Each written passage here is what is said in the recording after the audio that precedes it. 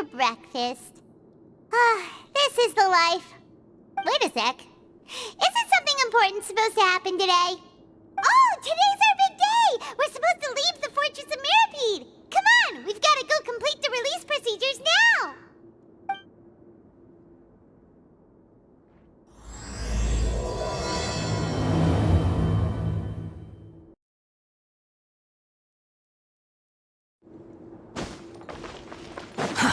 Too slow. Squall and Fury!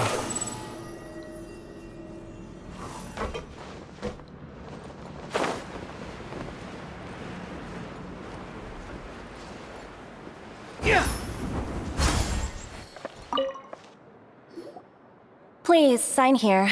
This document will be effective immediately upon signing, and you two may exit the Fortress of Mirapede via the regular channels. It's been so long since we've been to the surface. Let's hurry up and...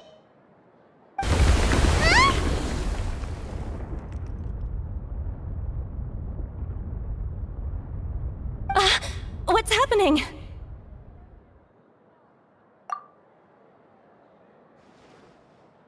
I'm fine, thanks. But I wonder what that tremor was just now. Let's go ask the Duke.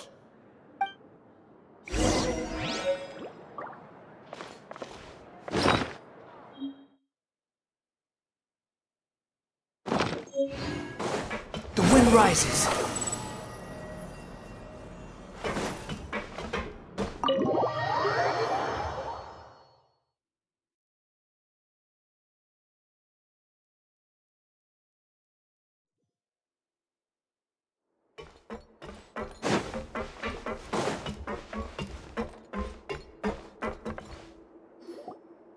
Your Grace? Ah, good to see you two. Is there something you wish to see me about? Yeah, what was with that earthquake just now? Ah, that. The tremor didn't originate from the seafloor. In fact, it seems it came from the surface. Over the years of serving as the warden here, I have developed a sense for distinguishing between what occurs on the surface and what occurs underwater. Besides, the seal that Monsieur Neuvillette set in place won't fail so easily. So the fortress is okay? If you recall our last incident, if there really were a problem, there would be crowds of inmates in a panic right now. Huh, you've got a point. Okay, seems we need to get back up to the surface and ask about what happened. By the way, do you know what day it is today? I believe today is this month's pipe cleaning day. Wait, seriously?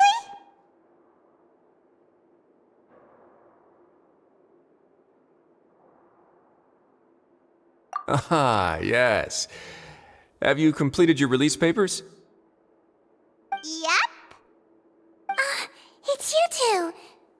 Are you leaving now? That's right! Today is our last day in prison! But now that Paimon says that, it doesn't feel like we were confined here. It's actually been pretty nice. Oh yeah, Paimon feels fond of this place now. Then be sure to come back and visit. I'll miss you. If you've signed the release papers, then you're free to go. The guards will escort you out. You're not going to see us off? I knew you'd ask. All right, sure. Let's go. Well, you actually agreed. No worries, you must be busy. Paimon was just joking. Ah, so you do have a polite side, I see. After being down here for so long, I imagine you must feel like you're lacking companionship. Shall I come along too? Yeah, don't worry, we'll come back to see you. Paimon really likes the cafeteria here. The chefs sure do know how to make good grub. I hope you won't be here as convicts the next time I see you. We'll do our best to stay out of trouble. Well, it seems our work in the Fortress of Mirapede is finished. That's the end of another chapter in our journey. And since Neuvillette was the one who asked us to come here, we should probably go report to him now. Next up, the Palais Mermonia. You're going to see Monsieur Neuvillette? Please pass on our kind regards. I'm sure just your regards will do, no? I believe it would be the polite thing to do. You're right. I've heard the Palais has been terribly busy these days. Tell him that I hope he hasn't been overwhelmed by the recent string of troubles.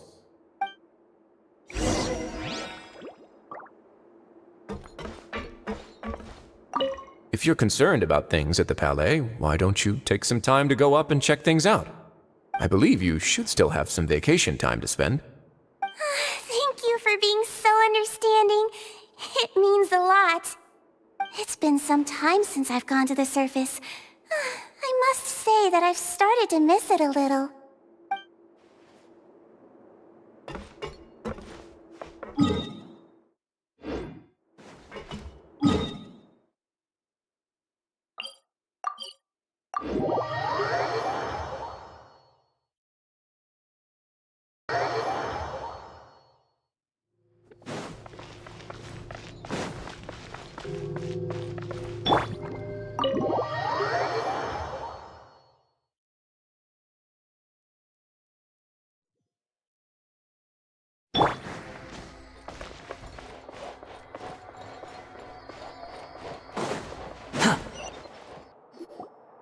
The Palais Mermonia sure is buzzing with activity today.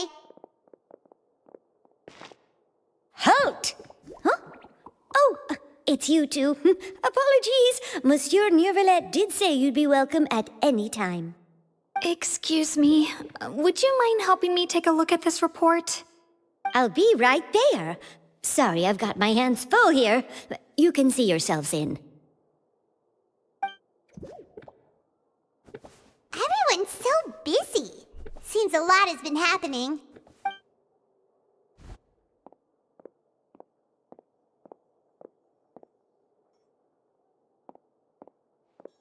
Neuvillette! Hello.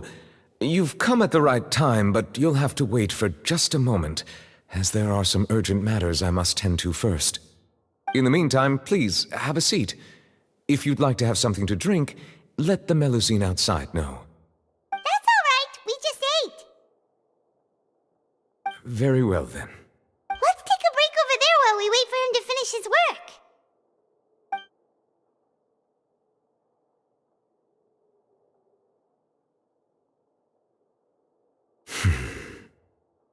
All right. That should wrap things up for now. Are you done with your work? Yes, sorry to keep you waiting. Today should be the day you were released from the Fortress of Meripede, and it appears that you've managed to complete all the release paperwork. That's right, and we came here to see you right away.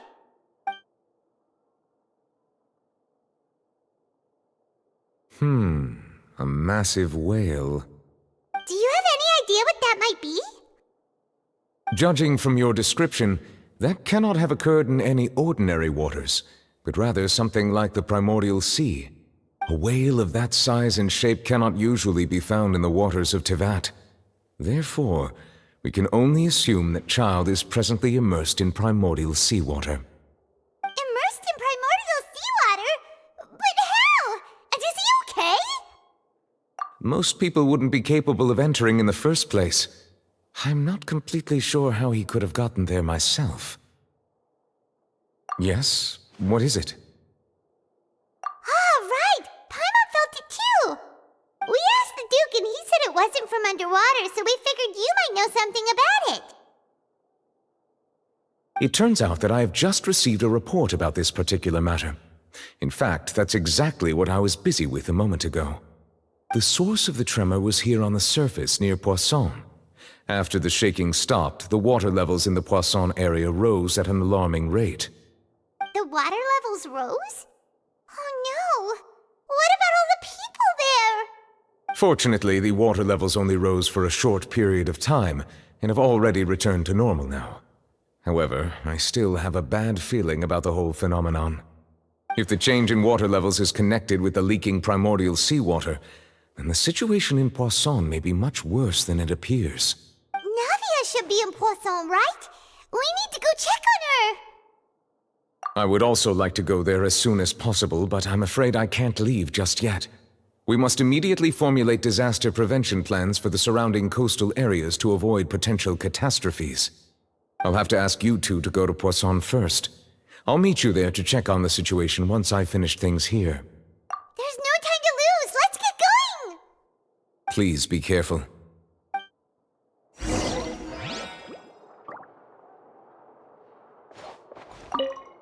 The two of you have my thanks. If you need any help, just let me know. Behold!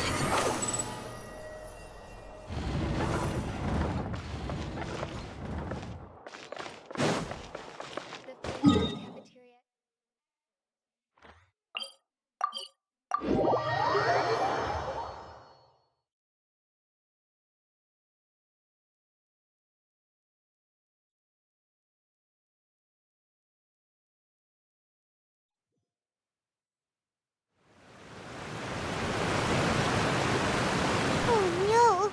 What happened here?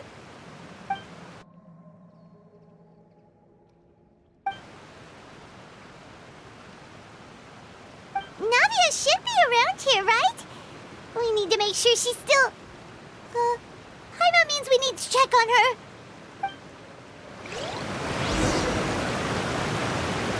Squall Fury!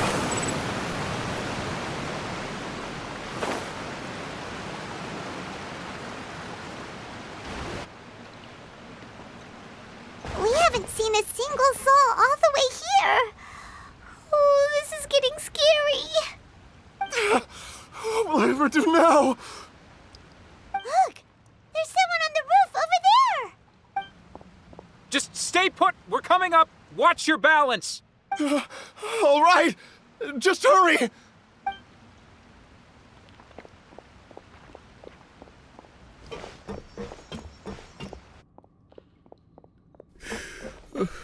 I'm not young anymore.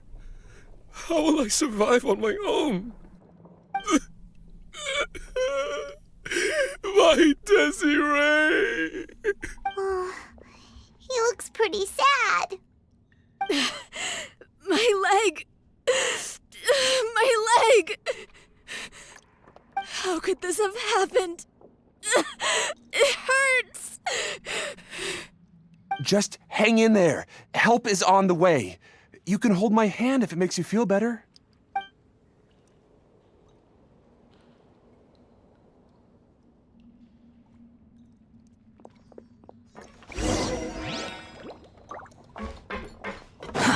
Too slow.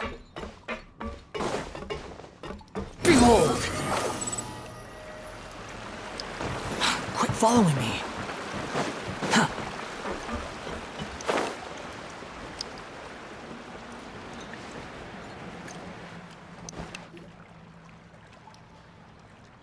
Oh, it's Navia. She's over there.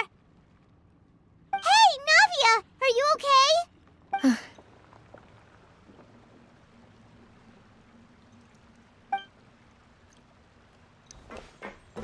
You're here. We heard there was a situation in Poisson, so we came as quickly as we could. Yes. As you can see, the water level suddenly rose. It caused quite the disturbance, in fact.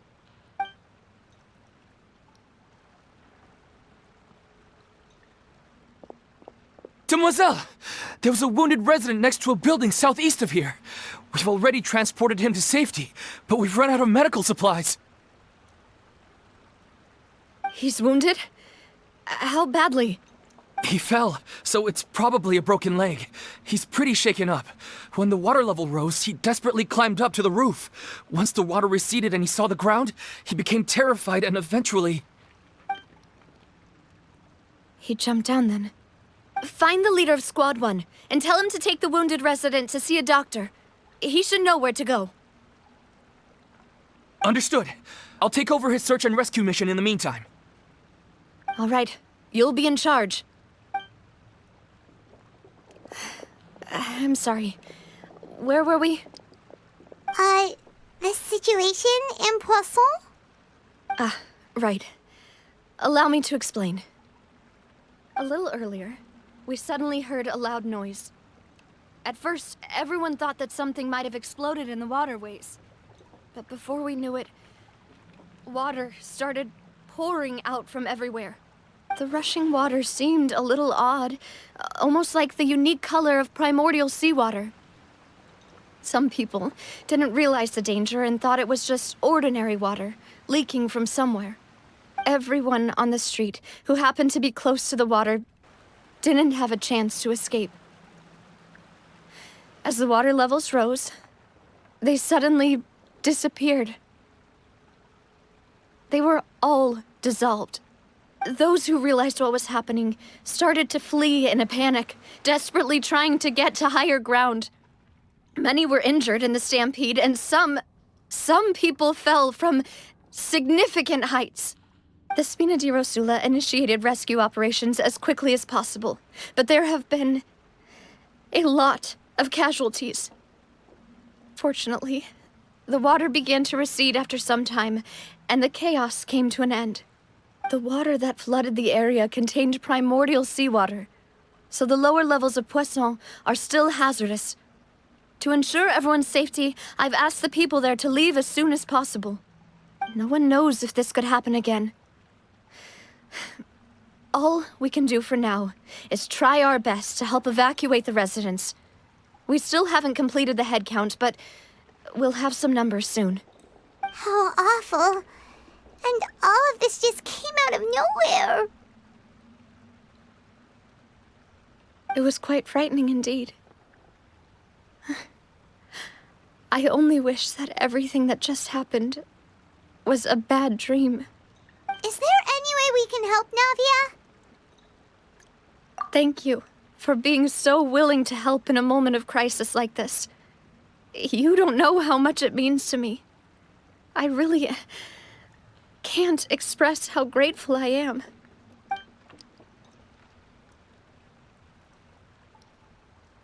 Don't say that, Navia. That's what friends are for.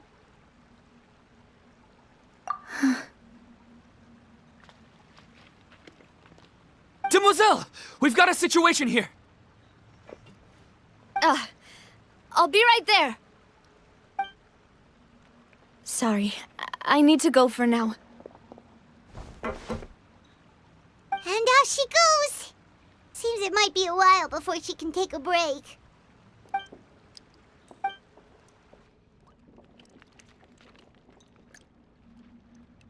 Okay, the wounded are being tended to, and we finished a preliminary head count. More support has just arrived, so I suppose I finally have a moment to focus on my own matters. Of course, we should remain ready for anything, and continue doing our best to rescue others. I'll be sure to have everyone at the Spina di Rosula ready to render assistance. Traveler, Paimon, would you two accompany me to my father's grave for a moment? Huh? Right now? Thank you.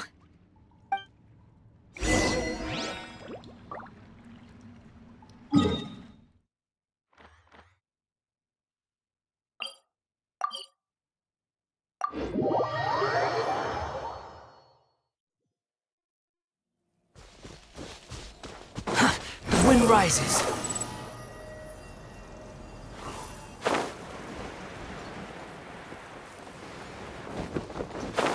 Gah! Quit following me.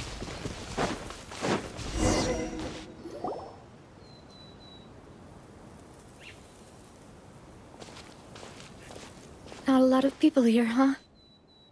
Well, given the time of day and the whole situation in Poisson, Paimon doesn't think there'd be a ton of people here visiting graves. Right. That's how things are now. The living are so exhausted that they've no strength to spare any words for the dead. Navia?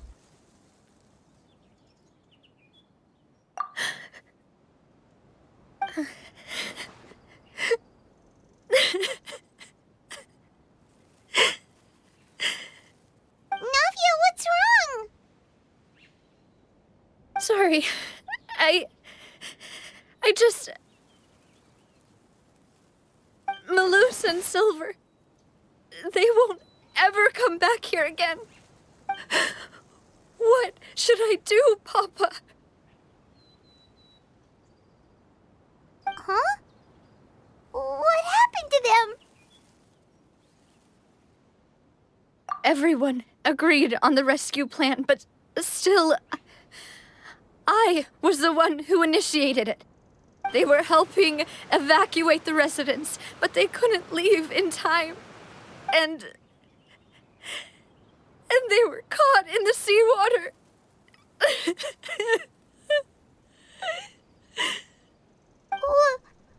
What should we do? I've known them for so long. And I know they weren't afraid.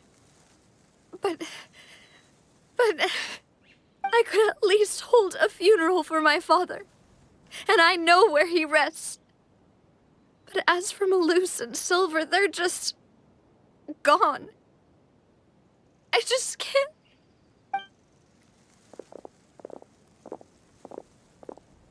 Everything looks so clean after it rains. Even the gravestones. I didn't expect that you'd enjoy a glass of red wine in front of Master Callus's grave. I can understand. Besides, the scenery here isn't half bad. See, it's not just me. I always want to bring something when I visit Papa. Perhaps we might even have a picnic. He wouldn't be angry, would he? How could Master ever be upset with you, Demoiselle? Yet the cemetery is the home of those who have passed, is it not? Everyone ends up here sooner or later, no matter who you are. Buying yourself a plot in advance, are you? No need yet. But when I do, I hope you'll let me be buried beside Master Callus, Demoiselle. Hey, stop joking around. I'm quite serious. That way, it will save us both the trip to see each other whenever you visit your father's grave. That makes sense. In that case, could I be buried on his other side? After all, besides you, Demoiselle, the two of us could certainly be considered Master's closest companions, no? Personally, I believe we fill those shoes just fine. Why are you bringing this up all of a sudden? Seriously. All right. I'll remember your requests. But I'd really prefer not to talk about this stuff. And what do you mean by saving me a trip? I'd make the journey even if I had to visit you two somewhere else. I'd promised to let them rest in peace here. But here I am breaking that promise. I'm sorry for letting you see me in a mess like this. I don't usually cry, really. Paimon doesn't know how to help you feel better. But, well, she understands how you feel. I'd always thought I could make my wishes come true.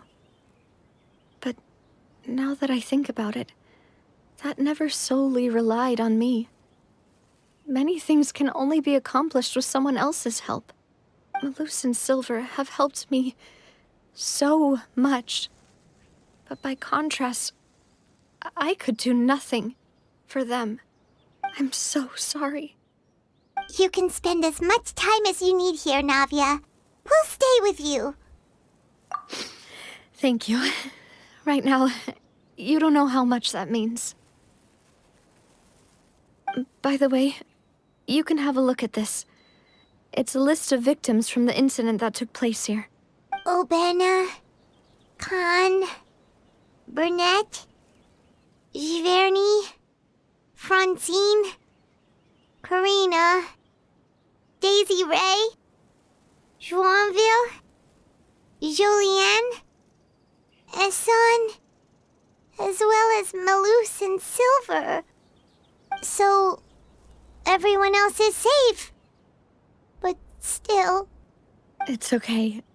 I know what you're thinking. And you're right. We lost Malus and Silver. But we were able to save more than we anticipated. The overall outcome indicates that the cost was worth it. Right! Don't think that way, Navia. One person might be saved at the expense of another, sure, but that isn't something we should ever consider a trade. Malus and Silver were not the price for saving anyone. They're heroes. You're right. Thank you, Paimon. What you said just now was pretty amazing, actually. I'll remember your words. Oh, really? Seems you've become more eloquent in the time since we last met. The knave? What are you doing here? Is everything going well on your side? Yes, my people are carrying out the mission according to your request. All the residents of Poisson have been evacuated, and we're preparing to relocate them to higher ground. As for these supplies, we have everything taken care of. There is no need to worry. Thank you very much. Wait, do you two know each other? We just met recently. Right, Miss Navia? Usually, I would call this a coincidental encounter, but that doesn't quite fit this time. Besides, it never even crossed my mind that a Fatui Harbinger would come looking for me. Thanks to the Knave, Spina di Rosula received generous support from the Fatui, which allowed us to complete the rescue and evacuation work so quickly. Mutual aid is essential to fostering positive developments. We were already in the area, in any case, so it was nothing. That said, I must say that you're a lot sharper than you let on. I'm sure you understand what I mean. I apologize for all the ways in which I tested you previously. We've never worked with a Fatui before, and it's extremely important for us to know who we're working with. My subordinates have reported that Fatui soldiers have been observing water levels and taking head counts in various locations. I hear that they've also prepared a large amount of emergency supplies. I'm quite surprised. This is nothing to brag about, nor do I intend to. It is simply the way of powerful organizations to act forcefully, whether they are doing good or ill. You've witnessed that firsthand, in any case. As I've told this traveler before, I know of the prophecy, and I intend to prevent the impending disaster. Lending your organization a hand was a natural first step in accomplishing that.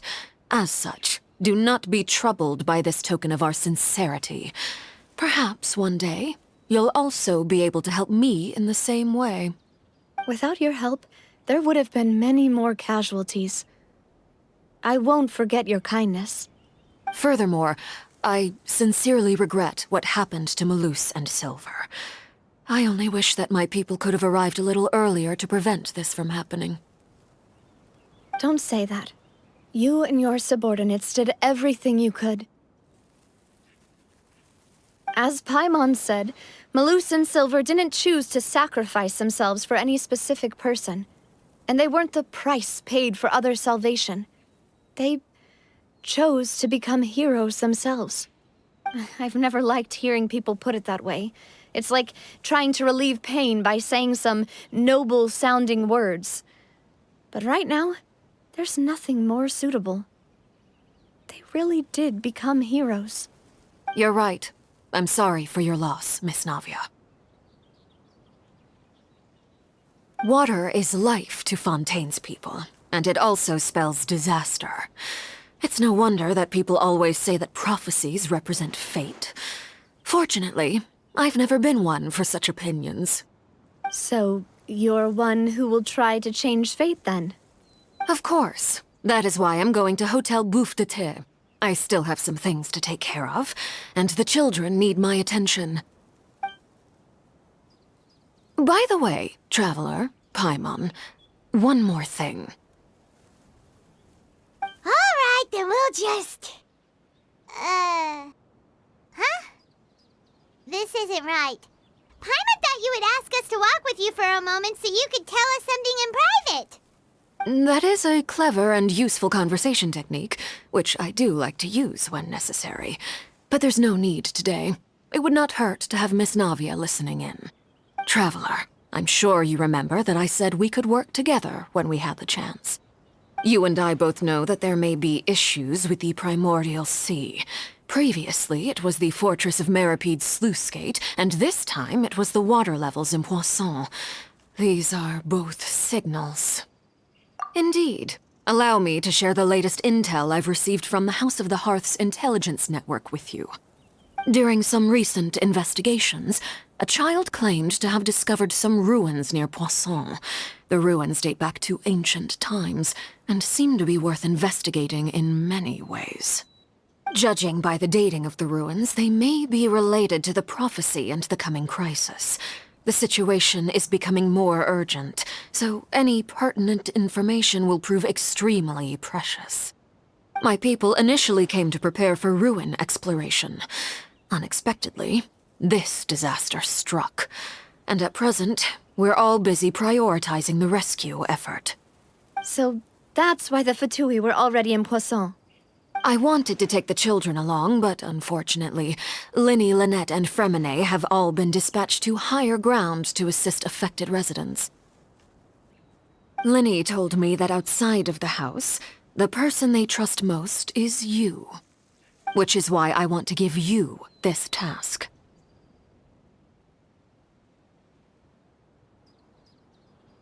The House of the Hearth's members see each other as family. But Linny, Lynette, and Fremine said that they also see you as such, even though you are not from the house. I'm sure you already understand how earnest they consider their friendship with you to be. Oh, that somehow makes Paimon feel kinda happy. The intel I just shared about the ruins could fetch a high price. But since the children consider you family, it's only natural that I freely share it with you. Got it! So all we gotta do is go to some ruins, right? Pfft, we can handle that. Excuse me, but may I tag along? You wish to join, Miss Navia? But are you sure you're up to exploring some ruins? You need to rest. Well, I'm sad, yes. But I can't just go back and plop myself into a chair by the roadside and do nothing. There's no point in being depressed while we still have a disaster on our hands. As my father's successor, I must live up to the hopes he had in me.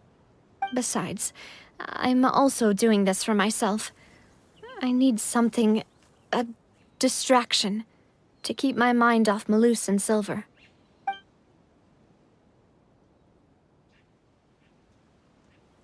Since you put it that way, I have no objections. What do you say, traveler? All right. The ruins are to the south of Poisson. Here's the map. Okay, the three of us will handle it. Come on, let's pack up and get going.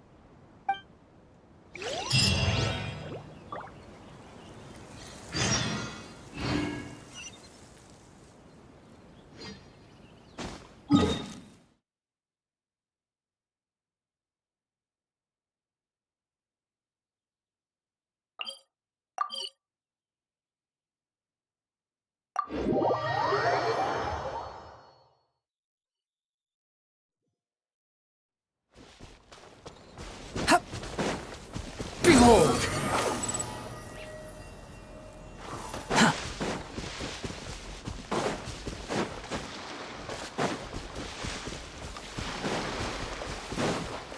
Squall Fury!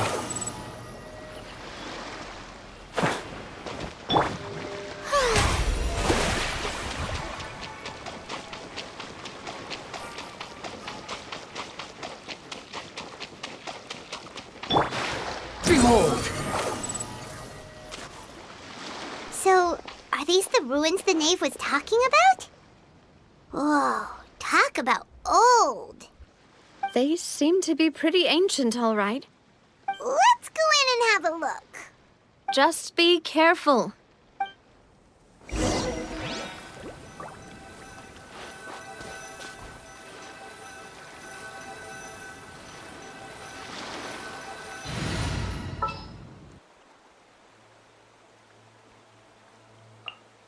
All is accounted for. Let's move out. You got a side job for me? Sure thing.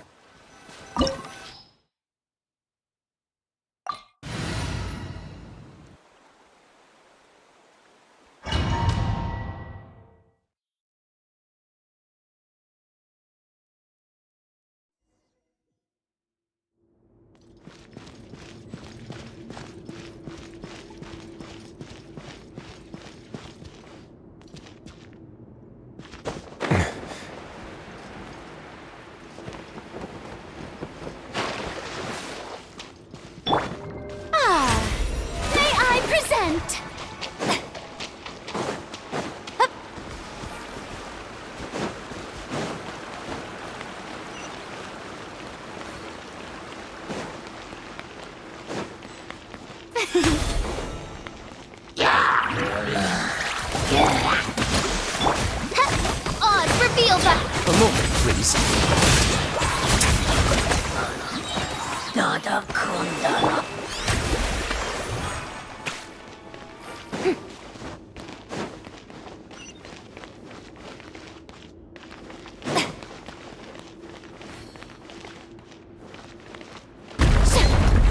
Watch it! The floor here isn't safe!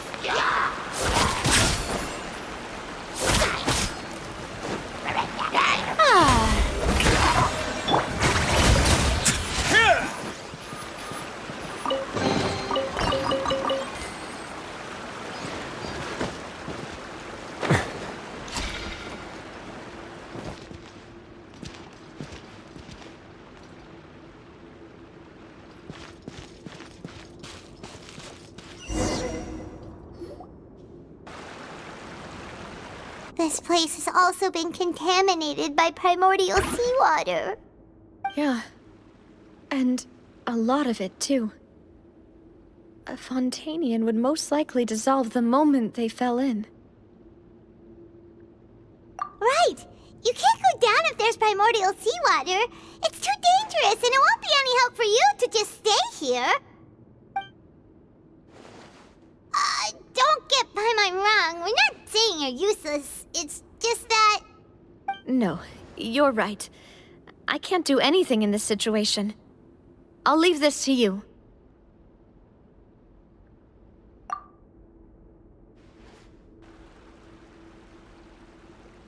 That complicates things. Maybe the only way left is forward. In that case, do you want to wait for us here? The water levels here are unstable, and there's a chance the water will rise. So, staying here wouldn't be safe either. I'll go together with you. Perhaps we'll find the exit just up ahead. All right. Come with us for now then, but please be careful.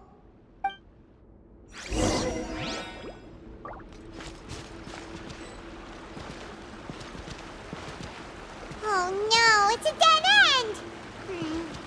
Let's try climbing over from the side.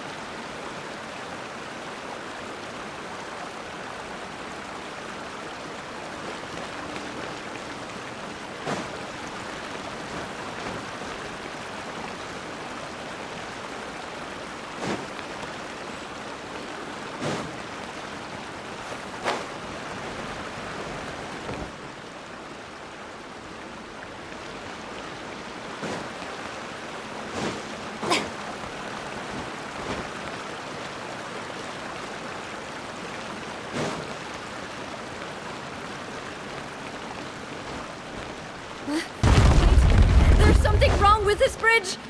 Run for it!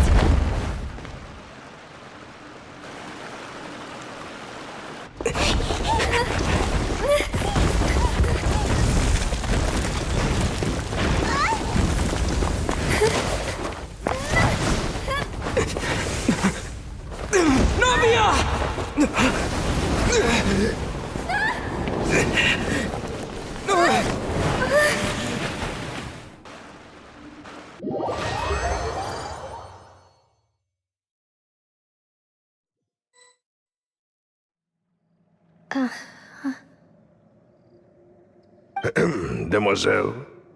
Huh? Demoiselle, what are you doing here by yourself? Would you be standing here till dark if I hadn't come to get you? Maybe she just wants some time to herself, Malus. Oh, was I sleeping? Yes, it would appear so. I must be tired. That's quite possible. However, you were the one that suggested we go out for a walk. Oh, right. I nearly forgot. It must have slipped my mind when I dozed off. I haven't had a nap today yet. Have I? This is a familiar feeling, yet something's a little strange. Is something the matter, Demoiselle? Oh, no. No, I'm fine. I was just trying to recall why we came out for a walk. Do you remember Mr. Giverny? He'd requested our help before with foreign merchants who had a debt dispute with him, and we'd resolved the matter not long ago. We were headed to see how things were going with him at the moment. Ah, right. Yes. Oh, Miss Navia. Ah, Mr. Malus. And Mr. Silver, too. It's good to see all of you. How have you been? I've been great. Thanks to your help, those bothersome merchants finally realized that I wasn't the one they were looking for. Why, I wasn't even the guarantor for that person. They were knocking at my door day and night. Even my neighbor, Obina, was getting fed up with them. Sometimes force is required to calm someone down and get them to listen to what you have to say. That's right. Oh, by the way, Burnett, what was it that you wanted to give to Miss Navia again? Oh, yes. One moment, I have it right here. Miss Navia, these are some flower seeds that I prepared. Please take them. They're a very good variety, and they'll become very big and beautiful once they bloom. I don't know what we would have done without your help, so this is a little token of our appreciation. I hope you won't refuse. Ah, did you cultivate them yourself? Thank you so much. I'll certainly take them. Malus, we do still have some empty flower pots at home, right? Why, we can have as many pots as you'd like, Demoiselle. Perfect. In that case, we'll swap out some of the decorative plants for some of Mrs. Burnett's flowers. Very well. Wait. Something seems to be off here. Excuse me, madam. If I'm not mistaken, your name is Burnett, correct? That's right. Is something wrong? No, it's nothing. This is the first time we've ever met, but your name seemed familiar to me. I must have heard it when I was discussing things with your husband previously. I've heard this name before. Sometime recently, I'm sure of it.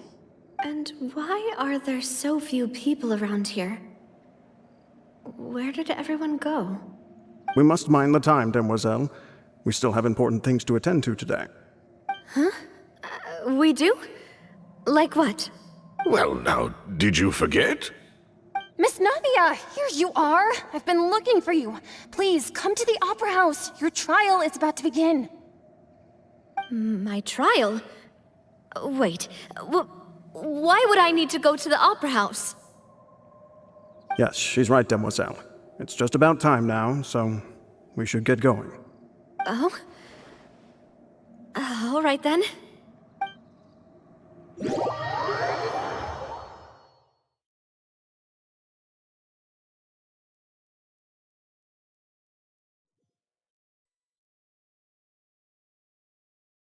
Look, it's Navia! She's here! And her two attendants are with her! Goodness, everyone's finally here. There sure are a lot of people here to see the trial.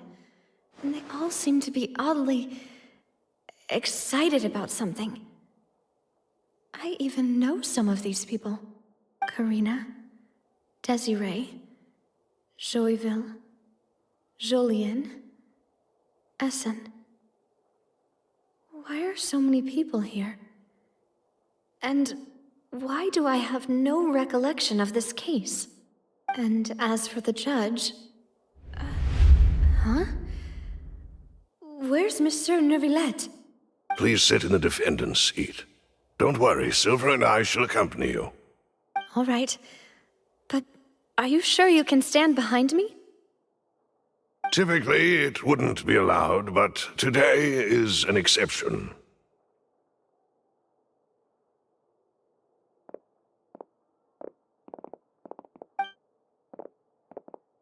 Hey, what kind of place do they think this is? Come on, do they have any idea what they're doing? Seriously. Enough with the whispering! Could someone please tell me where Monsieur Neuvillette is? And why I'm standing trial? My dear Miss Navia, have you not yet realized what you've done? In that case, allow me to explain. As all here know, you are Master Callus's successor, the head of the Spina di Rosula, someone held in high regard by every soul in Poisson. After you took over the Spina, you treated all of us just like the late Master Callus had. If anyone in need reached out to you for help, you responded. Not only you, but your butler, your subordinates, nearly everyone in the Spina di Rosula fought for the well-being of those in Poisson. Wait a moment. Aren't you just proving that I'm a good person? Yes, correct. Absolutely right. And that is why you stand accused. You have helped so many people get through so many difficulties. You are one with us. We are inseparable. We are one big family, all of us who are from Poisson, inextricably linked. And with you being so important, we couldn't possibly do without you. Therefore, this fair and honorable court shall declare you guilty, and you shall stay here. You will be together with us forever. Huh? What are you saying? Everything you have said is correct. I have indeed done a lot for my hometown, and I would be willing to be with you all, but what is the purpose of having me stand here like this? What is there to discuss? Ah, well, if that's what you think, then I have no further comments. How wonderful, Miss Navia! I know all these people. Why are they laughing? I seem to remember now. Yes, I get it. This trial is... Wait just a moment. This isn't right! Malus? What was that, Mr. Malus? Our conclusion is very clear and unanimous. Let the court judge her now. She's guilty! Stay here, Navia! You're one of us! Demoiselle, don't admit guilt. This trial means to keep you here forever. I wish to exercise my right to defend Our Lady. Mr. Joinville, you only know of Navia's goodness, but nothing of her utterly independent mind. She was born a free and independent spirit. She has never been tied down by anything. Indeed, even the death of Master Callus couldn't stop her. Her actions cannot serve as proof that she identifies herself as part of any group. She merely acted as an individual, extending her hand to help others. Please do not mistake her actions as being otherwise. Really? As an individual, you say? Don't forget, we are all Fontanians here. This is the nation of justice, the nation of Hydro. Even if Miss Navia only voluntarily rendered her assistance, that doesn't change the fact that her beautiful soul must return to everyone. Water accepts all, blends with all. It will surely accept her kindness. Everything is measured here in the nation of Hydro, and in the end, everyone shall meld together. Thus, when a unanimous opinion emerges, that opinion represents justice. Now I speak for everyone. Our opinion is consistent. Navia should stay. We and Navia are one. And you would call this justice? Preposterous! You are merely jealous that Demoiselle still has a chance to exist as an individual. Have you forgotten how much you all once longed to become individuals, to become independent? Do you mean to defy our justice? If your justice is flawed, then why should we acknowledge it? As you said, we can also have our own justice. Silver and I shall defend Demoiselle. And that is how we will enforce justice. Ugh, my head... it hurts. Demoiselle! Silver, it hurts. My head is spinning. All I can see is stars swirling in front of me. I remember now. Everything that seemed odd from the very beginning.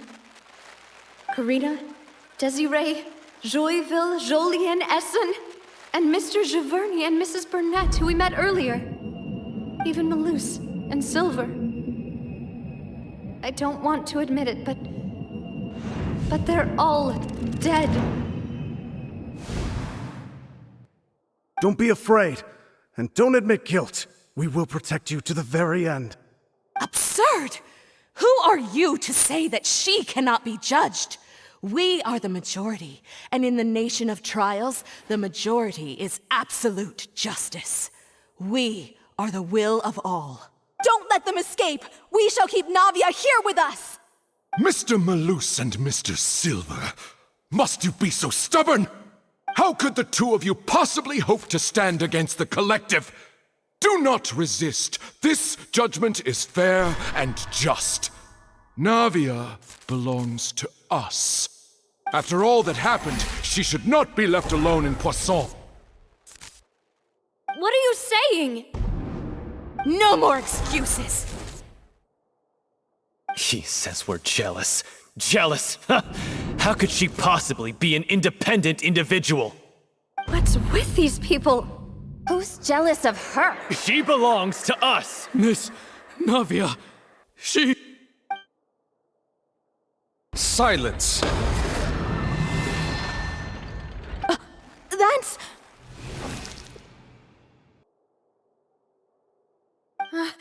Monsieur Neuvillette! Such commotion is prohibited in the court. The accusations you just presented are nonsense and cannot constitute a proper trial. The court will adjourn for the rest of the day. In this, I shall hear no objections from any unauthorized party. Our thanks, Monsieur Neuvillette. Please leave with me, Miss Navia, while there is still time. But... Go on now, Demoiselle. This is your only chance to leave this place. What, can't bear to leave us behind or something? Malus. My apologies. I couldn't resist making one little joke once I realized that this shall be our last goodbye. Malus... Silver... Quickly, you must come now! Goodbye, Demoiselle. Farewell.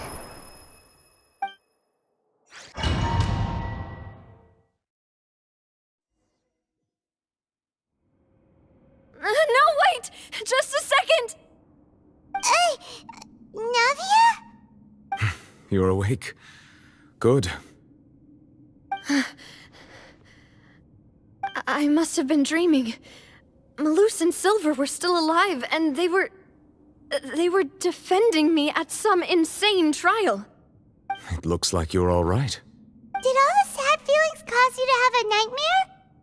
Paimon could give you a hug. The ruins you were exploring suffered a cave-in. When I arrived, I found you falling toward the water. You were just about to be dissolved within, but I...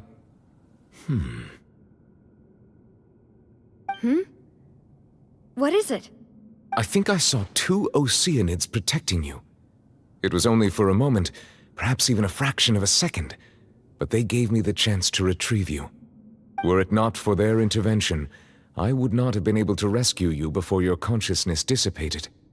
Wait, did you say Oceanids? You mean like what happened with Vache? Perhaps those two Oceanids were the people you saw in your dream. I always told them that they didn't have to protect me.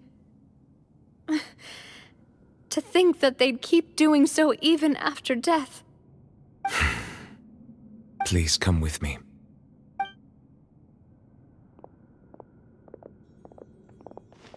Neverlet, are you okay?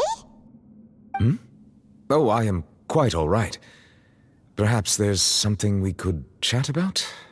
Why do you look so stiff all of a sudden? Oh, Paimon knows. You're the type who feels awkward when there's nothing to talk about, right? I merely thought that we should give Navia some time to herself. Huh? Why didn't you just say so then? Don't you think it's even more awkward to call us over like this and then have nothing to talk about? I suppose so. Ah, Sigewinne. I hope all is well with her these days. Her work in the Fortress of Meropide has not been too much for her, has it? No way, don't worry. She's doing fine down there. She's an amazing head nurse. I see. Well, that is good. I have always worried that Sigewinne would need a lot of time to understand the world of humanity, just as I have. Oh, and the Duke also says hi. Even though Sigewinne made him do that. He hopes that you haven't been overwhelmed by all that's happened lately. Thank you. I have indeed been busy lately, and I also hope that everything is going well in the Fortress of Meropide. He still doesn't know what to talk about. Let's chat about something else then. So, Neverlet, you're probably quite the swimmer, huh? Yes, of course. This isn't going anywhere. Let's try something else. How did you find these ruins? Did the knave tell you? Yes, in fact. I had arranged to meet you in Poisson, but when I arrived, I discovered that the Fatui were helping the residents evacuate. They had even transported a large quantity of supplies to the area. Amid my astonishment, I ran into the knave, and we had a chat. She informed me that she had asked you to investigate the ancient ruins here. Yeah, we originally planned to meet up with you, but we thought you might still be busy with all those official documents. We didn't think exploring the ruins would take very long, and who would have thought you'd wrap things up so quickly?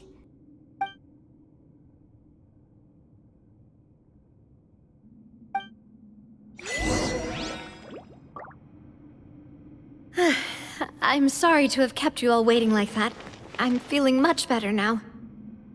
I guess we should get going again. Will you come with us, Monsieur Neuvillette? Yes, if you wouldn't mind my company. All right! Another one joins the party! Let's get going then!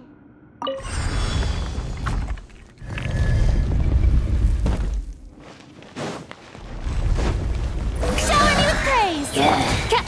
By royal decree...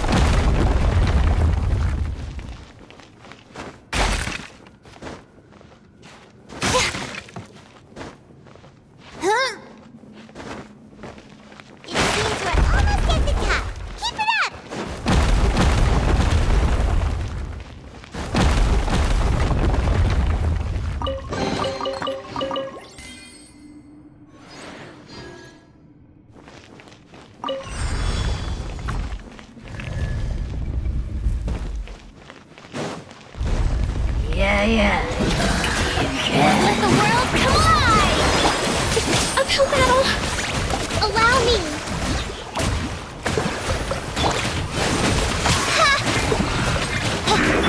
More, please. Have a seat.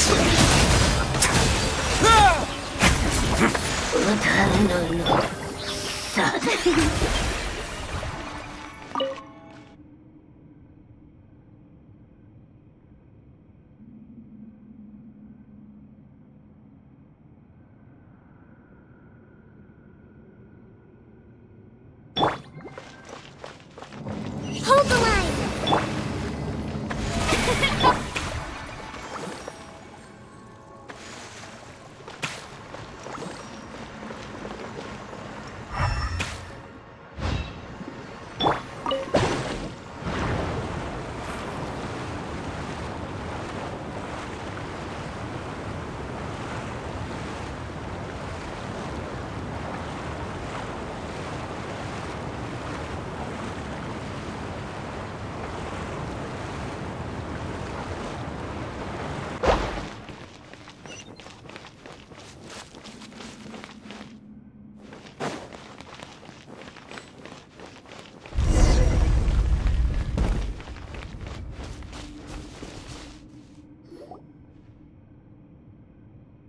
Looks like we've reached the end. This is the place. There should not be any other hidden spaces in the vicinity. The path sure had some twists and turns, but it turns out that this place isn't actually that big.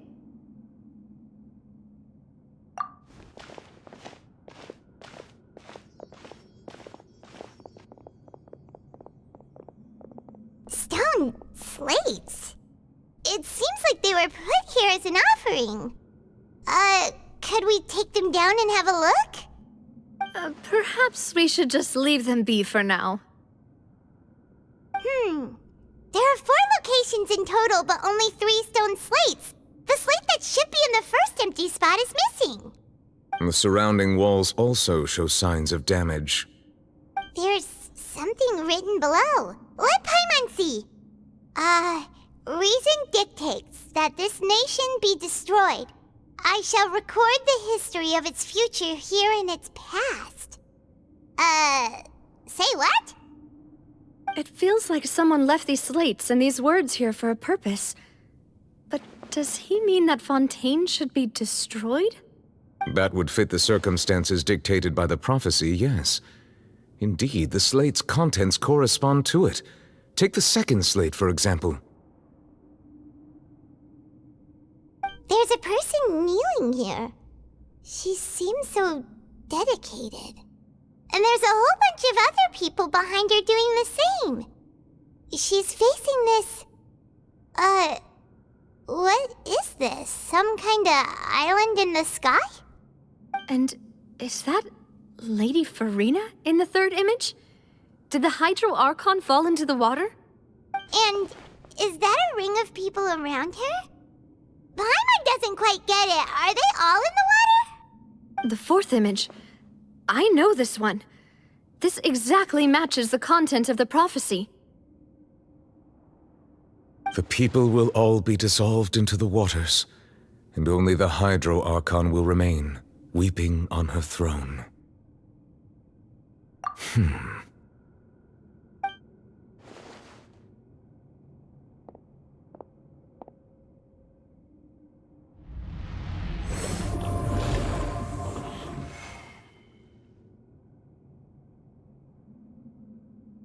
More information should be hidden in these slates, but I fear I cannot easily uncover it, most likely due to us missing the first slate.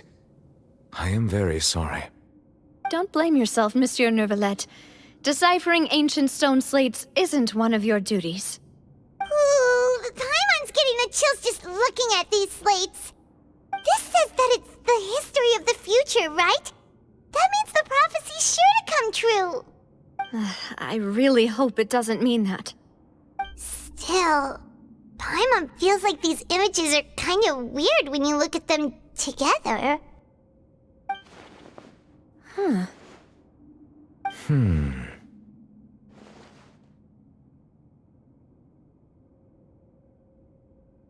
That's right! If the images are in chronological order, shouldn't the fourth, the waters drowning Fontaine, come before the third, where the Hydro Archon herself falls into the water? And yet the order is reversed here.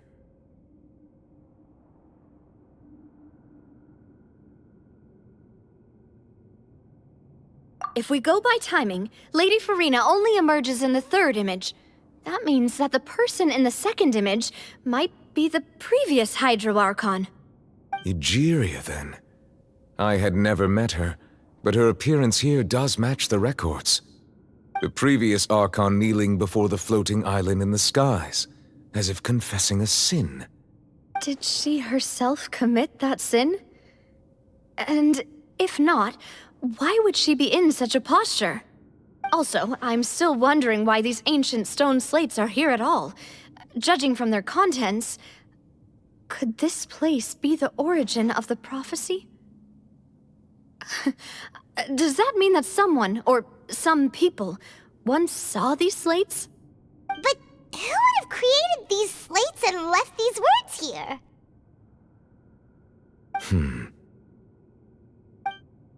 It seems that any further clues will have to come from Farina.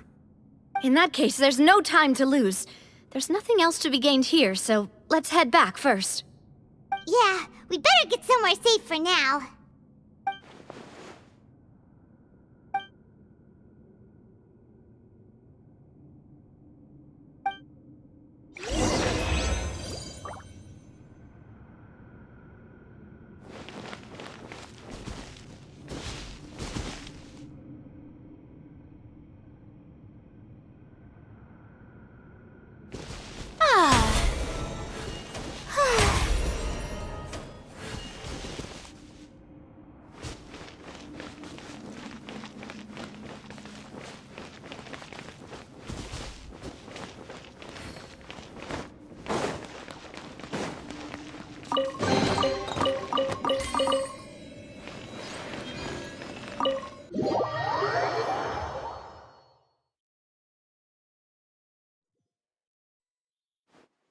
Let's split up here.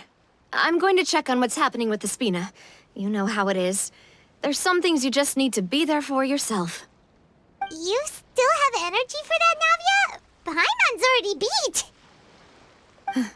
Just head back to the Fleuve Cendre and have a rest then. Thanks for keeping me company all this time. I'll depart as well.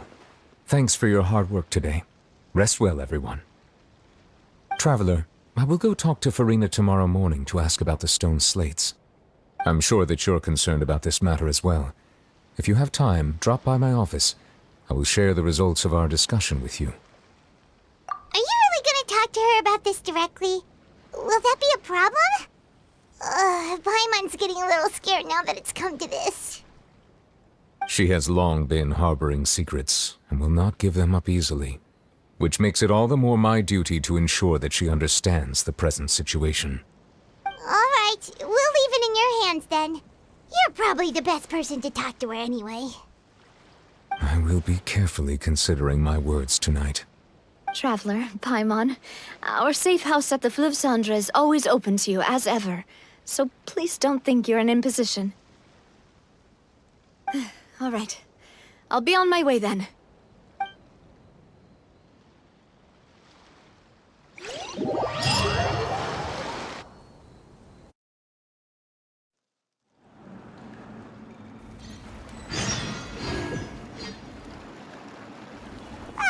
We're finally back!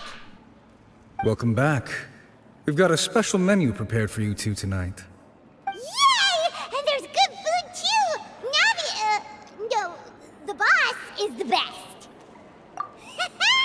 Ooh, desserts! Nice! These are all Paimon's! Paimon's already starting to forget what happened today. Oh, that voice. Is that who I think it is? Huh? It's you two. What are you doing in Fontaine?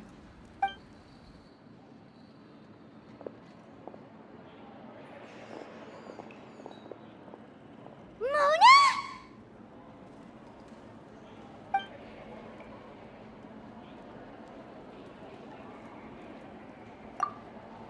Seriously, nobody just uses a scry glass whenever they've got time to just see who they'll meet on the road. Still, we didn't expect to see you here. Wait, you're not a Fontanian, are you, Mona? Well, I have some business to attend to here, so I booked a hotel in the city. I was just out for a stroll when I bumped into you. Quite unexpectedly, if I might add. Why did you think I was from Fontaine, though? Is that because Magistus doesn't sound much like a Mondstadter surname? Yeah, let's go with that. Well, I used to have my own surname, which was, well, some other thing. Either way, the old hag told me when she took me as her disciple that the first step to being a great astrologist's pupil was to change that name. There was nothing for it, really. She really is amazing at astrology, so I changed my name to what it is now according to her wishes. To my surprise, however, Magistus is not the name of some ancient house or clan. It isn't? Nope. Although it is used by us in place of surnames, it generally just means great. Wow! Imagine including a boast in your name. Wait, are you gonna have to put that into your genealogy as well? I reckon so. In any case, I'd give my disciple a name like this as well, if I were to take one. Astromancer Barbeloth Trismegistus. Whoa, that's a long one. Does it also mean great or something? My name means Mona the Great Astrologist. As for the old hag, hers is, in plain speech, the thrice as great Scholar of the Stars. Just take it as a title specific to astrologists. Thrice as great? That's so petty. I know, right? That's just how she is. She used to call herself Magistus, actually, but when she took me in, she changed her name to Trismegistus. Talk about excessive. Magistus is thus the calling card of our school, so to speak, which makes it about the same as a surname. It's all right if you don't get it. You can look into it further should you need to study astrology more deeply. That sounds terrible! But anyway, you're not Fontanian, are you, Mona? You're from Mondstadt, right? Well, I was born in Mondstadt, yes. My parents migrated to Dornman Port, and I traveled with the old hag for a while, after which I settled down in Mondstadt City. Oh, that's a good thing then. At least we know you won't be dissolved by Fontaine's waters. Speaking of that, I'm sure you're aware that a bunch of things have happened here in Fontaine, right? I know you're not a local, but I'd avoid getting too close to any water that looks strange all the same. There's something ominous about it. Well, the water, I mean. That was the main reason, yes. Just a while back, the Steambird invited me to take part in a panel and speak about the circulation of the prophecy as an astrologist. The invitation was sent quite early on. I don't think anyone expected Fontaine to be in this much trouble. What do you make of that prophecy, Mona? Just tell us what you think as an astrologist. Your word would go a long way to make things more certain and less scary.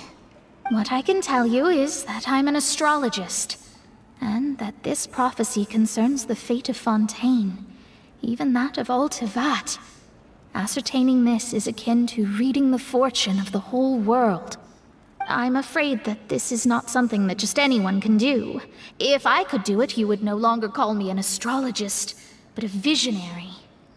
But on the flip side, the prophecy is so huge and powerful that it must surely come from a powerful visionary. Its contents involve the fate of the world. Disregarding it would be a mistake. A visionary? Sounds really powerful and all, but does such a person really exist? Of course. The old hag could do it, and I'd bet there are others amongst those Hexenzirkel colleagues of hers who could do something similar.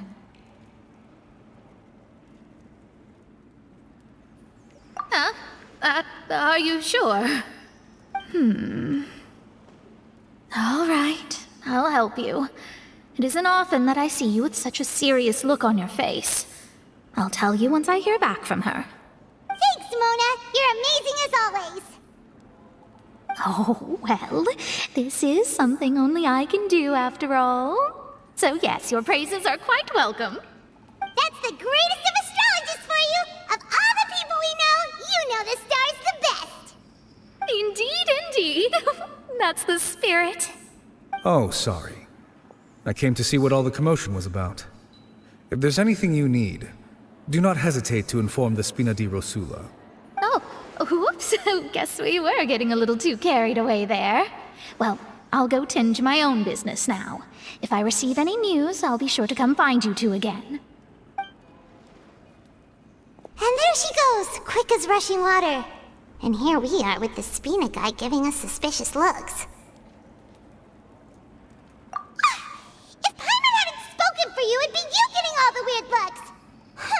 The things Paimon does for you. That's more like it.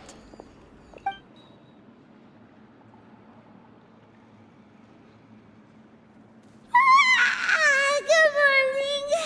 To be honest, Paimon's still feeling kind of sleepy. But it's time to get up, Traveler. We agreed to go see Neuvillette, so let's pack it up and get going.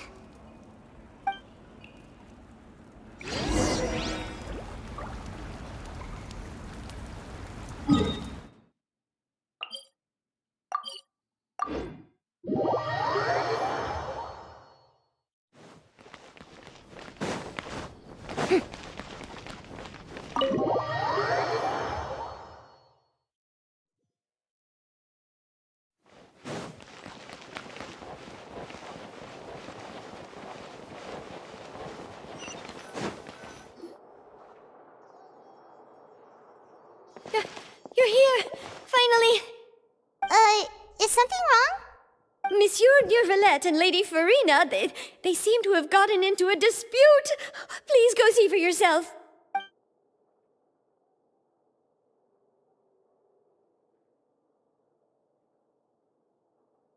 Like I said, I've already explained everything! And yet the problem has not been properly solved. There is little space for excuses between us. It is not my intention to offend you, but please, tell me where you stand. You are the Hydro Archon Focalor, are you not? Look at this. This is a list of the victims from the recent Poisson incident.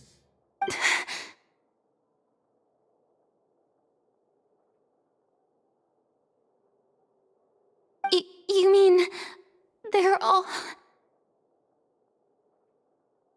We did not arrive in time to avert this disaster, and I will not have it happen again. I will say this once more. You must tell me everything you know. Yesterday, I found 3 stone slates in some ancient ruins near Poisson. Do you know anything about those? Seriously? You're questioning me like this is a court case now. I don't know anything about that. But you found them in some ancient ruins, you say?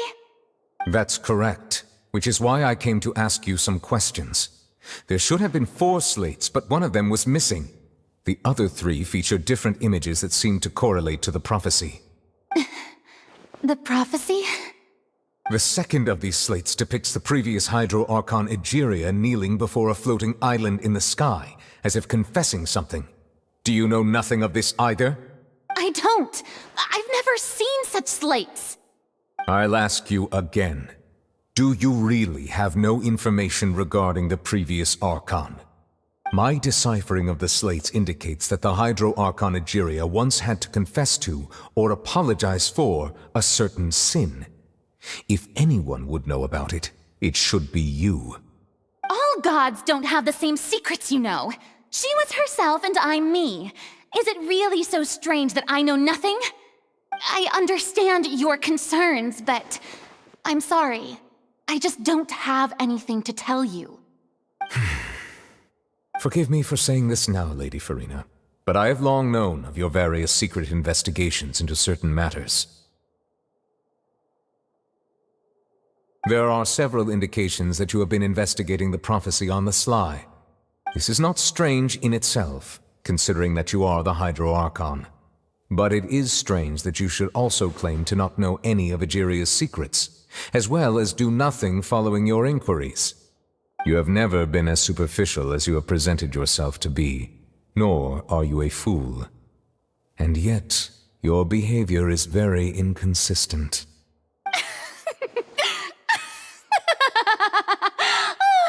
So you've been watching me all this time, have you? I didn't think you were that type. You... Well, since you know about my secret investigations, then you should know I'm actually working to take care of it. There's no point questioning or suspecting me. You're the Eudix, but you're still my subordinate. You should be following my lead. Just trust in me, you're Archon, and do as I say. Never mind whether you can truly convince yourself to or not. It'll all turn out fine. That's all I have to say. We do not discuss this matter again. Oh, the opera's about to start. Toodles!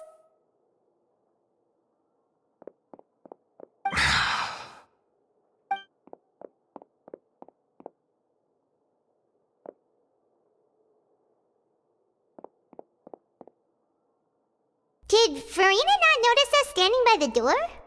Wonder what's up with her. She was smiling. Huh. She didn't seem in the mood to care if we were listening in or not.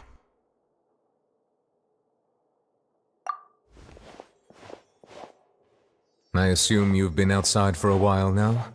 Oh! You noticed! Seems Farina didn't even realize we were here. She was in a great panic, though I cannot discern the reason. Our discussion reached impasses time and again, a state of affairs that we cannot allow to continue.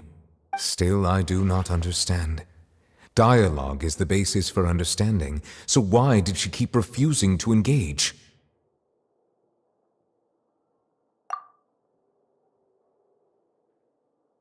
Everyone in her inner circle has noticed that she is hiding some secret. The issue is her attitude. I fear that she will not reveal anything unless absolutely forced to. We may have to create a situation in which she will have no choice but to speak. Oh? Like what? Normally, people will only reveal the truth when standing trial. Perhaps we must have the Hydro Archon experience just such a scenario. But Farina's seen so many trials, and she's really good at dodging questions. How do we make sure that she won't just slip away at the first chance she gets? We will need to consider this thoroughly, join forces with various parties, and then do what we can. If at all possible, I would prefer to recuse myself from this affair, but we must prevent the prophecy from coming to pass. This may be cruel to her, but all Fontaine is in crisis. The information a god possesses is too precious, and so we must take a chance on this. But who will lend us their aid to do such a thing?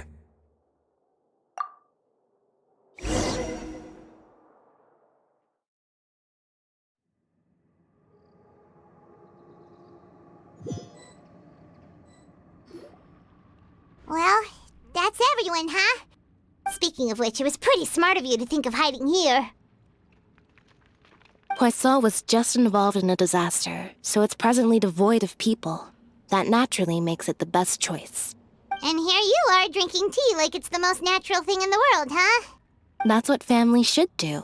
Sit and enjoy a leisurely time together. It's nice to enjoy tea here, you know? Care for a cup? Lend me your ears, everyone. Or perhaps one of you might like to start us off. How about you, friend? Me? No, I don't think I can. Then, how about you, good sir?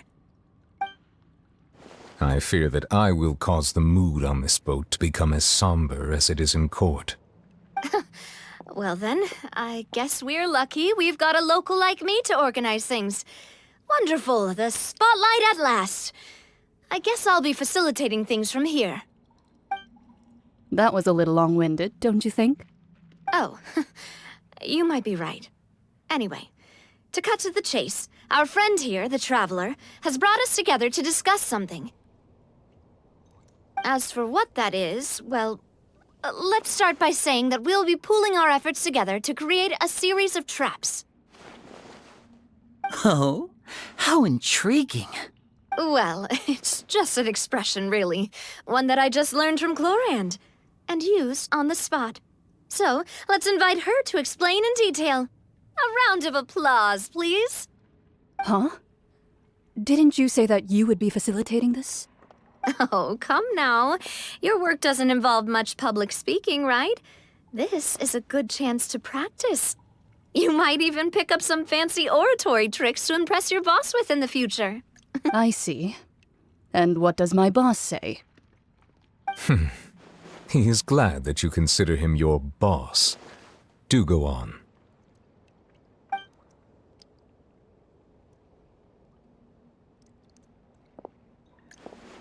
In that case, do any of you have experience hunting? Not that I recall. Fremine and I once used a wooden stick in a basket to catch wild rabbits when we were younger. As for Lynette, oh, right. You were sick that day, weren't you? I've also gone diving to catch some fish before. Does that count? I'm afraid not. You may or may not have heard, but Fontaine once played host to a group known as the Marechaussee Hunters. Though that was their name, they did not hunt animals, but rather various monsters left behind by the ancient dynasty of King Remus. Today, Fontaine's monster population has already thinned greatly, so the hunters have blended back into society, taking up arms in other lines of work. They even left a unique methodology of hunting in their wake. A trap comprises of the following components: bait, a trigger, and a containment device. Sometimes a lethal implement will also be necessary to deal with the prey. So, if we were to build a trap together, right now, what would you choose to build it with? For me, I would prefer something basket-shaped. Pigeons and rabbits will see the bait and naturally enter the snare. Our line of work requires a deft hand, and we're some of the best in the industry, so you can count on our techniques. You used some of those techniques while moving the people of Poisson, didn't you? My subordinates mentioned that you even performed some magic for the bawling children. Yes, and I even managed to gather some intelligence in the meantime. I'm quite the multitasker if I do say so myself. I'm afraid I can't claim that as my strong suit. I prefer more stable methods, like placing bait in the water and waiting for the fish to come within reach. That's the kind of method I would count on. Calm and steady. Exactly the kind of person who would catch loads of fish. And I can be their assistant. With discretion, I'm sure. I'd probably use some sort of mechanical animal. Papa once bought me some small clockwork squirrels, mice, and such. When placed in the forest, they can attract others of their kind. I remember that you liked those too, didn't you? I did. And that would be a good way to go about it. If they're realistic enough, animals of the same kind will follow them all the way to the trap. What about you, Monsieur Neuvillette? I fear I do not have any related experience. That makes sense. You usually solve problems directly, without the use of any such tricks. But I do have one more question for you, monsieur. If we were to create a trap now, how would you design it? I would like for it to be effective, but bring no harm to the prey. A more gentle trap would be ideal. Kind, as always. However, our intention doesn't necessarily change the containment device and the type of implement we need. If we wanted to kill the prey in one strike, we would need a powerful implement. However, that also goes for prey that must be captured and safely contained. Wait, why's that? Only a hunter who's a true expert at subduing their prey can snare it without harming it. The line that divides life and death is often exceedingly thin. So are we going hunting together? We hadn't thought of seeing ourselves as hunters. It kinda works, but maybe it's still not the best metaphor. If our means of capturing and dealing with our prey is to put them on trial, then the hunting metaphor is actually quite accurate. But we shall require much more courage than any hunter to judge a god, a being whose seat is an exalted throne. Oh, so that's what's going on. Sounds very interesting.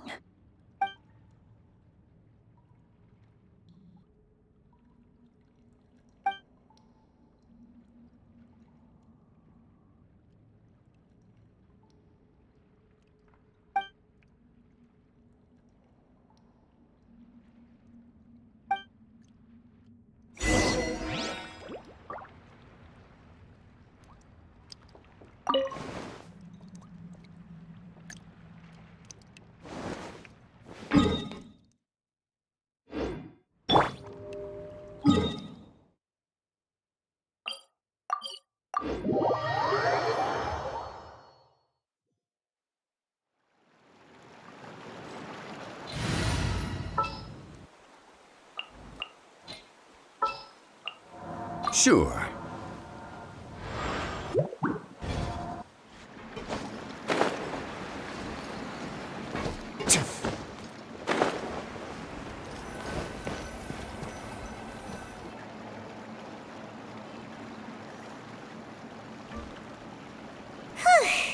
It's been a tough few days, hasn't it?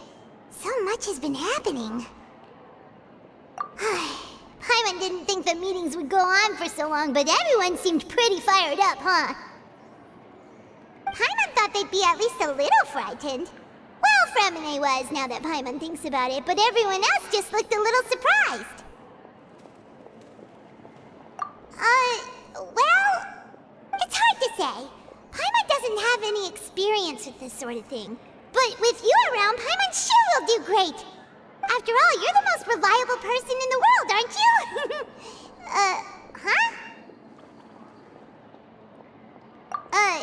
Did you just pour some tea? Paimon didn't notice you doing that at all. Then what's that? Paimon's never seen that cup before. Don't be frightened. I'm just joining you two for tea. I merely refrained from saying anything till now. Who's that voice? But there's no one here. Aw, have you forgotten me already? Wait, you are familiar. You're the voice we heard from the sky in Sumeru. The voice from the sky, I fear that description is wrong. Though, not completely wrong. You're feeling lost now, just as you were feeling previously. I sensed that confusion and thus came to you. Guiding people is an irresistible hobby of mine, after all. Consider me a passerby, just accepting a commission from my friend's disciple on a whim. The prophecy. Yes, what has been prophesied will be fulfilled. You may view such things as the history of the future. What? Then is there any way we can stop it? I believe you have witnessed a failed attempt with your own eyes. Can everything in Teyvat so easily be changed? So you've caught on. Just as prophecies are usually only the future as seen from the perspectives of the gods, could things be happening in hidden corners where the gods' gaze does not fall? Are the things that you shall see different from the fate that the gods perceive?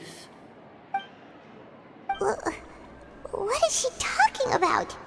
It all sounds really impressive and important and stuff, but it also sounds kinda scary. I believe that you understand, right? Some things are insignificant, but others you must reach out to change. Ultimately, fate shall serve as your only guide, no matter what will happen in Teyvat's future. All you need to do is to play your part. This was good tea, by the way. Thank you for your hospitality. Well, that'll be all for today. The voice. It's gone.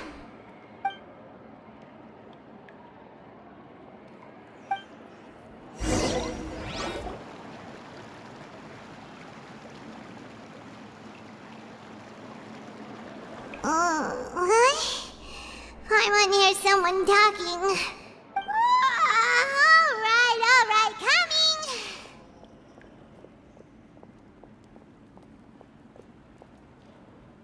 Hey, it's you who's getting lazy, okay?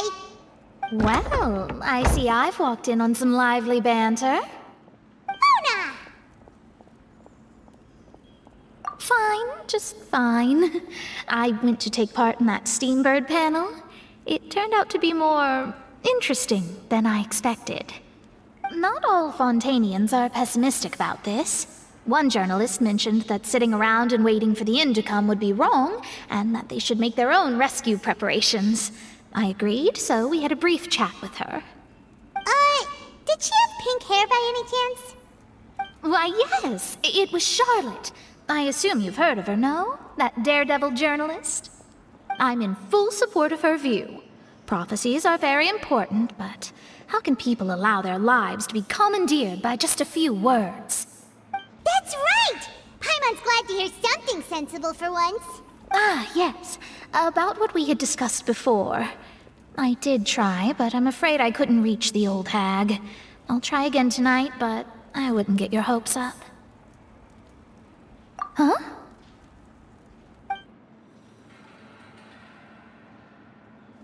Goodness gracious. Are you serious? She said that even the god's gaze has blind spots. Pretty bold if you ask Paimon. Most people would believe the gods to be all-knowing, right? The Hexen Circle members are certainly anything but ordinary. As for the mage named N, the old hag has mentioned her a few times. She said that N's sense of direction is incredible, and that she loves guiding those who are lost. But I've never met her, and if she were still alive, she'd be... Well, suffice it to say that the hag's at least a few hundred now, and N's been around for longer than that. Whoa. The Hexen Zirko sounds like a scary group. But they must really stay in shape to live so long. Their abilities alone are pretty terrifying. If she came to see you personally, then the problem you're facing must truly be of great importance. Well, it's not like Paimon could understand anything she said. Yes, she was quite cryptic, but I suspect she means that there is still a way to turn things around. She didn't say when or what that would be, though, so... Perhaps it is something that you cannot know right now.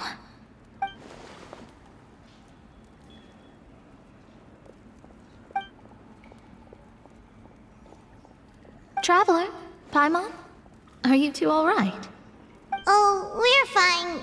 We're just a little down right now. It kind of feels like the end is coming, you know?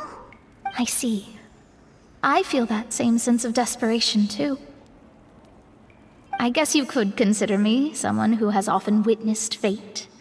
So far as I have seen, it cannot be swayed. But even so, I still hope for, and believe in, miracles. Astrology is eternal and rational, but fate may not be. It is cruel, but it can also be beautiful. Perhaps that's what En was trying to tell you. Not to lose heart, and to believe that what you are seeing playing out before you is not yet set in stone. I did originally think of steering clear of all this, but I couldn't. Even if this is all futile, I still wish to help everyone. If we don't struggle to the last, then how can we face the end when it comes? Huh. You do have a point. There I go, talking about astrological principles again. Sorry about that. The moment I start talking about work-related stuff... I need to get going. It was worth trying to comfort you, even if only a little. I believe that you'll help those who are struggling in the same way I did. I suppose that might be why we always seem to meet by coincidence. Paimon feels kind of moved by what Mona said. But also kind of sad, too. Hey, Traveler. Paimon suddenly feels like going outside for a walk. Let's go. Let's walk around the city, shall we? There's a few spots we always like to walk by.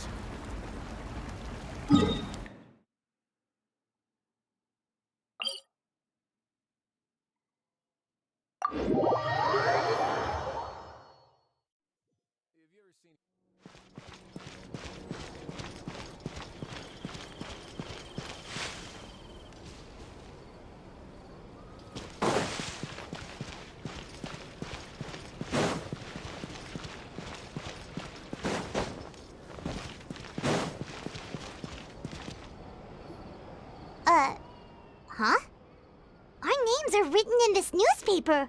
What's going on? Let Paimon see!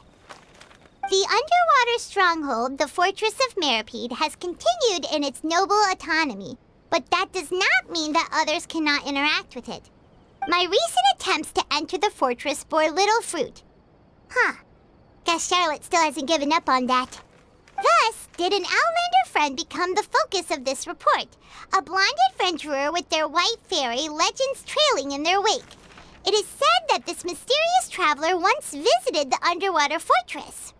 So while the fortress's interior remains a mystery behind closed doors, do not fear, for the tales of the traveler contain surprises in spades. Journalist Charlotte's biggest scoop yet, the Traveler's Trail, World Walker. Charlotte took so many awesome photos of us and we never even noticed her. She hasn't been able to get a hold of anything at the fortress, so since we're easier to find, she's using us as the subject matter instead? Ugh, seriously? Well, fine. Those headlines and photos do look cool, so Paimon will forgive her this time.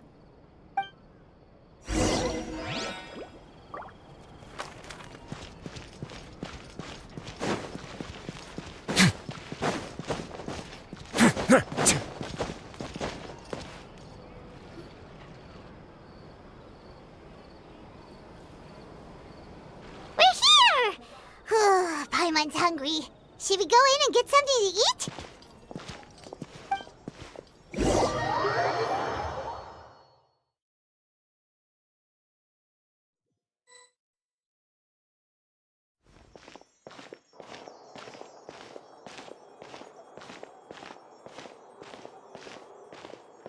Hey, quick!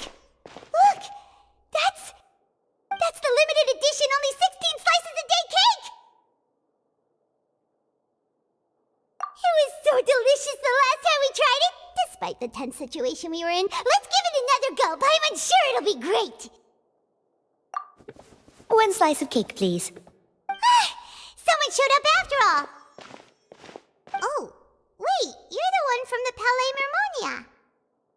Oh, are you here to buy cake too? It seems Monsieur Neuvillette was right. You really can eat. Wait, did he really say something like that? That's right. Even he has his own preferences when it comes to food. As for me, I love the cake and coffee here. Do you come here often? Usually every day. Every day? It's part of my daily schedule, apart from work. I shall have my cake and coffee. Then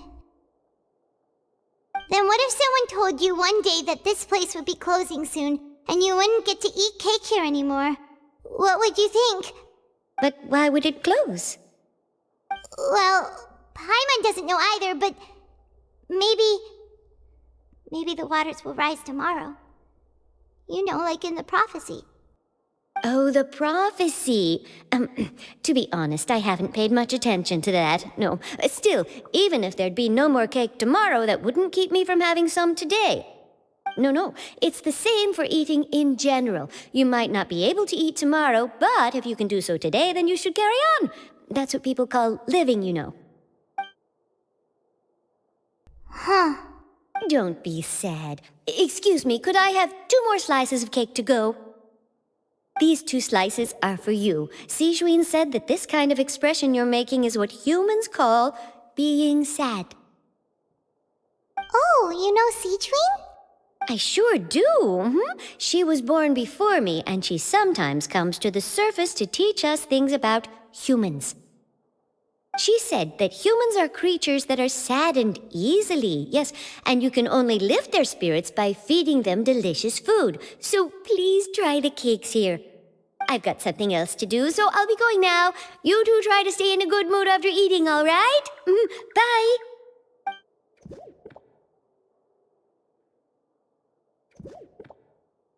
And there she goes.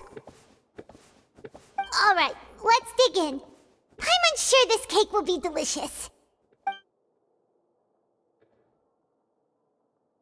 It's more delicious than last time, and the flavor gets even better with a sip of tea. It sure would be nice if we could come again tomorrow. Sure would be nice if we could always eat delicious food here.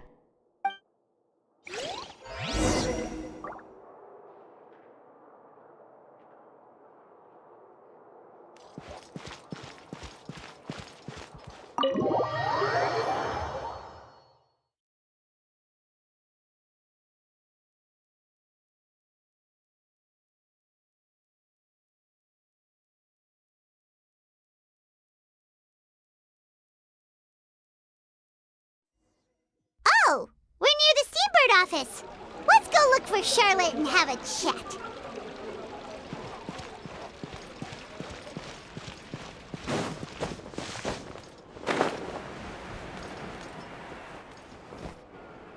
Wow! If it isn't the Traveler and Paimon!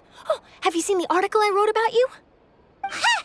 You've got some nerve! You just used us to make some quick mora! Oh, you needn't worry about that. I heard that you were in Poisson some time back, so I sent you a letter to discuss just that. It appears you didn't receive it, though. It's all right, though. I've set aside the amount intended for you. I've even set the table with some food. Really? Oh, you're the best! You're almost a little too easy to win over, Paimon. If I were a journalist with ulterior motives, you'd be in trouble now, you know. Oh, Paimon knows you're not like that. Still, what brings you here all of a sudden? Were you looking for me? A friend of ours met you a while back, and when she mentioned it, we thought of coming to see you. Her name's Mona. Ah, so you know Miss Mona as well. She's a guest columnist for our paper. Really good one, too. She's so young and already such a brilliant astrologist. So she mentioned me? What did she say? She said that you're a real daredevil of a journalist. Nice. In which case, can this daredevil journalist dare to request an exclusive interview with the legendary Traveler and Paimon? Huh? So your article in the paper today doesn't count? Oh, of course it doesn't. That was more like live photography. What I'd like to do is dive deeper and ask you to talk about the things you've seen and experienced.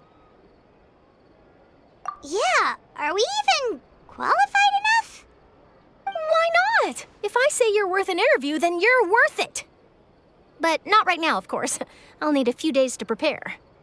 Oh, in that case, we'll just chat when you have the time then? Oh, so that's a yes? Ooh, splendid! I'll tell the editor-in-chief immediately. I'll have to apply for lighting, a venue, some props, and... Whew, so much to get done now. Talk to you later. Wait, Charlotte, Paimon's still got a question for you. And what's that? If, just for example, Fontaine were to be flooded tomorrow, what would you do today? Huh, that's the prophecy you're talking about, isn't it? I mean, I do hear about it often, but I've never once thought that the day could be tomorrow. If you're seriously asking, then I might try and think of a way to leave Fontaine. Oh, but I'm still a journalist first and foremost. That means I have a duty to be reporting from the scene. And secondly, I wouldn't forsake my homeland that easily. From what I've seen, most people don't know what they'd do should the worst come to pass. In truth, it might be better just to behave like normal rather than worry over such an end. So in all likelihood, I'd probably still be prepping at the office for that interview of ours. I know what you're thinking. That sounds a bit sad, but I've always believed that it's best to do what you enjoy. Just think about it. If this nation really were to be suddenly destroyed tomorrow, but I still successfully finish an exclusive interview with a truly unique person, then the story I would wind up writing would truly be timeless. And then do you know what I'd do? Well, I'd write that story, send it for printing, and use messenger pigeons to get copies out to the various nations as soon as possible. I'm not a dreamer, nor am I a workaholic, but I do love my job, and I'd be proud of leaving such an article behind. I guess you could say that I was born to be a journalist. But anyway, that's my answer. And on that note, I'll get back to my preparations. That's so nice. All of a sudden, Paimon actually kinda envies her. Anyway, let's go and take a look at the sea, shall we?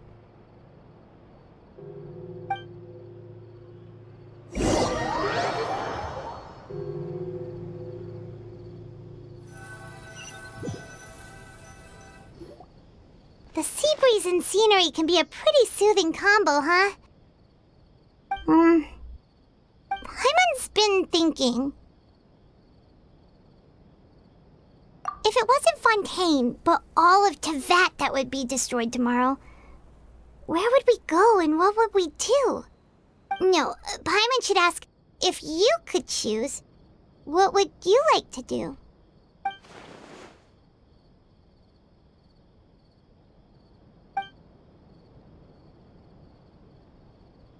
We've always been moving to the next destination, so we haven't spent much time thinking about these kinds of things. We didn't have to either, with us always being on the road and whatnot. You mean, still traveling? Huh. Wait, isn't that what we've always been doing?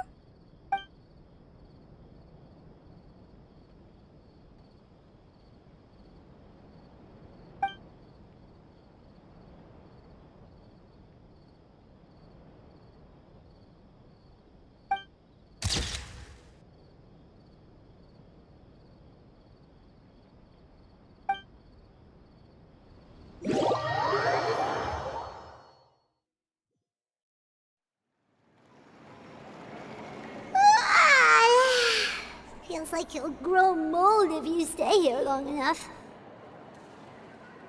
But it's still better than the Fortress of Meripede, that's for sure.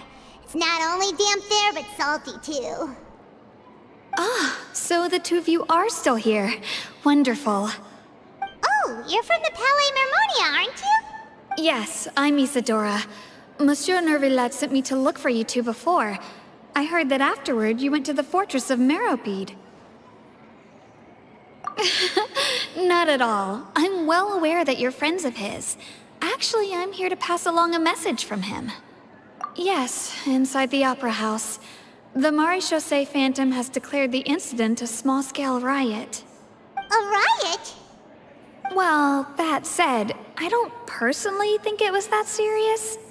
Lady Farina was watching a performance at the Opera House, and while she was resting during an intermission, some other audience members suddenly started harassing her, loudly accusing her of doing nothing about the prophecy crisis. And before she could respond, others started to join in. The crowd continued to grow, and protests against the Hydro Archon started to break out. So people have started to put the blame on Farina. Guess they finally found an outlet for the pressure they've been under due to the prophecy. I agree. People will naturally rely on gods, as is customary. But the moment people feel threatened, gods are also the first to be blamed. So what happened after that? Is Farina okay? Seeing that the situation was spiraling out of control and that further argument was pointless, she claimed that she'd gotten tired of this and left in a hurry. The Maréchaussée Phantom had their hands full maintaining order and did not catch where Lady Farina had gone. Only when things had stabilized did we realize that she had gone missing. So, you mean she's still missing? That's right. The Maréchaussée has dispatched many people to search for her, but we don't have any leads yet. That said, I don't think there's much to worry about. She is a god, after all. Even if she were to fall into the hands of rioters, what could ordinary people do to her? Good. Monsieur Nervillet sent me to tell you about the situation, but he didn't say anything else. Don't worry, this is more than enough to go on. Thanks for keeping us informed. Ah, is that so? Well, all right then. In that case, you two take care. I'll be heading back to the Palais now.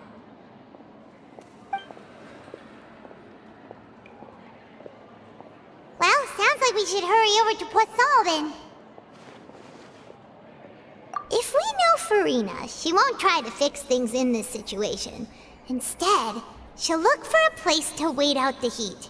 And, as we also know, she may be loud and dramatic, but she doesn't have a heart of stone.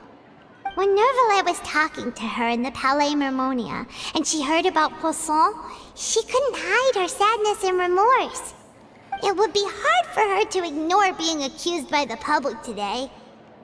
Paimon thinks Farina's probably taken the opportunity to slip away to Poisson and try to relieve the sense of guilt that she's feeling.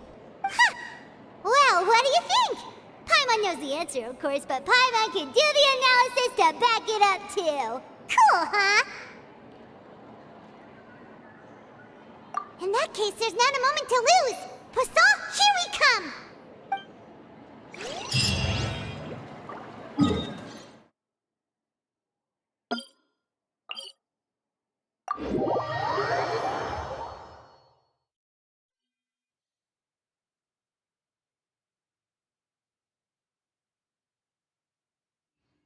This place looks deserted. Guess all the survivors must have evacuated already. All that's left here are signs of devastation. Could Farina really be here? Let's try to find her as soon as possible.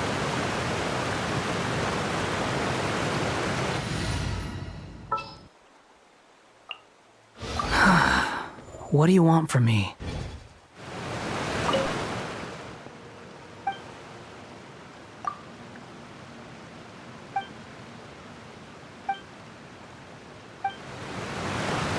The wind rises.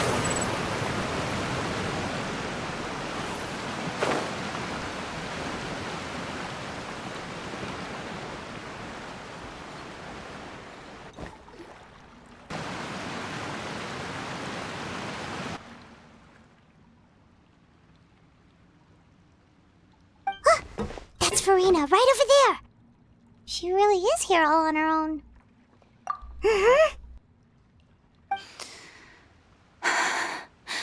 Should I just give up? This is all meaningless. What was meant to happen did happen after all. Everyone's dead.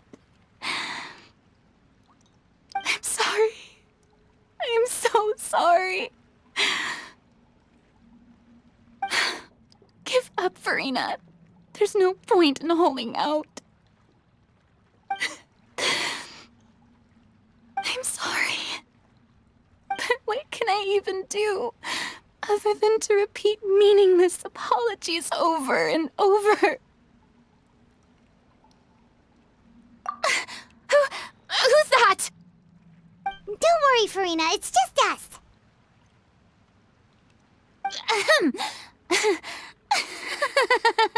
So it is you, blonde traveler from another land.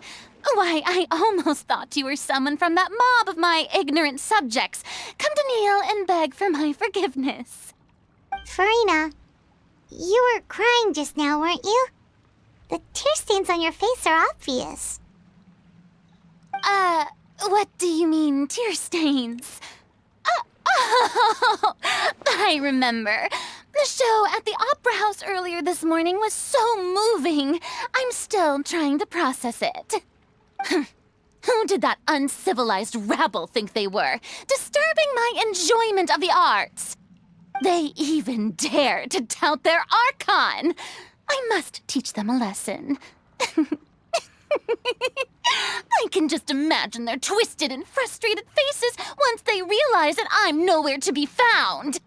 Oh, and I'm sure Nouvellette and those people from the Marish Chaussee Phantom are freaking out right next to them, too.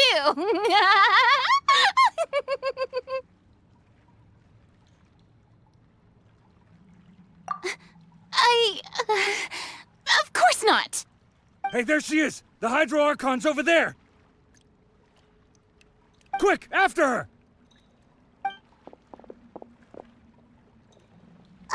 Farina, those people seem to be after you. They are? They're just some rabid fans who want to cut the line because they haven't been able to meet me in person, aren't they? That's against the rules. I can't let them get their way. Farina just ran off! Quick, we have to catch up with her!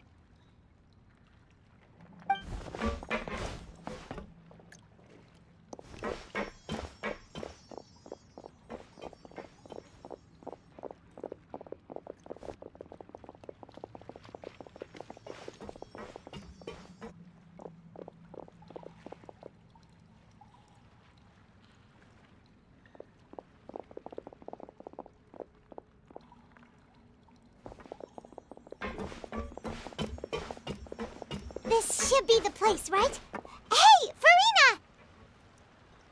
There's a good hiding spot over here. Quick, come to Paimon before the rest of them catch up to you. What is this place? Hurry, they're almost here! Fine. I suppose haste is warranted. Lead the way.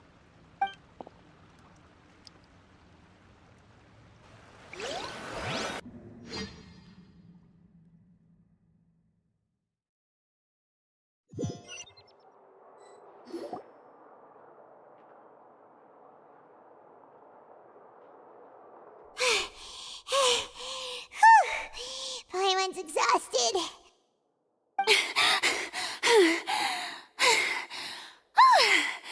I'm so tired. I totally thought they had caught me. No, I merely gave in to the sheer enthusiasm they displayed.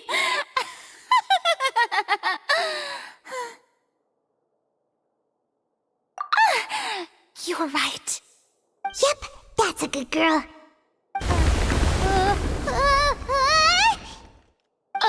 What's happening? The ground's shaking. Is it an earthquake? Yeah, a quake of this kind preceded the flooding in Poisson, didn't it? It can't be. It's happening again. Well, there's no need to worry too much about that. Neverlette's made some emergency plans, so the evacuation should go a lot smoother this time. Yeah, I hope you're right. But the people of Poisson, they've already...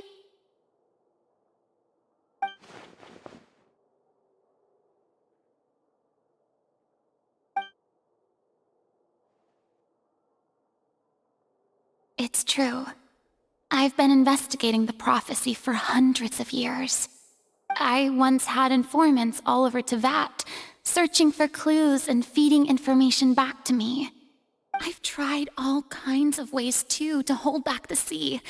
Anything to keep the coastline from advancing. But all my efforts proved to be futile in the end.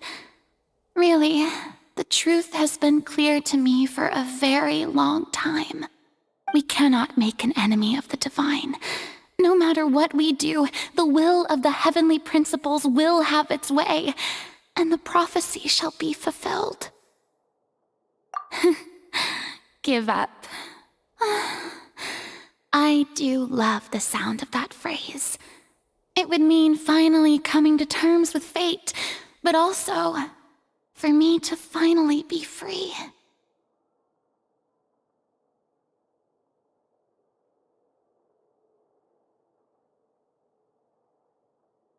Indeed, I've thought about giving up so many times, especially after we almost lost Poisson. Fate is really unreasonable, isn't it? It has no heart and obeys no rules. The prophecy has only just started to come true, and so many people have already lost their lives. But just now, it all became clear to me. I still don't have the right to come to terms with fate on behalf of everyone else. As long as the final moment hasn't come, it's still not too late. Don't worry.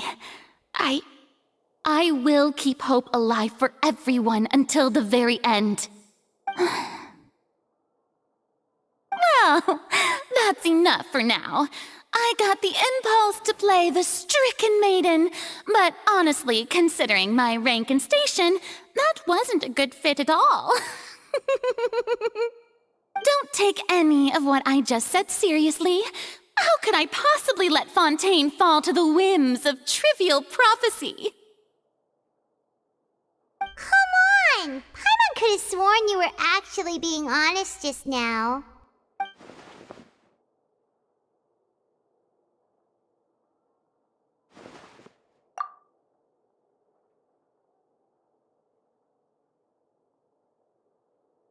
Share my burden. That's impossible. It was fated right from the start that this would be my duty alone.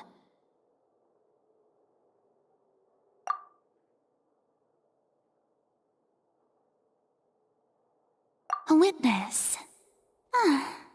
Yes, I've heard that you came to Tevat from beyond the stars, yes. In other words, you never belonged here. And if Tevat is, in its entirety, a show on a stage, then you're just a spectator, aren't you? If that's the case...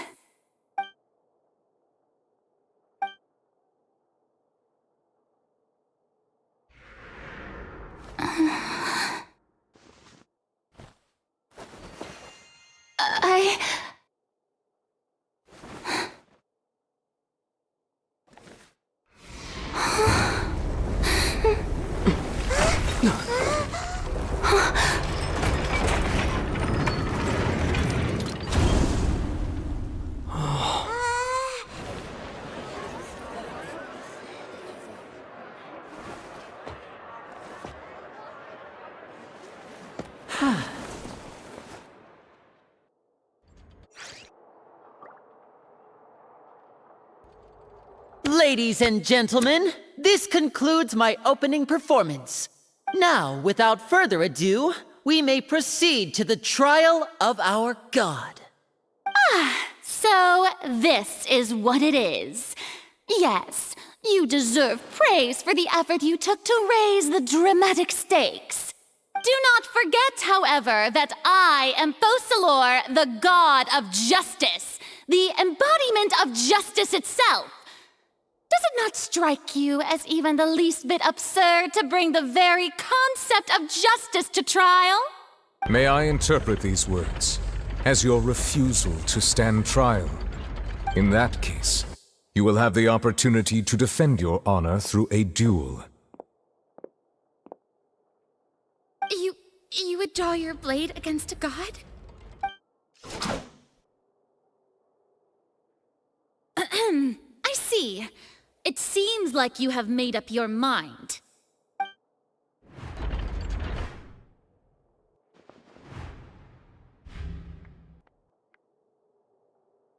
Paimon can't believe it. She just surrendered. What the heck is going on?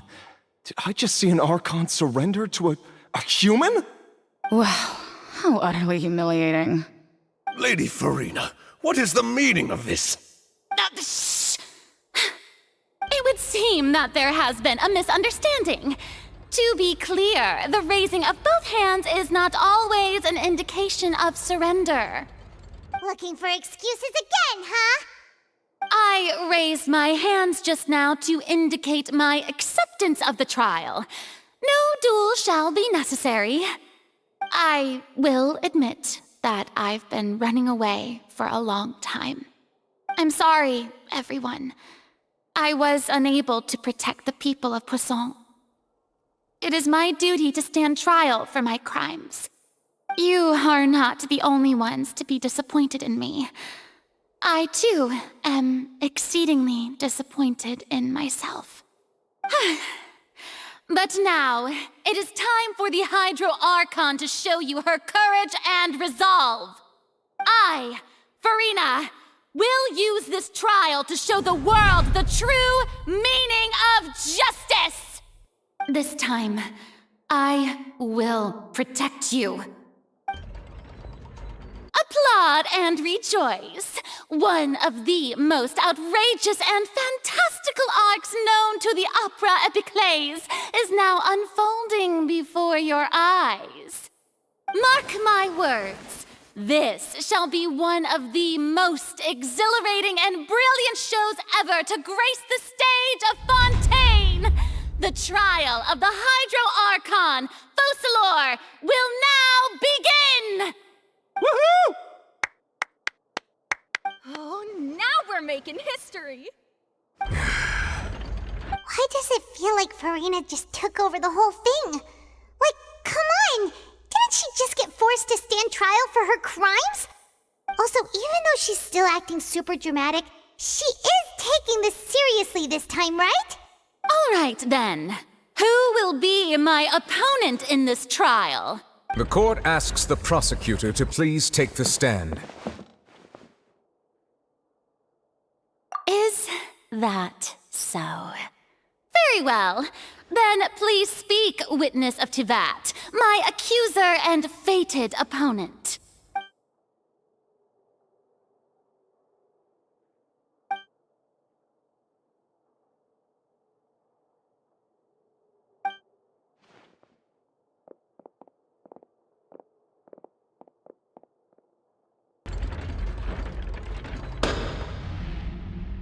Also, please allow me to ask, as a final question before the trial begins.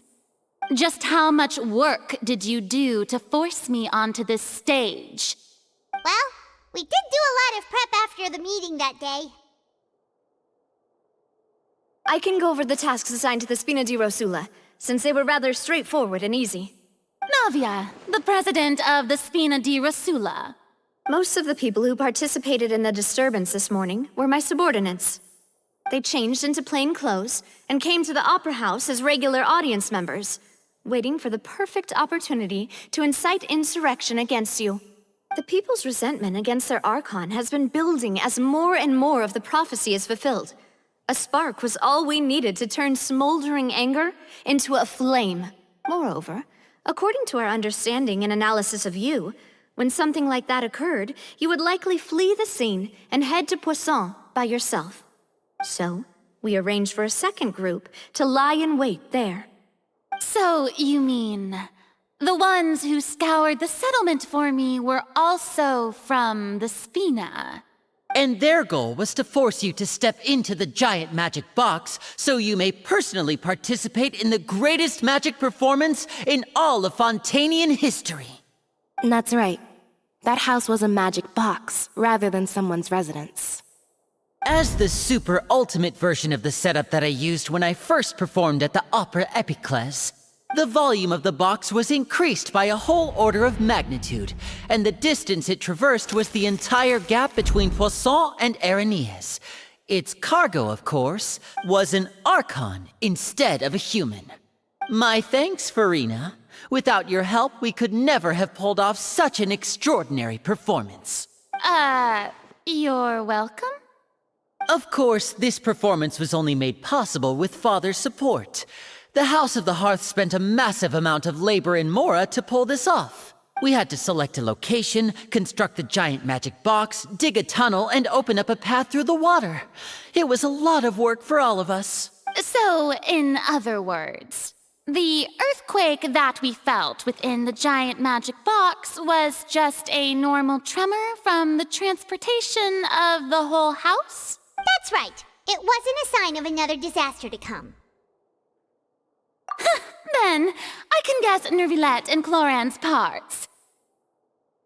You gathered a crowd, prepared a stage, and made sure that the champion duelist would be immediately ready for a fight.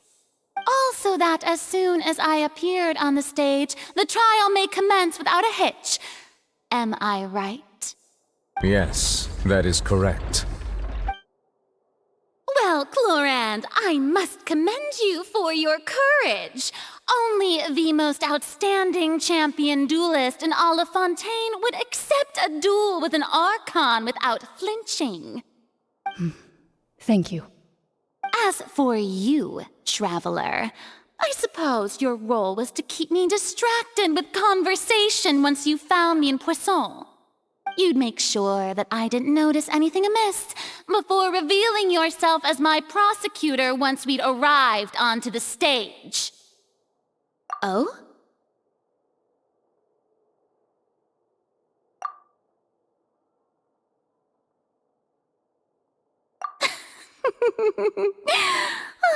Is that so? Then I suppose I must have missed my final chance. It's fine. It matters not.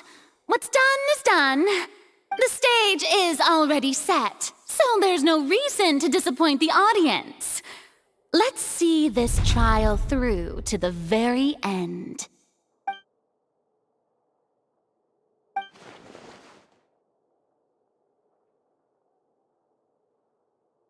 Sir Prosecutor, please allow me to pass this along. This is a document that Miss Charlotte applied for and received permission to share with you during the trial. According to her, It should speed up the proceedings. Huh? Charlotte wanted to give us something? Oh, so she's here too! Hey, Charlotte!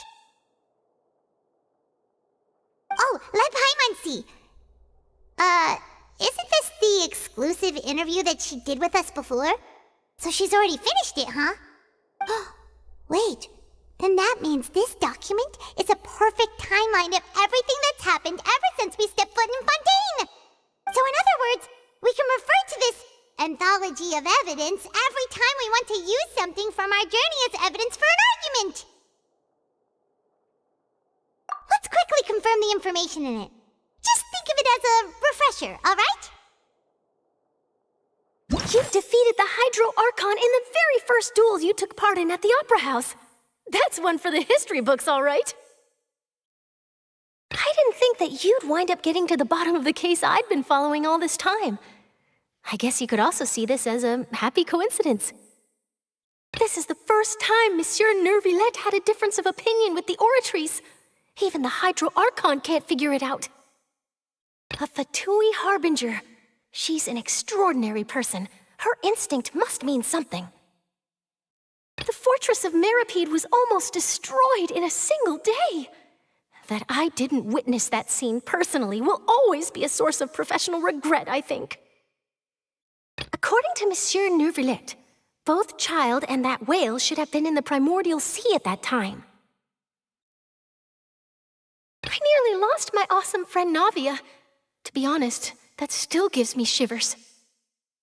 The words of someone as extraordinary as a witch can probably only be truly understood when something surreal happens to you. The words of someone as extraordinary as a witch can probably The prosecution and the defense are both in position. The trial shall now begin. Oh, come on, Neuvillette. There's no need to repeat all the unimportant legalese. Just fast forward to the part where the prosecution lays out my offenses. As the defendant and the lead actress of this performance, I still haven't even been informed of my supposed guilt in all of this. Of course, it is only natural for humans to struggle to understand the actions of a god. However, you will need more than that to convict me of a crime. That's true, but my charge here is unrelated to your conduct as an Archon. Instead, I would like to charge you as a fraud who's never been the Archon in the first place. Wait, what was that? Lady Farina's a fraud?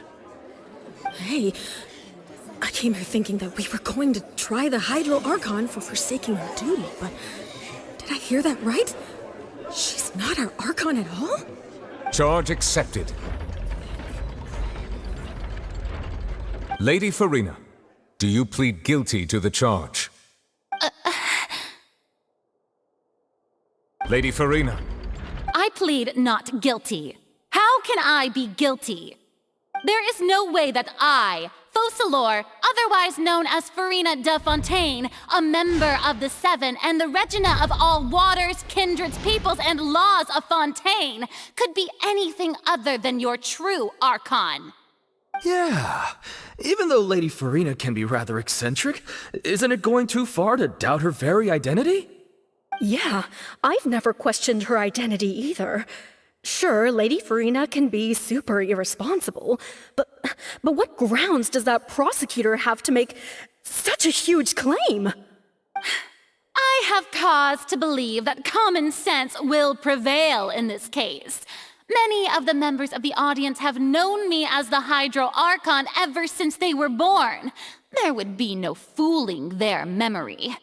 See? Even the Oratrice has decided to show me its favor. Are you sure you want to commit to a charge that will never be upheld? If you wish to drop the case, I can promise you as the God of Justice that you will not have to face trial for making a false accusation. We will treat everything that's happened as a dramatic spectacle and move on with our lives. What do you say to that? Huh. An argument with near impossible odds, huh? We have to not only refute Farina's claims, but also overturn the long-held beliefs of the people. Well, I tried to give you the chance to surrender. If you must persist, then let me ask. If you believe I'm not the Archon, then what manner of being do you think I am? And if I was not the Archon, then how did I manage to live for over 500 years?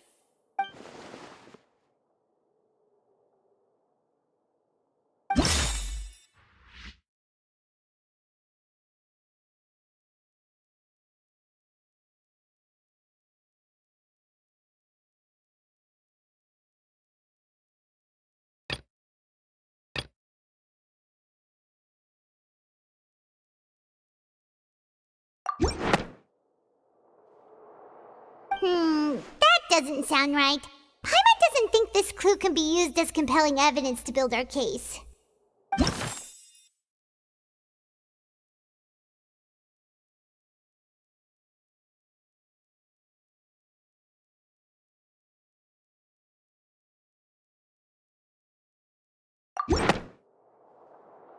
First of all, you may be a member of another long-lived race, which would allow you to naturally possess an extended lifespan.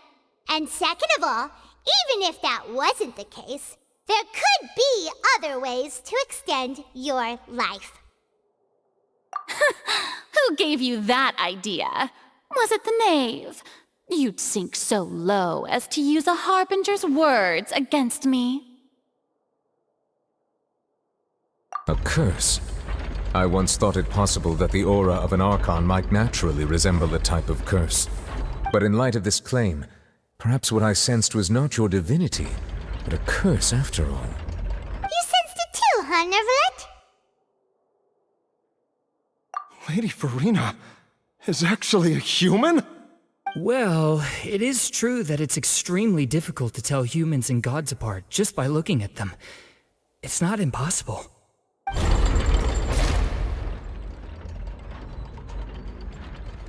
Well, don't start celebrating too early now. Even if I have been carrying a curse like you said, how does that prove that I am merely a human being? Besides, everyone knows that the main difference between a human and a god is the possession of authority. Gods can do what humans cannot. That's why they're worshipped as gods.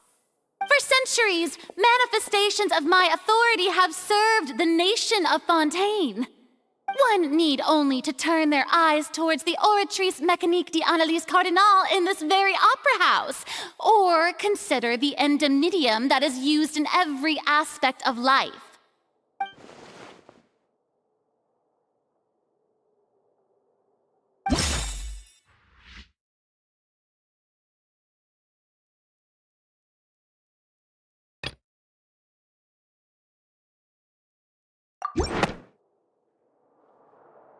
You tried to reference the Oratrice.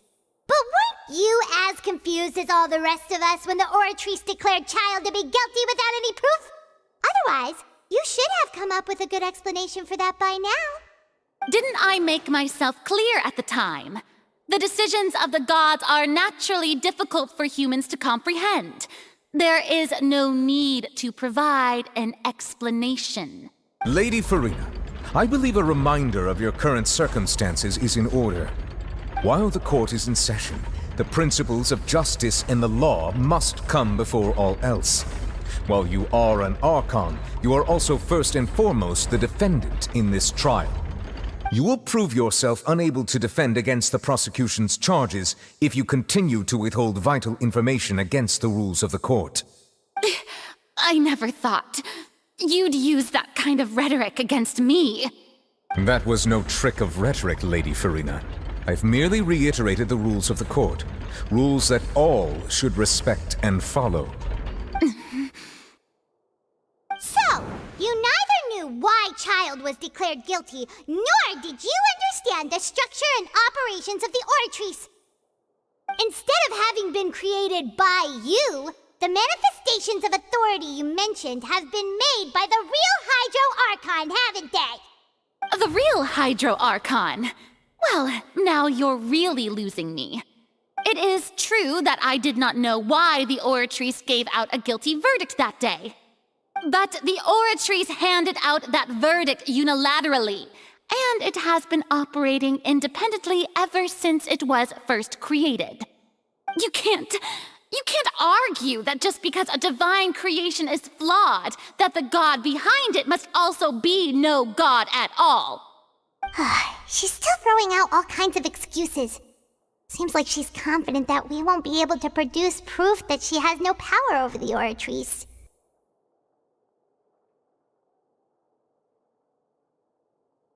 My power as an Archon. There are many ordinary citizens in the audience. How can I just carelessly demonstrate the formidable power of an Archon? If that poses a concern, I'm prepared to extend my protection to the audience. You don't need to go that far.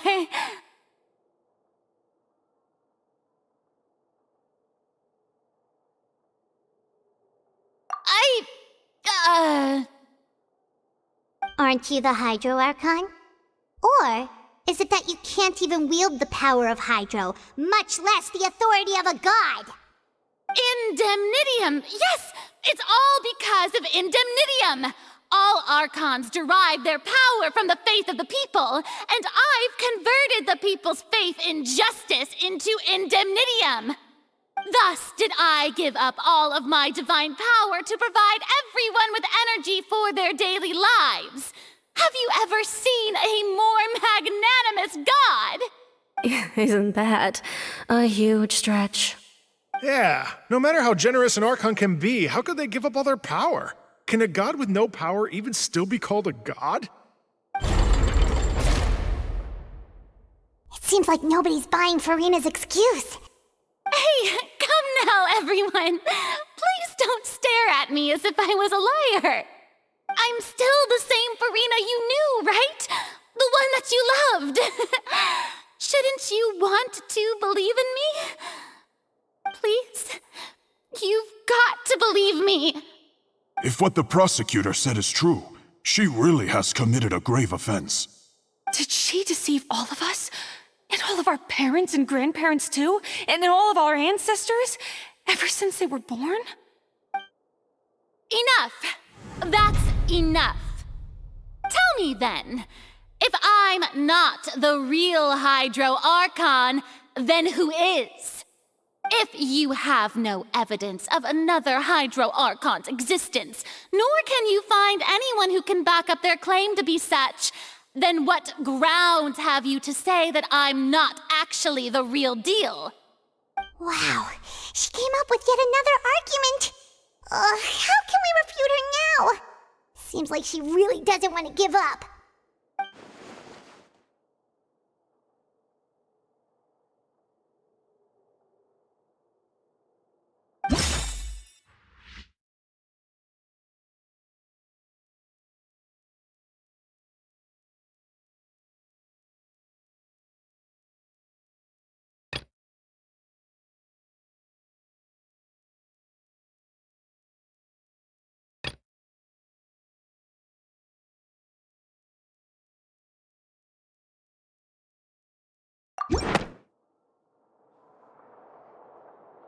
It has been established that all Fontanians can dissolve in water from the primordial sea. And that means... Since you insist on claiming to be a god and not a human, then there's a method that you can use right here and now to eliminate all suspicions of you being the latter. Miss Navia, please apply to serve as a temporary attorney for the prosecution before addressing the court. Though you act in partnership with the prosecutor, you must still adhere to proper procedure. Super sorry, Monsieur Chief Justice. I swear this really will be the last time that I'll speak out of turn. Now, I've brought some seawater from Poisson. As everyone knows, a massive flood struck the area not long ago, taking many lives, including those of some of my closest friends. So, Miss Farina, would you dare to touch some of this seawater? if we are to believe that you are indeed the real Hydro Archon, touching the seawater would have no effect on you. All it should do is strengthen your case. But if you don't dare to touch it, then we would have basically proved the reverse. Oh, and I must remind you that after the disaster at Poisson, nobody wants to see any more people dissolve. I do hope you'll act prudently and choose the simpler path of admitting guilt. Navia from the Spina di Rosula. The Spina has governed Poisson for many years. I guess her suggestion is valid. If Lady Farina is indeed just a human, she's probably Fontanian like all the rest of us. Would she really dare to try?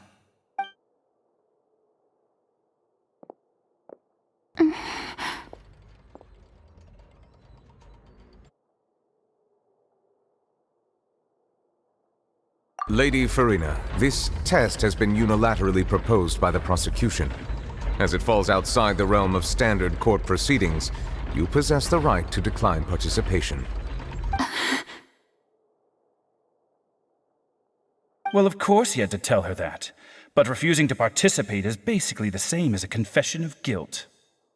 She's just staring at the water without saying a single word. It really does seem like she's quite terrified of it. That could only mean... What's going on? Is she really planning to... that's not what we thought she would...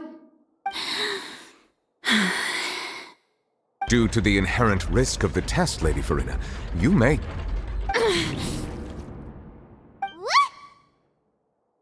Hey!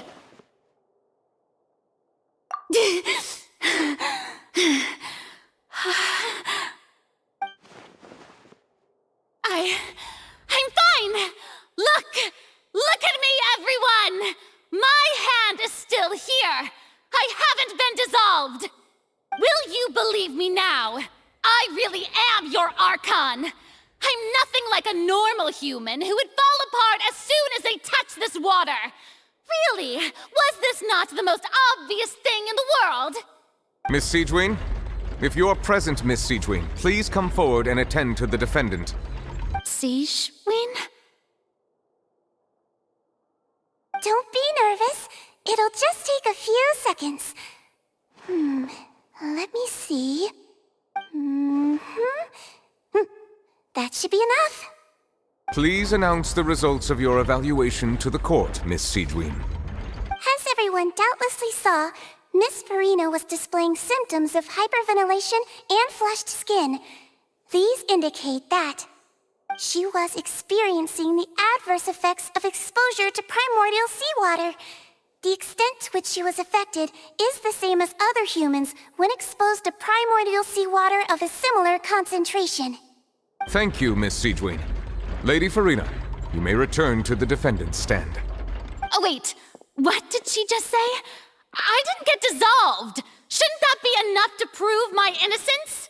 Well, considering your tendency to run from your problems, we did originally prepare a direct sample of the seawater around Poisson. However, after extensive discussion, we exchanged it for a sample that is not concentrated enough to dissolve an actual human. After all, on the off chance that something entirely unexpected might occur, we don't want anyone else to lose their life to the sea. Yeah, so out of regard for Farina's life, you secured a low-concentration sample and asked the head nurse to serve as an expert witness. It's a great thing that the direct sample wasn't actually used. Farina could have... I can't believe... you...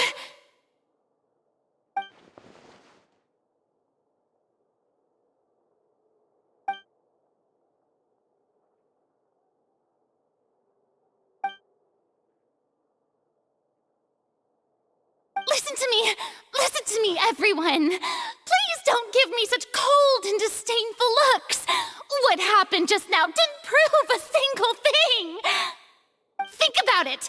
How can you conclusively prove that an Archon can't also be affected by the primordial seawater?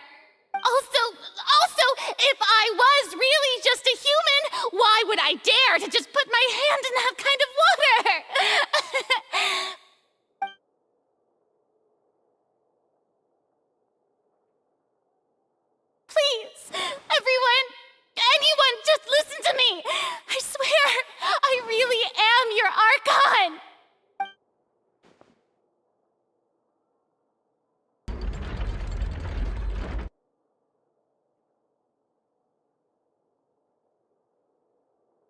I don't think anything she says at this point will sway anyone. The odds are just too stacked against her now. With all the things that have been said, Paimon doesn't think there's any way left for Farina to win. I believe the time for arguments and presentation of evidence has come to an end. If there are no objections, we will move on to the final judgment.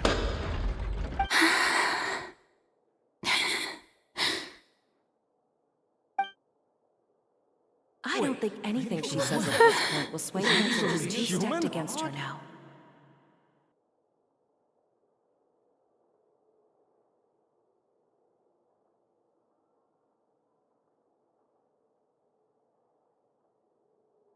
In my capacity as Chief Justice, I shall now render judgment on Farina's misrepresentation of herself as the Archon of Fontaine. As a human who knowingly deceived her fellow citizens, Farina is guilty.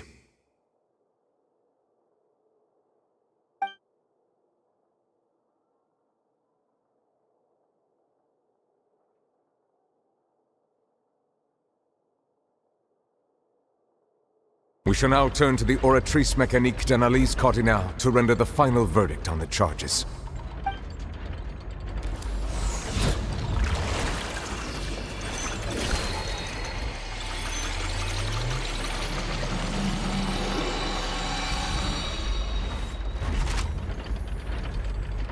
According to the judgment of the Oratrice Mécanique d'Analyse Cardinale, Farina is...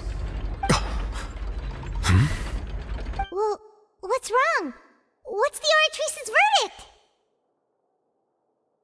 No, the Oratrice also displays a guilty verdict. Isn't that correct then? However, the exact wording of the verdict is thus: the Hydro Archon, guilty, to be punished via the death sentence. The death sentence? That's actually one of the available sentences? I've always thought that it was just a myth. The one and only time the death sentence has been handed out at the court, and it's been given to the very person we've worshipped as the god of justice? What an unexpected twist. Farina's been sentenced to death by the Oratrice? We just wanted to use the trial to show her the seriousness of things so she'd tell us the truth.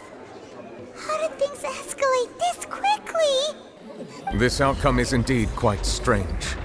According to Fontaine's current definitions of justice, as well as its recommendations for criminal sentences, is this sentence really appropriate for the crimes that have been committed? Yeah! Even Vacher wasn't sentenced to death by the Oratrice. You know, the real evil mastermind behind the serial disappearances case. Indeed. Not only is Farina's sentence overly excessive, the very point of our trial today was also to prove that Farina has never been the Hydro Archon in the first place. But now, the Oratrice seems to have deliberately invoked the title of the Hydro Archon. What does this mean?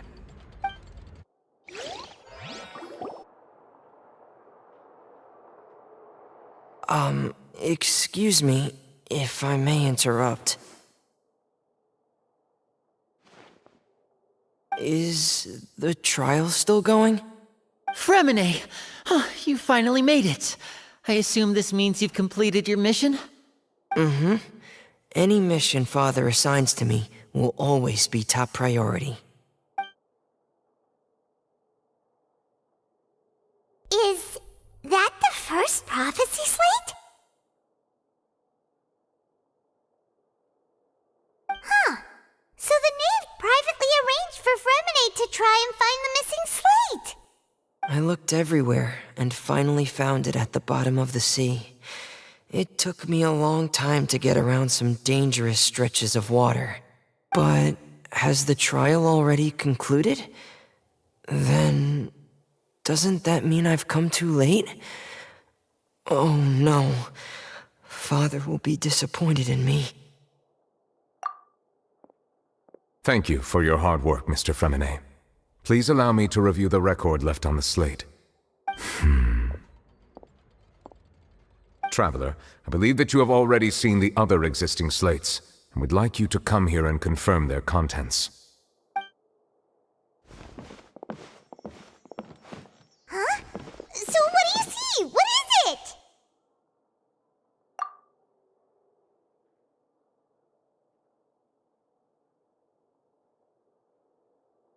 I believe I've now made sense of the Hydro Archon's crime. It has to do with Fontaine's lost history. Huh? Isn't the Hydro Archon just guilty of deceiving her people? Oh, wait, no, that's Farina, and we've already proven that she's not the Hydro Archon. So when you say Hydro Archon, do you mean the real Hydro Archon we've been kinda talking about? In truth, everything that you've encountered in Fontaine up until this point can be traced back to the contents of these stone slates. However, I'm uncertain as to how much sense they currently make to you. Okay, let's try to recall the contents of the other 3 stone slates. Paimon will do her best to help you remember.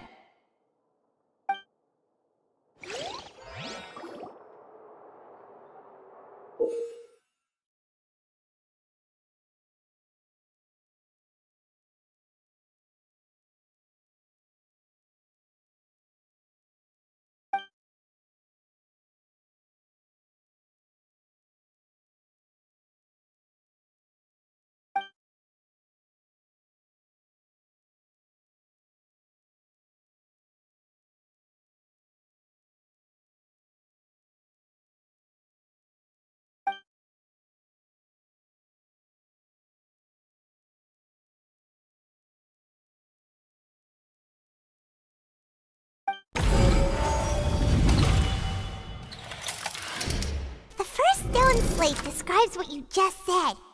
It seems to show the previous Hydro Archon using her divine power, and then the Oceanids turn into humans.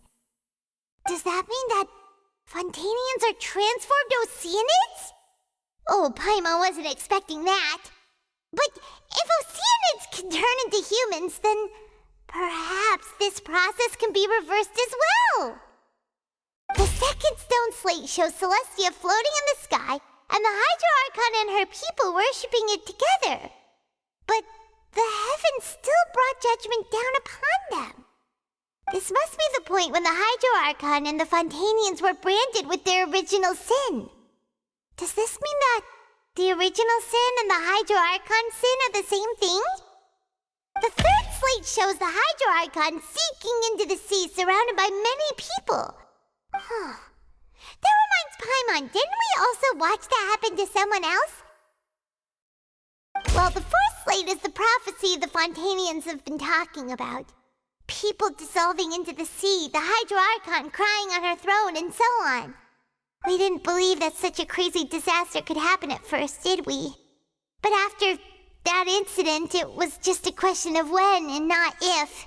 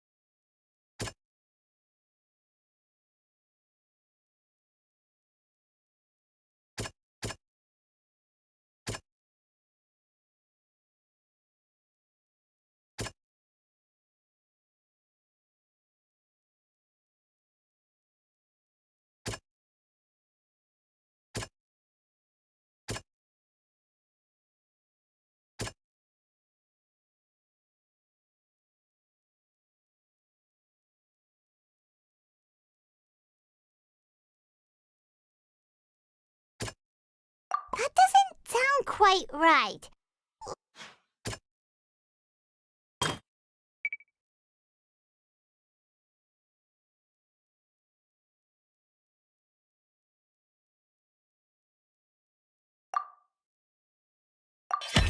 We know from the case of the serial disappearances of young women that Fontanians can be dissolved in primordial seawater, and the first stone slate tells us that long ago, the Hydro Archon used her power to turn Oceanids into humans. This might be the reason that Fontanians can dissolve.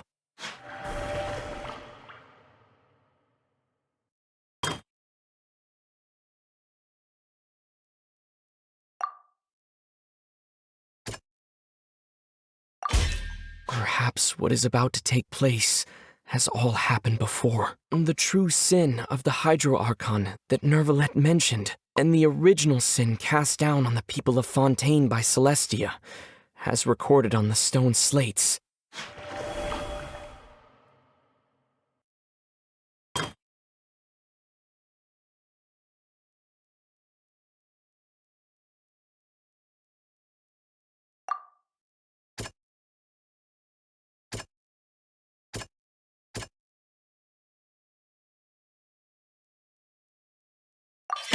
It's not as simple as falling into the sea. When Navia fell into the sea, her consciousness was subjected to judgment. The stone slates show the people gathered around the Hydro Archon in the sea.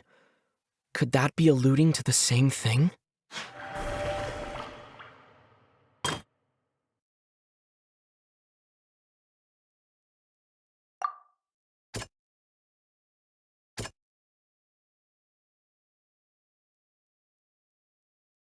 That doesn't...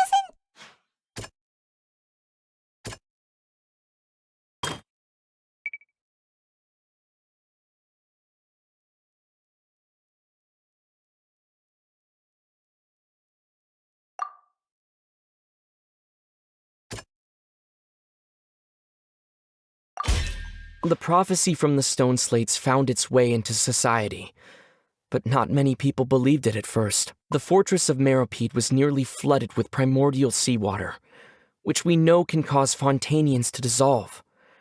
It seems increasingly likely that the prophecy may come true. If we hadn't dealt with it in time, things could have gone very badly.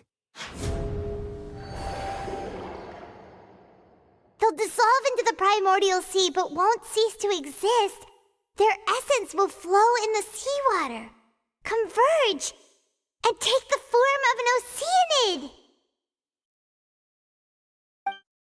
The Hydro Archon was sentenced to death in court, shocking everyone present.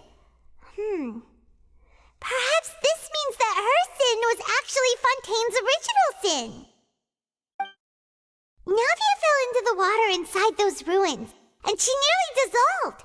She was surrounded by the people of Poisson in a court within her consciousness, and was forced to take part in a trial meant to make her stay.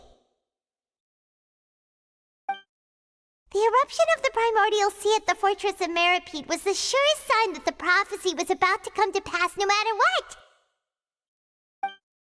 The prophecy's contents can all be verified by recent events. If we combine what we know together, loads of truths should come to light.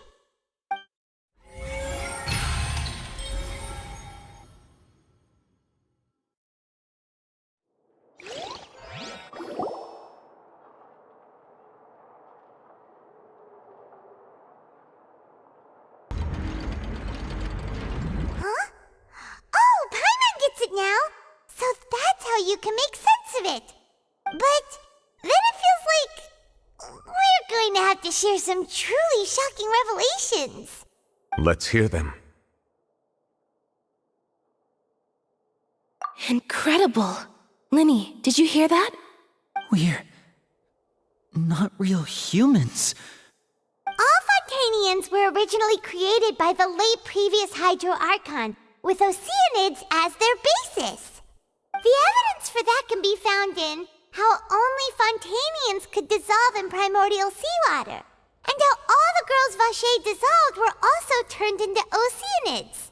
Oh, and according to Navia, when she was about to get dissolved, she also saw everyone gathered around for a trial, all of them in the shape of oceanids. Indeed. Yeah, and it follows from the content of the first slate that she probably angered Celestia by creating humans without prior permission. That could also explain why the Oratrice judged the Hydro Archon to be guilty. It's to account for that ancient sin. The Hydro Archon's true sin was creating us? And yet, after many hundreds of years, the Hydro Archon's creations have turned around to try to judge the Archon within the Opera Epiclese. The twists of history are often the most unexpected of all.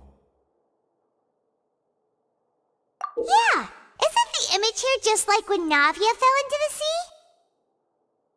So wouldn't it be trying to show the image of the Hydro Archon also falling into the sea once the prophecy has been fulfilled in the fourth slate?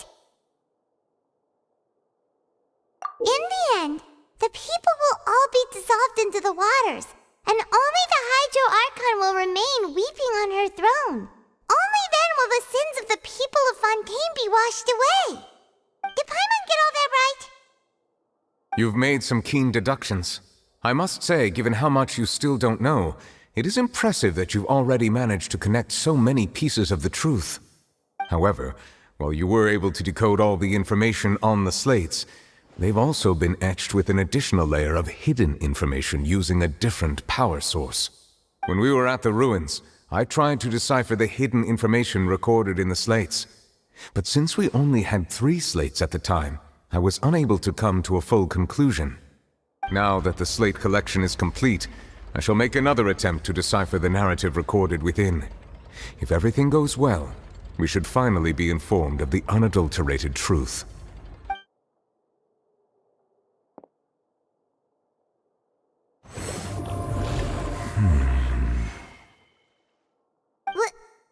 Well? Did you get it? I believe I should share this truth not only with you, but with all the people of Fontaine as well. I will try to briefly summarize it for you. Your hypotheses regarding the origin of Fontainians and the sin of the Hydro Archon were both correct. In the Fontaine of old, the previous Hydro Archon sensed the yearning of her Oceanid familiars for life on land.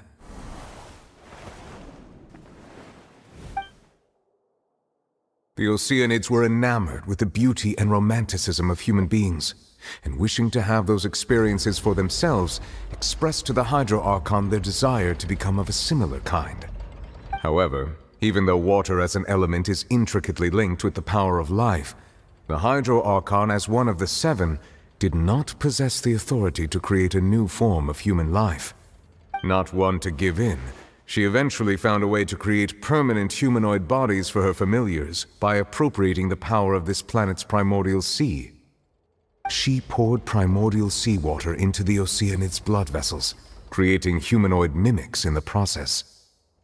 But if Fontainians were to ever come into direct contact with water from the primordial sea, the power within their bodies would escape these artificial restraints and return to the sea.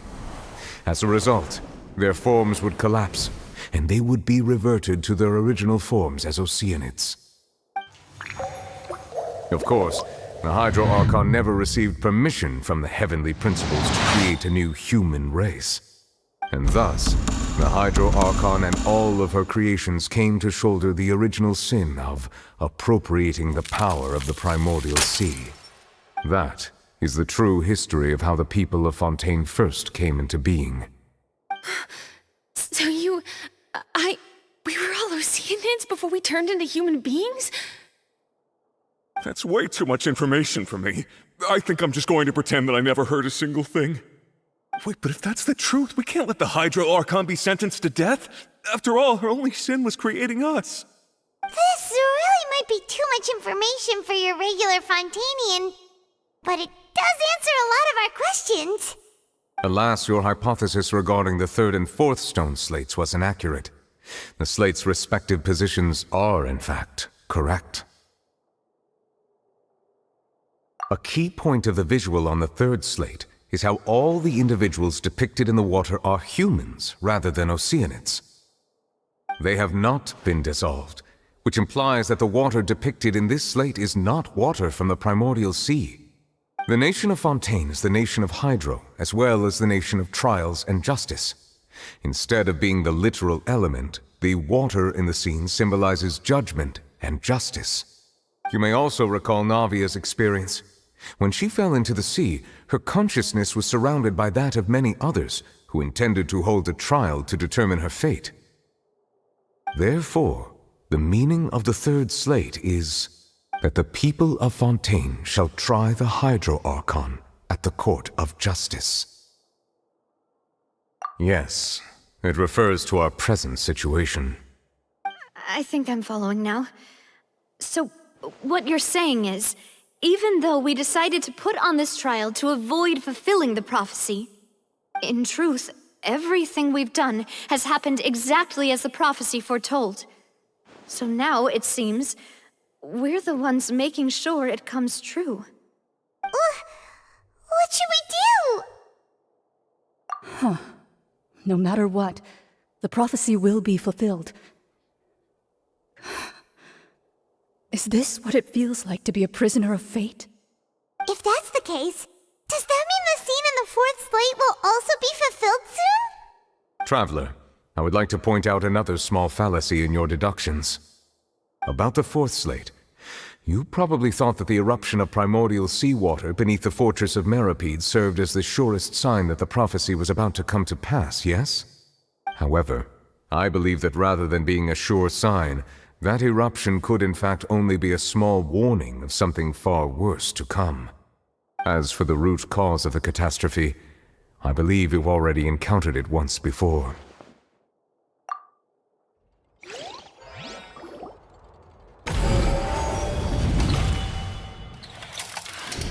This eruption was just a small warning of the things to come. We must find the root cause of the disaster.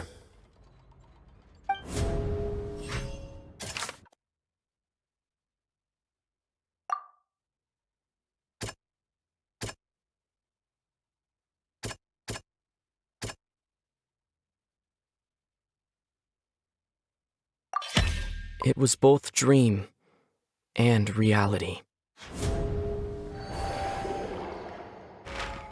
If we're talking about a true culprit, that could only be that thing inside the primordial sea, right? The truth, the original sin, the trial, and the root cause of the disaster.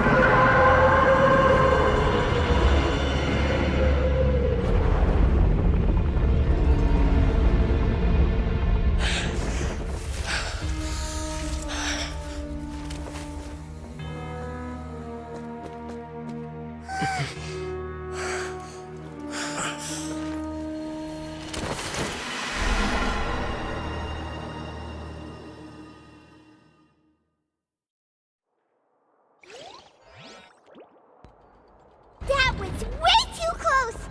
How did that thing just burst into the Opera House? Wait, was that the huge whale you saw in your dream?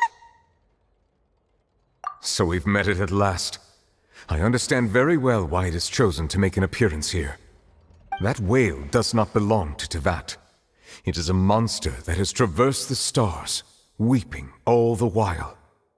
It has been greedily consuming the energy from the planet's primordial sea, using it to grow. That is the main cause for the rising sea levels. And once it has finished consuming all of the energy contained within the sea, its next step will be... You said that when the Hydro Archon first created Fontanians out of Oceanids, she filled their blood vessels with primordial seawater. Precisely. That whale finds the blood of Fontanians nigh impossible to resist. Therefore, when it left the primordial sea, it decided to make its next stop a packed opera house full of food. Food in the form of Fontanians. We just barely managed to push it back, right? In that case, won't it come back to target the people again once it's managed to recover its strength? That is correct. Indeed, it is more accurate to say that we should thank that Harbinger for buying us some time. Without him, the whale would have likely come onto land far sooner. From the way he looked, he must have been fighting the creature for quite a long time. That battle maniac. We've always known that he had a special connection with that whale, but we definitely didn't expect it to help us out like this. Anyway, now that we know that this whale is the actual cause of the disaster recorded in the prophecy, all we need to do to stop the prophecy would be to find a way to beat it up, right? It is too late. It had already absorbed too much of the primordial sea's energy before we could notice it. At this point, it has become practically integrated with the sea itself. Even if the entirety of Tevat were to be destroyed, it could still survive and swim off towards some other world. That's not something I will accept. We've already done everything we can, and we even found the true culprit. We've come so far. You can't just tell me that the last hurdle is some impossible foe. That's just not fair. Indeed, that's not how a grand performance should end. I'll fight it to the end, no matter what. So the prophecy will be fulfilled no matter what, huh?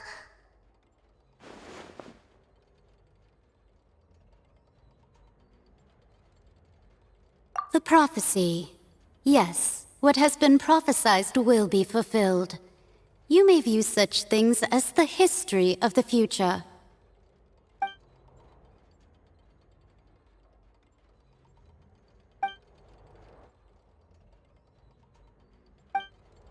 Just as prophecies are usually only the future as seen from the perspectives of the gods, could things be happening in hidden corners where the gods' gaze does not fall? Ultimately, fate shall serve as your only guide, no matter what will happen in Tevat's future. All you need to do is to play your part.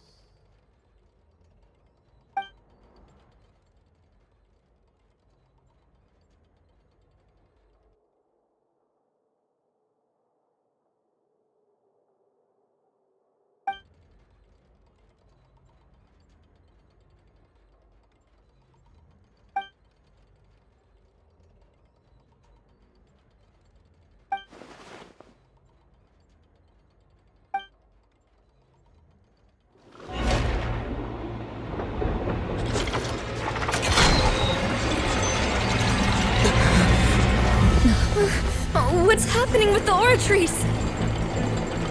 I believe it is preparing to carry out the death sentence.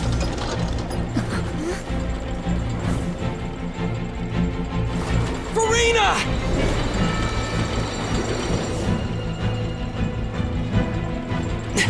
No, I still need answers.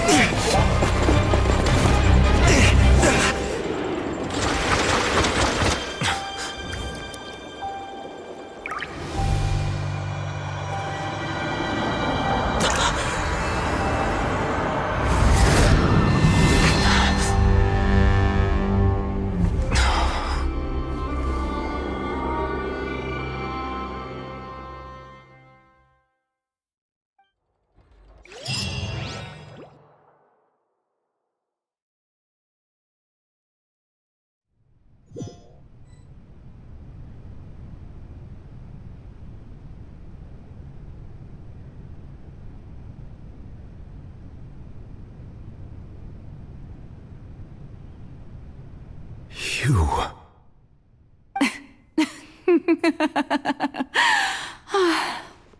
Sorry. That shocked expression on your face is just too amusing. I couldn't help myself. You are not Farina. Who are you? The sweet sound of bewilderment. Marvelous. A sure sign that my attempt to deceive everyone was a resounding success. But to answer your question, I am Focalor. You know, the god. Focalor? Why did you deceive us? Oh, that wasn't my goal, of course. Goodness, no. But I had to fool everyone else too, if I was to stand any chance of deceiving the heavenly principles. Deceiving the heavenly principles? It's all because of that pernicious prophecy. Dreadful, wasn't it? Everyone doomed to dissolve. Fontaine condemned to be flooded.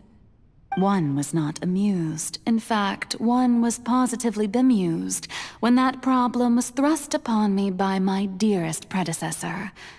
That's the former Hydro Archon Egeria, for the uninitiated. It hardly gets more disastrous than a preordained national catastrophe, now does it? She knew full well that the prophecy would surely come to pass. And as one of the seven, she also knew full well that one defies the heavenly principles at one's peril. So yes, as you have no doubt surmised, it was a rather impossible situation that I found myself in. I spent a terribly long time mulling it over, alone on the ocean floor. And I was almost growing barnacles by the time I finally realized there was only one possible solution to this confounding conundrum. I had to outwit the heavenly principles, allow the prophecy to be fulfilled, ostensibly at least, while saving everyone at the same time. I'm a genius, I know. I can only assume that's why Egeria chose me as her successor.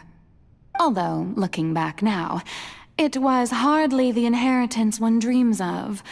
Between the task of saving the nation, the quotidian duties of the Hydro Archon, and not to mention the original sin of creating a new race of humans, I dare say she left me quite a colossal mess to clean up. But one can only play the hand one is dealt. I did not choose this, any more than I chose to be one of her Oceanid familiars. So you were also once one of the Oceanids, transformed into a human by Egeria's hand? Yes, I was.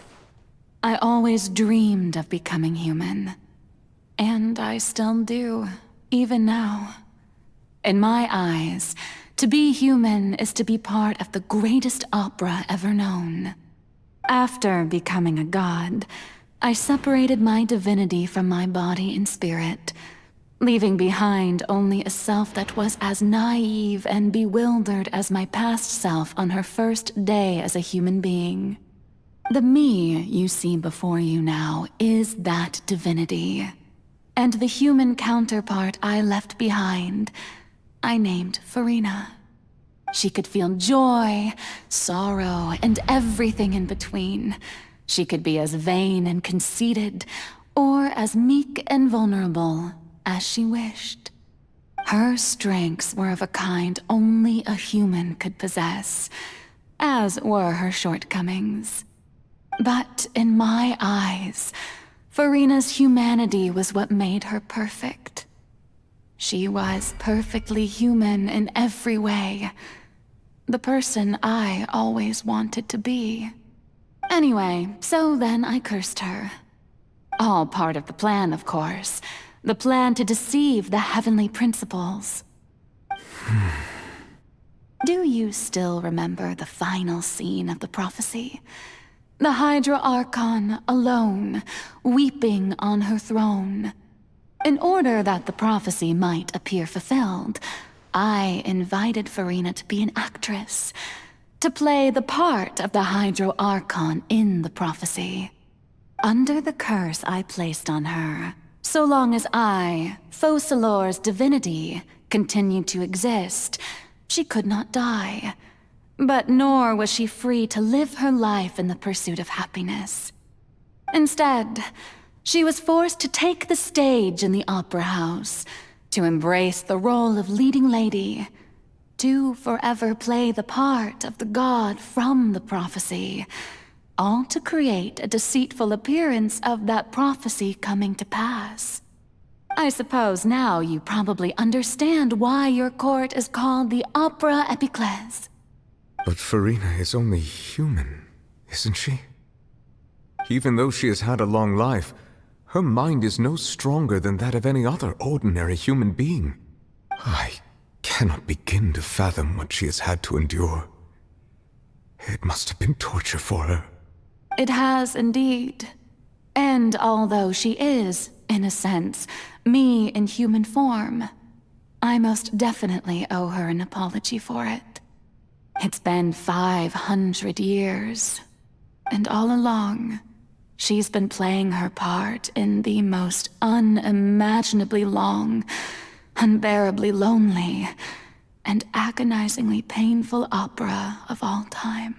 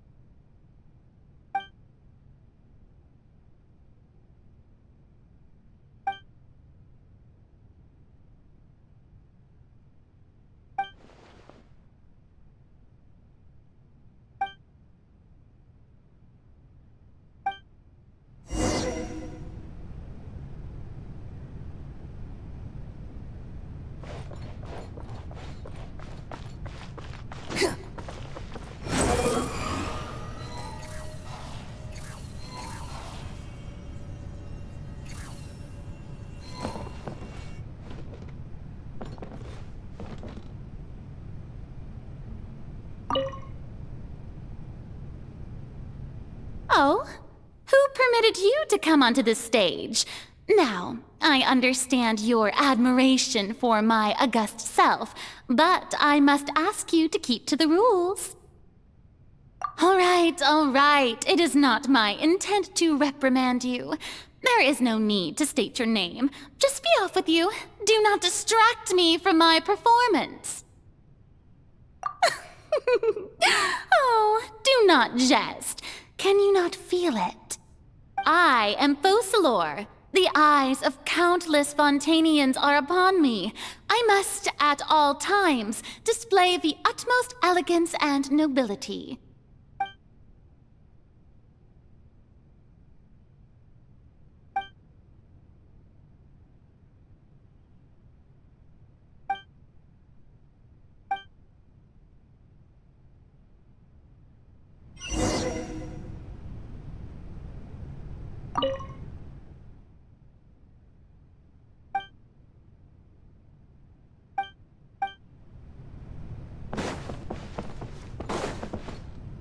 Dear audience, the performance is experiencing a technical difficulty, but worry not. The guards shall resolve it soon enough. Odds reveal. Squall and Fury! Too slow. Hey, what gives? The audience is still watching me, you know. Guards! Wait, where are the guards? Guards! Wind rises.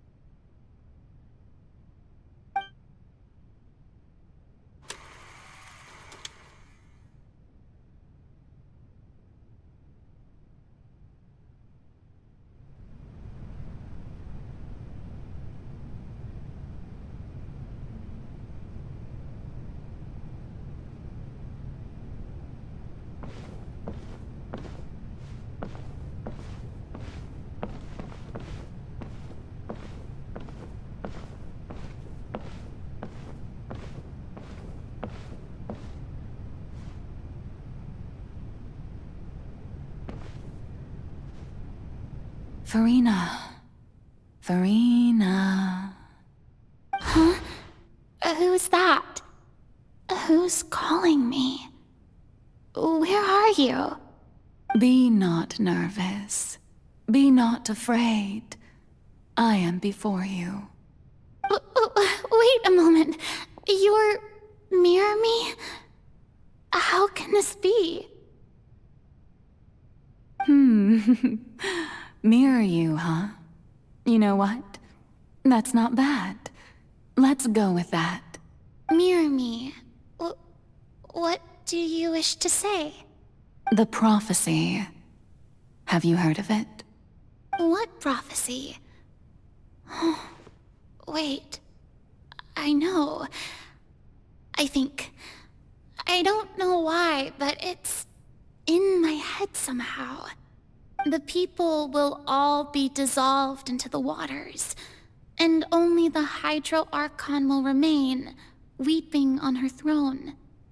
Only then will the sins of the people of Fontaine be washed away. Oh, very good. You know it well. What's going on? I can't seem to remember anything clearly. The only thing I know for sure is this prophecy. Will it really come to pass? Yes, it will. And that is why I've come to you. Disaster will come to Fontaine sooner or later. Things will develop just as the prophecy declared. There is no escaping it. But doesn't that mean everyone will die? I'm a Fontainian just like them. Will I dissolve too? Oh, don't worry. Magical meetings exist in this world precisely to give people a chance to turn things around. It is the reason why you met me today. I will tell you how to save everyone, but you may have to suffer somewhat. Oh, so there's still hope after all. Goodness, you frightened me. You spoke so much and with so much certainty. As for the suffering, well, I will admit that the first thing that came to mind was, why do I have to be the one to suffer? But if the prophecy will come true, I'll also die anyway, right? So if I've already met you as my magical meeting in this world, if there were scales, with all the people of Fontaine on one side, and my pain on the other, is it not obvious where the scales should tilt? You truly are the perfect human, my ideal. I suppose this would also be the justice that belongs to you. Huh? Don't worry, it's nothing. Listen well. Fontaine has just lost its Hydro Archon. I need you to play a role, that of the new Archon. Play as a god? That's right. You must begin a never-ending masquerade. You must never let anyone suspect your identity. If you can keep it up, then I shall have my way of defying this prophecy. But should your identity be revealed, then all hope will be lost. But how will I do this? A human assuming the role of a god without being exposed. Don't worry. What you must do is not to turn yourself into a real god. You simply need to play the role of a god as humans imagine them to be. Being a human yourself, I'm sure you already know what such an entity would be like. Remember, your true challenge will not be pursuing divinity, but contending against humanity. I'm still not sure I understand, but I'll try. I'll try to do this. So, how long am I going to have to play this role? To accomplish this mission, you will have to stay on the stage for many, many years. You will endure and not grow old until your task ends. But I promise you, all will eventually end in a magnificent and dramatic trial, and everyone will be saved. A trial? Huh. How exciting. I'll be looking forward to it.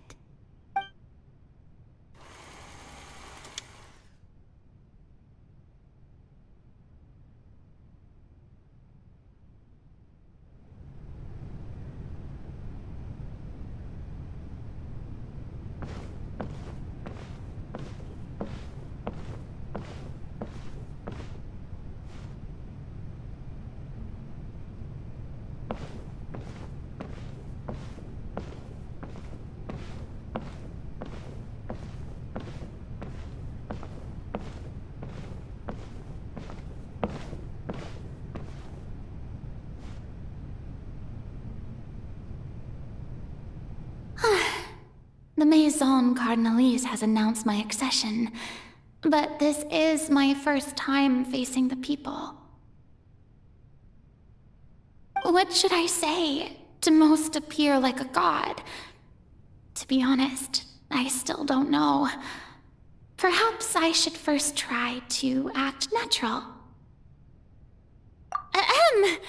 Ladies and gentlemen, good evening, and welcome to the Opera Epiclese. I'm sure you've all heard about how I have taken on the role of Hydro Archon. Indeed, I am Verena de Fontaine, your new Archon.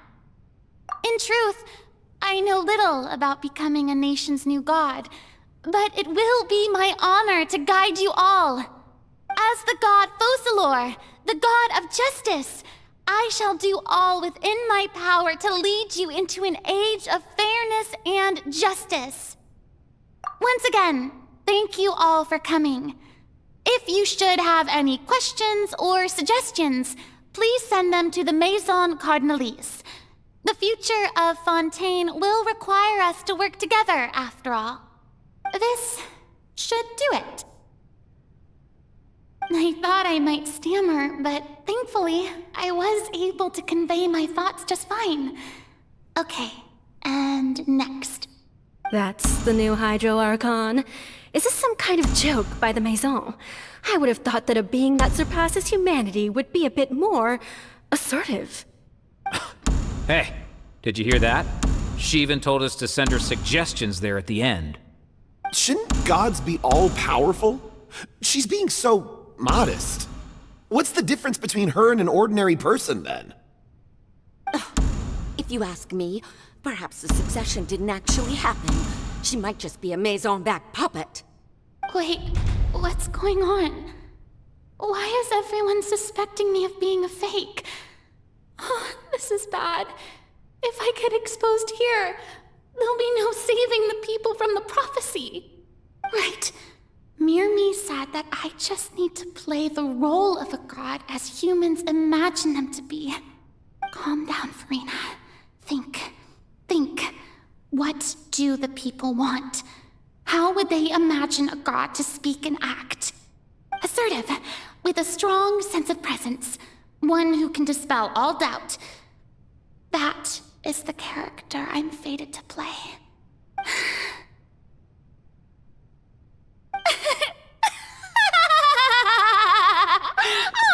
Oh, very good, my people. Only ones such as you are deserving of my rule. Now, I was wondering if some weak puppet were to one day come onto the stage and claim ownership of this opera house, would the children of Fontaine follow them? Well, it seems that you would all see right through them. Having passed my test, you are qualified to witness wondrous trials alongside my august self, here in this opera house. You may consider my previous act a door gift of sorts. I thought it was a debut that suited the atmosphere.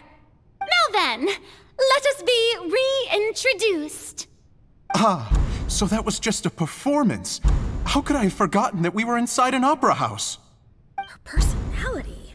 It's quite shocking, to be honest, but I suppose it's a better look than before. Such a fascinating and bold deity. How wonderful! Our future may yet be bright after all.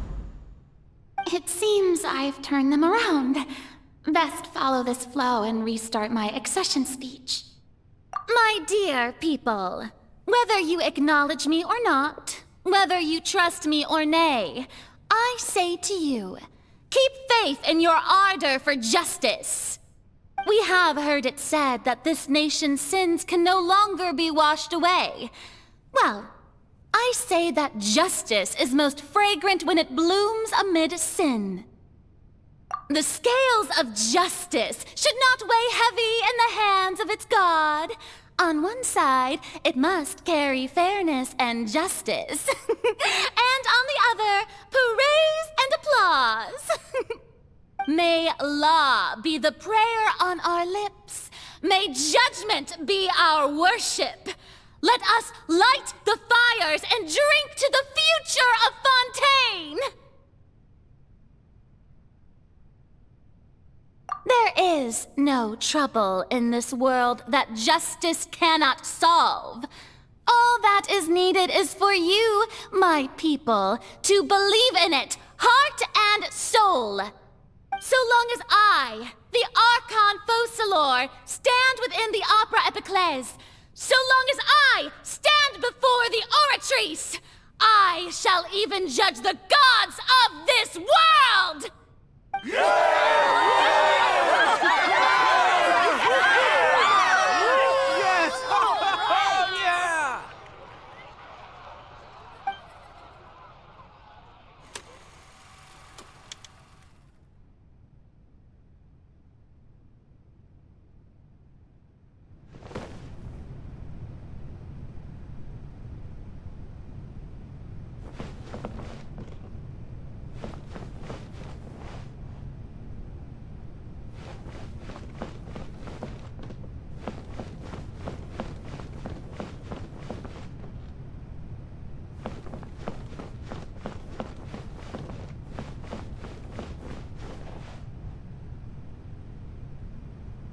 Lady Farina, here are today's case reports, as well as a summary of the follow-up for your perusal.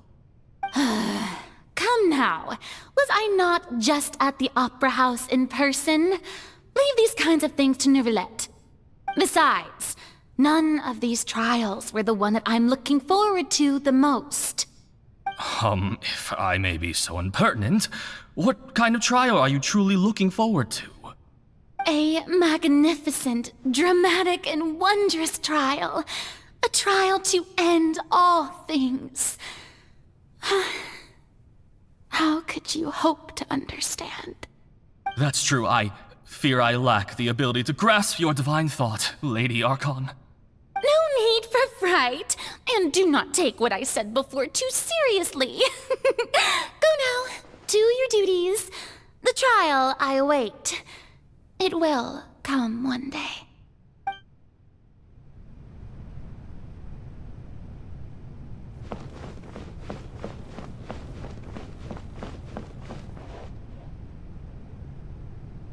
Lady Farina, I don't know what to say.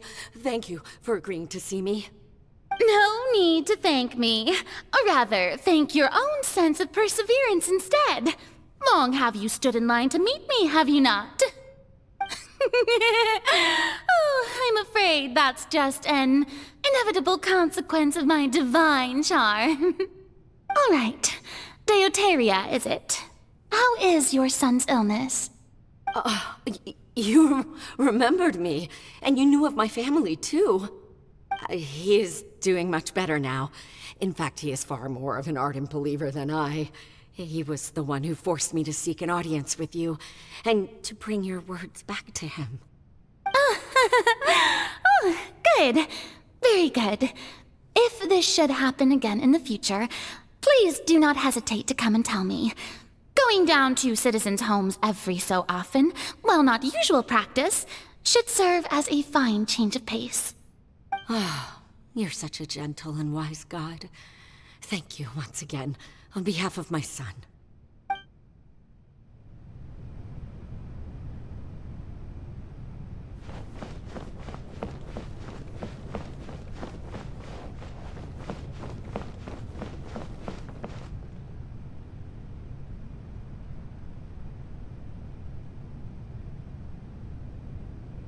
Lady Farina, here are the latest hydrological reports.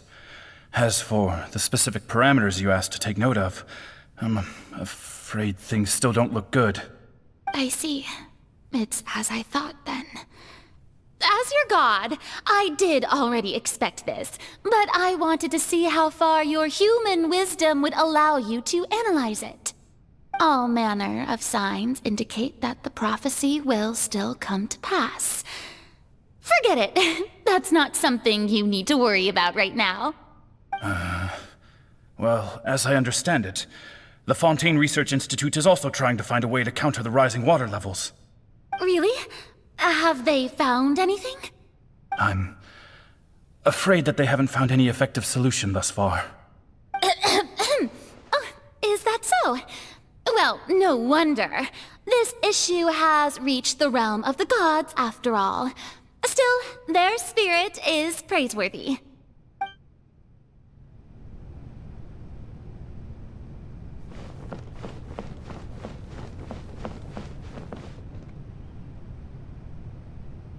The day is finally over. I haven't had a moment to breathe this whole time. But it's good to see that everything's getting on track. There are no longer any voices of suspicion. Maybe this is fine. I just need to keep going, and everyone will be saved. All right, Farina, don't think too hard about this. You need rest. Tomorrow's a new day.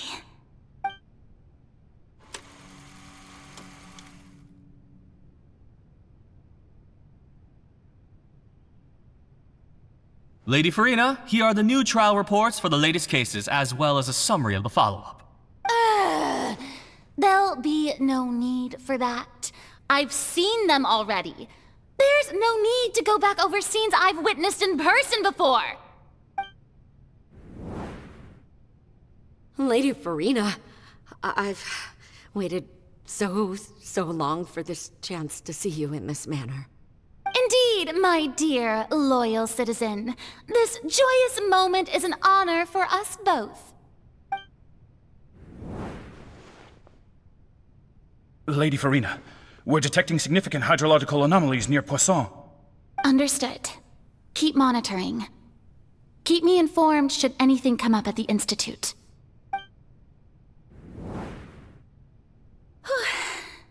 I don't think I let anything slip today. I must show the people that there is nothing to worry about. I just don't know when these days will end. I feel utterly exhausted. Best to rest early today, too.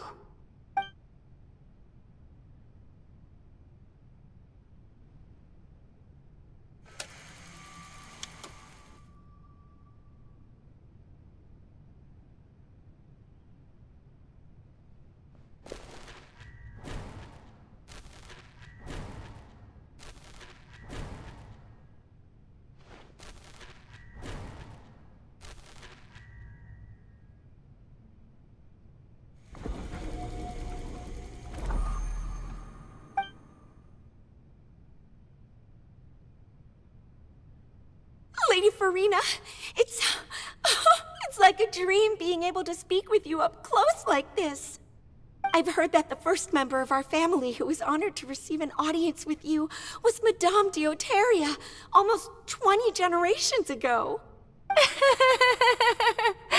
And what a fine family yours is indeed. It brings me great joy to meet such a faithful believer, a descendant of a line most ardent.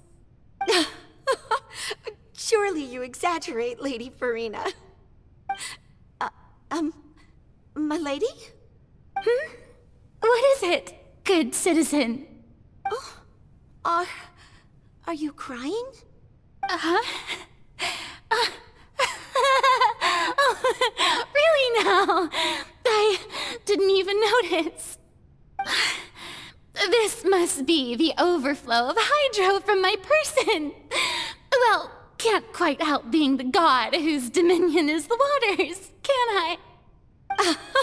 No wonder. No wonder. A manifestation of your power, then. Oh, Archon, I am honored to have witnessed it. Honored indeed.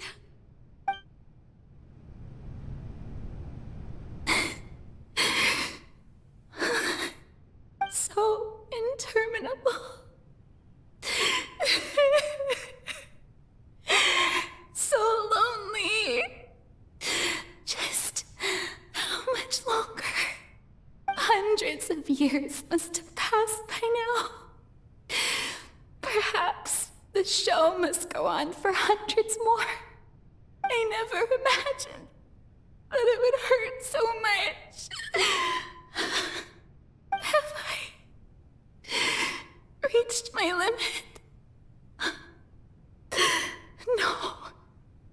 Perhaps I reached it long ago. Today I didn't even notice my own tears. I want to tell someone, anyone, about this. But would that not destroy all I've done so far?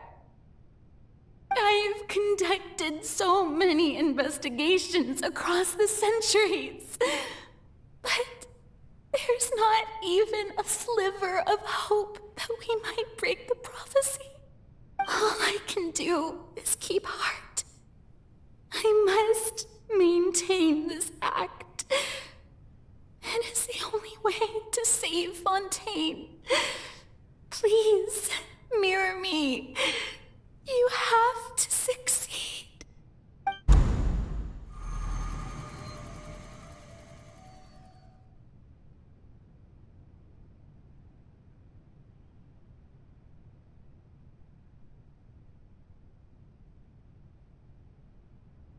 Farina, you don't have to shoulder this burden alone. Although I don't know what you might be keeping from everyone, your people are more than willing to share your burden with you.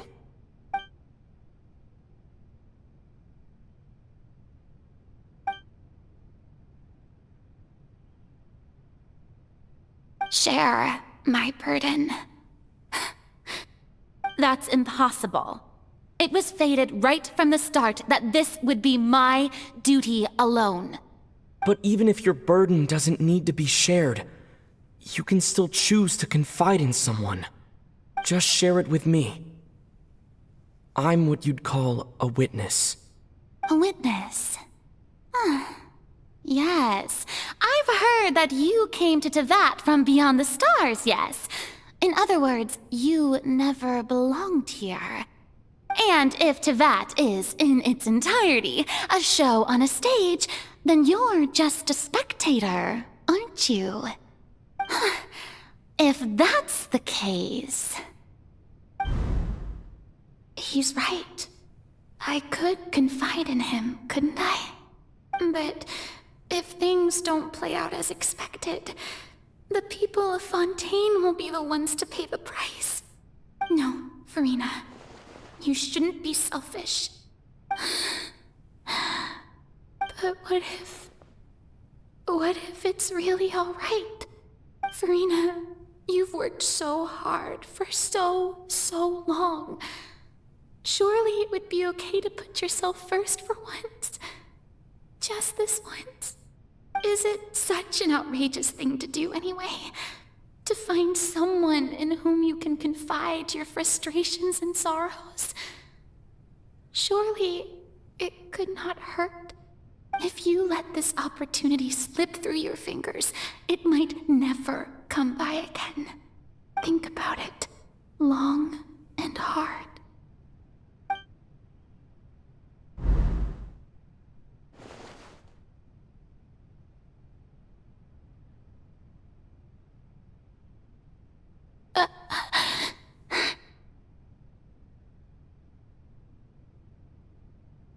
No, I have nothing to say. I am Farina, the Archon of Fontaine. Everything will surely get better. All you need to do, dear spectator, is to witness my performance until the curtains fall.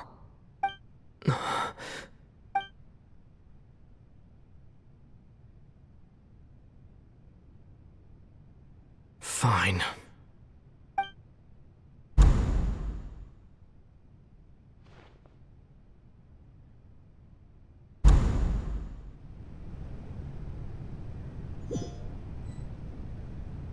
So even Farina doesn't know the truth?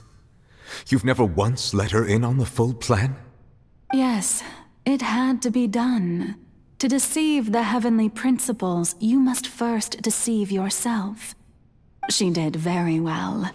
If she had let her resolve falter even once in these 5 centuries, Fontaine would have been doomed to the most tragic fate. It seems that trusting humanity was the right decision after all. I believe that I understand how your deception works, but that is only half the truth, is it not? How would you build on this foundation to save the people of Fontaine? That is the most important thing. Ah, good. Of course, the Iudex of Fontaine has pinpointed the crux of the issue. I'm sure you've long sensed that the Oratrice is no simple machine, yes? I've always suspected that it had its own consciousness. And Lenny did mention that he heard a human voice within the core chamber. It now seems that that person was you, hidden within the machine all along. Am I right? And then I became one with the Oratrice, taking Fontaine's gnosis with me. Yes, it would seem so, wouldn't it? Alas, your understanding of this device still lacks sufficient depth. In truth, it is no enactor of justice. It is, in fact, a device created to kill the god of justice. I beg your pardon? Oh, you have it. And to be more precise, not only will the Oratrice take down the god of justice, it will also take down the divine throne upon which she has been placed. I mean, did you think I would be the sort to enjoy peaceful repose while Farina suffered? My work over these last 500 years has been to constantly accumulate indemnitium within the Oratrice. But really, some have already discovered that only a small fraction of the energy generated by the device was ever used to provide power to Fontaine. The vast majority had to be, accumulated to enact this death sentence. It was all a part of your plan, then? Both the trial and the sentence? Indeed. This power, accrued over 5 centuries, could have sustained Fontainians for millennia, had it only been used for that purpose. Almost all of it has now been stored within the Oratrice. But only power of this magnitude could hope to destroy the Hydro Archon's divine throne, shaking the rules established by Celestia, and breaking through the institution that is the Seven. So the Oratrice's call for death was for neither Farina nor Focalor, but for the Hydro Archon. The destruction of that divine throne. If I do not misunderstand your intent, you must be... Returning what's rightfully yours to you, of course. In other words, this was all done to return the authority of the Hydro Archon to the Hydro Dragon of this planet. But...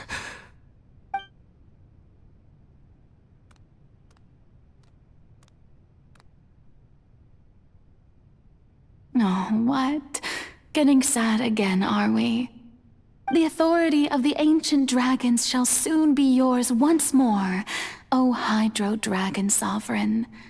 And this is the face you make. all you've done throughout the years is just so you can sacrifice yourself at the very end. I've never quite seen it that way, you know. Even now, I'm quite pleased at how well my deception worked.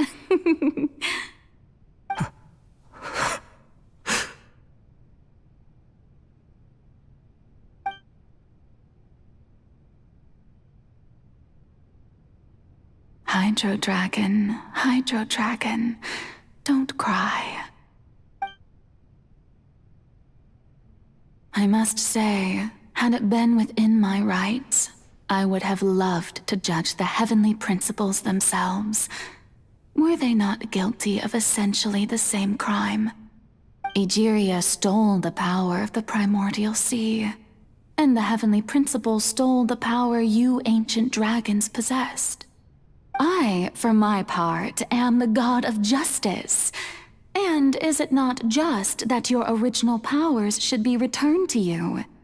Speaking of justice, I have always believed that justice lies in the process of pursuing human existence itself. So, if the theft of the primordial sea's might was Fontaine's original sin, then, leaving matters of procedural right and wrong aside, the descent of the Fontainians as humans and their right to exist in this world would be Fontaine's original justice. In other words, existence was Egeria's justice, and to me, justice is the continuation of that existence. Defying the prophecy and ensuring that Fontaine's people shall live on, that should be the justice enthroned over all others. At this point, we, whether it be myself or all other Fontainians, have shouldered the burden of this sin for far too long. Iudex Neuvillette, the highest judge in our land, when you regain your full power as an elemental sovereign, what verdict shall you pass upon us? So when I was invited to the court of Fontaine to serve as Iudex, I see now that that was your idea too. At last, I now understand the true purpose behind this position. In the beginning, I was uninterested in human existence. But these 5 centuries of living alongside them have gradually brought about mutual understanding between us. And I have even attempted to feel as they feel. You are a devious one, Focalors. Things being as they are, surely you know that I could never declare them to be guilty.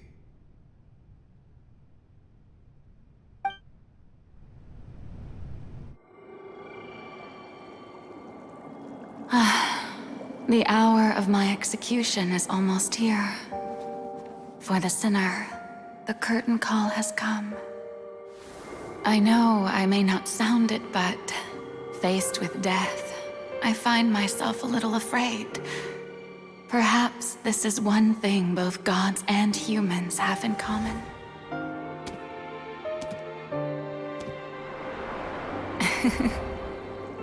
Farewell, Neuvillette. I hope you've enjoyed the part you played these 500 years.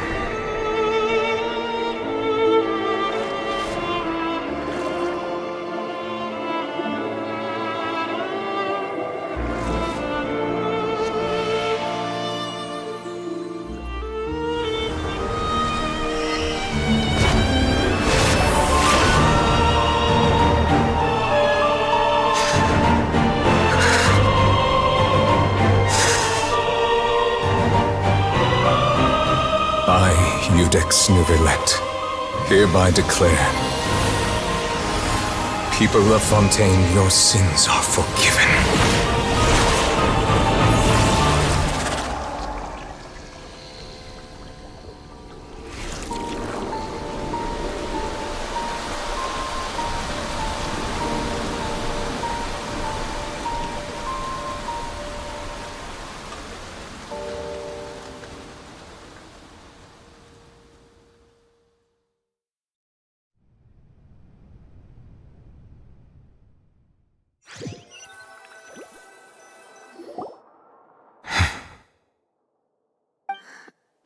What just happened?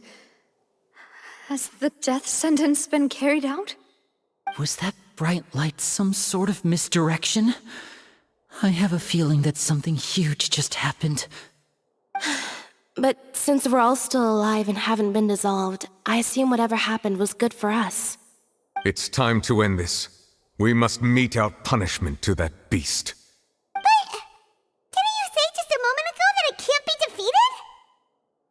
I have gained the strength sufficient to deal with it. Through certain means, I now have the ability to separate the power of the Primordial Sea from that creature.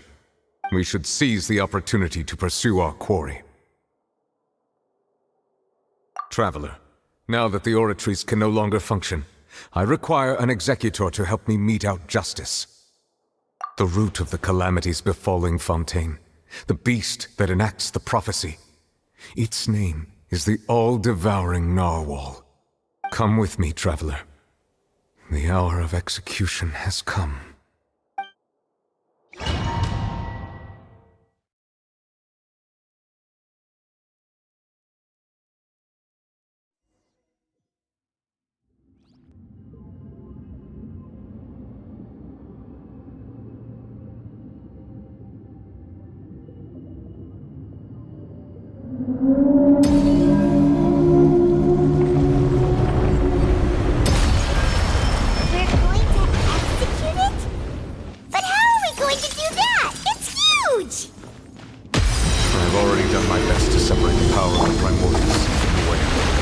Considering the size of the beast, I cannot reach the power source.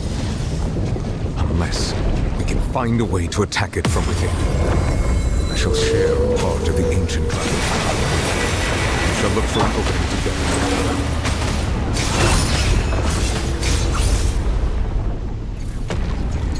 I can feel the sorrow turning into hostility. Squall Fury!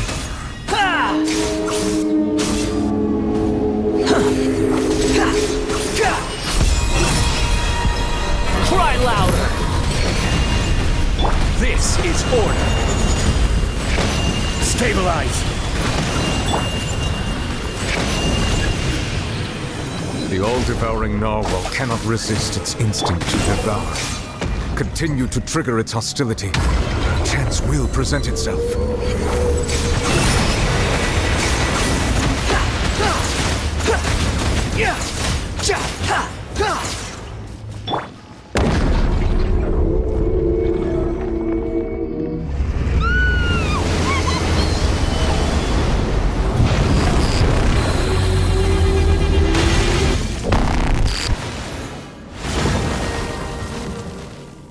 Why is there a hole-looking thingy over there? It looks really scary.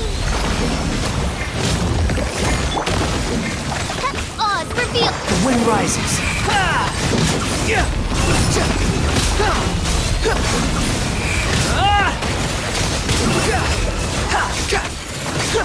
I have granted you my protection. Do not fear. Seize the moment and use my power to suppress its root from within.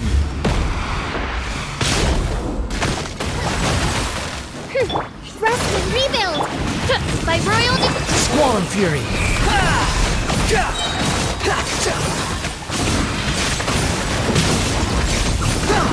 You're dead. Know your place.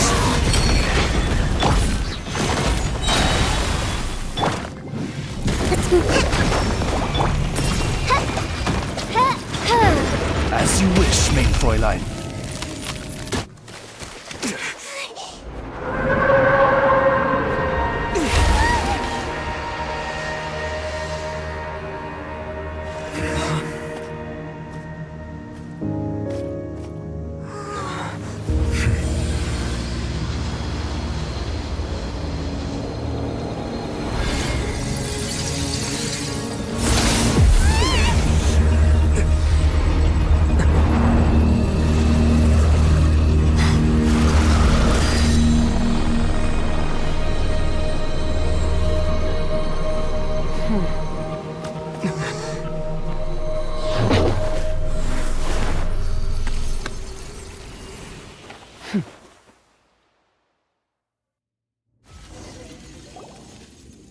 Thanks for helping with the cleanup.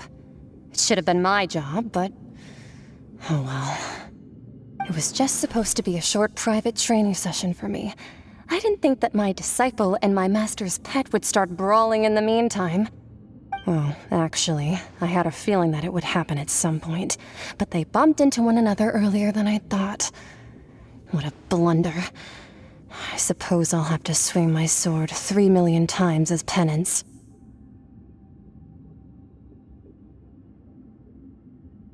That power. Who are you exactly? Paimon has an idea. From what she said earlier, she must be Child's master. Skirk, right? It's just that he gave us the impression that she was the less talkative person. I simply did not have anything to say to the weak. But you, on the other hand, managed to defeat the all-devouring narwhal without using power from beyond this world. So you may speak to me as equals. I have to agree. It's a strange use of a planet's primordial waters just to raise an all-devouring narwhal. That kind of power is wasted on it. It's not cooperative. It eats too much. And I have more important things to do with my time than pet sitting. The only thing that creature has going for it is its looks. All in all, it fails as a pet. Miss Skirk? I think you might have missed the point. The point being? Well, being that this pet almost destroyed an entire nation. So what sort of person is your master? Well, Child's master's master. Wait, is that right? Oh, right. So you don't know him. Sorry, I assumed you did. His name is Sertologi. Huh? I am unfamiliar with that name. Huh. So Master isn't sufficiently famous. How should I describe him then? Have you heard of the name The Fowl? The Fowl? Still nothing? Well, how about the Visionary? Vetterfulnir then? Or Gold Rhindaughter? Ooh, that one we've heard! Rhindaughter's part of the Hexen Circle. She's Albedo's mom, right? Oh, so you do know that name. To be honest, I also heard all of those names and titles from my master. I don't actually know them either. But I suppose you understand now, yes? My master is likely a similar sort to Rhindaughter. They are both pursuing some form of perfection. Wait! Didn't you also mention a visionary person? Paimon didn't quite catch their name. Actually, never mind that. I believe it expedient to inform you that the all-devouring narwhal used up nearly all its strength fighting you. Such roiling hydro energies will prove difficult for the planet's deep seas to digest. As such, the fontaine back on the surface has most likely been thrown into chaos. In other words, the prophecy that you've been fretting over should now be in full swing. What?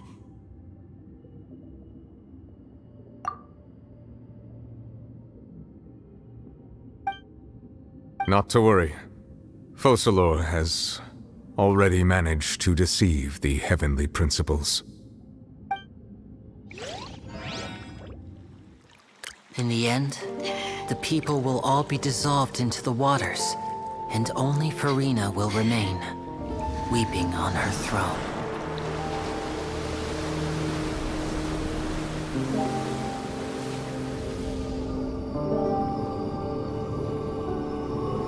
Only then will the sins of the people of Fontaine be washed away.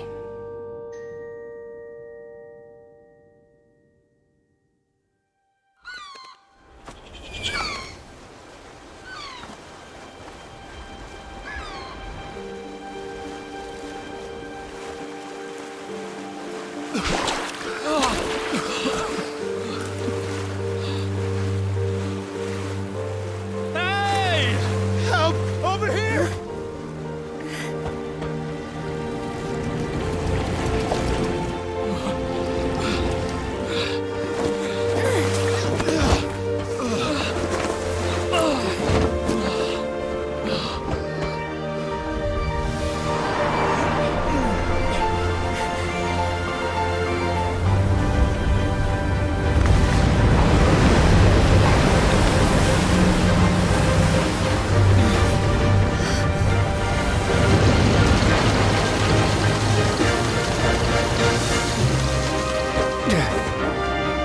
Badlands initiate emergency rescue!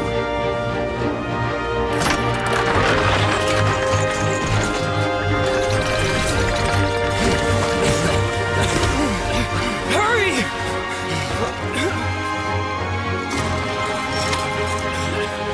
Hey, lend a hand!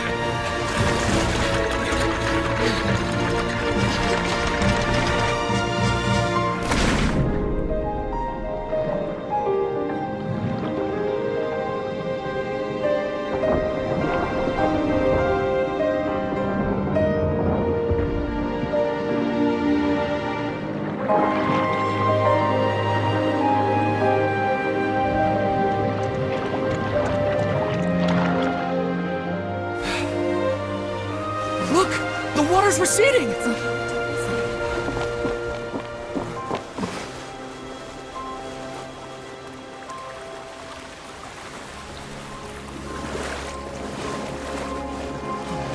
It's a miracle! Water's receding. We didn't dissolve. The prophecy was wrong! The prophecy was wrong!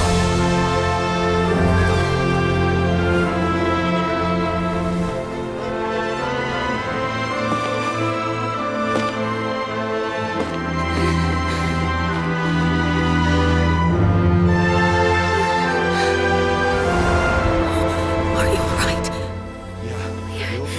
We're saved. The prophecy was wrong.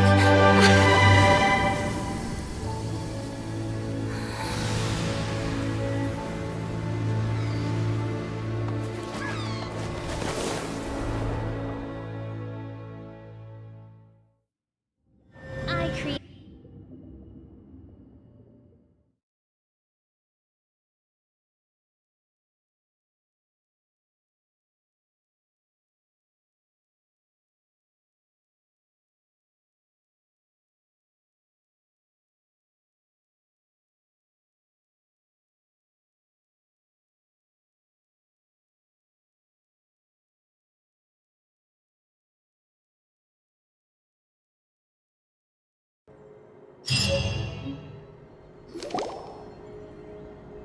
The soil renewed.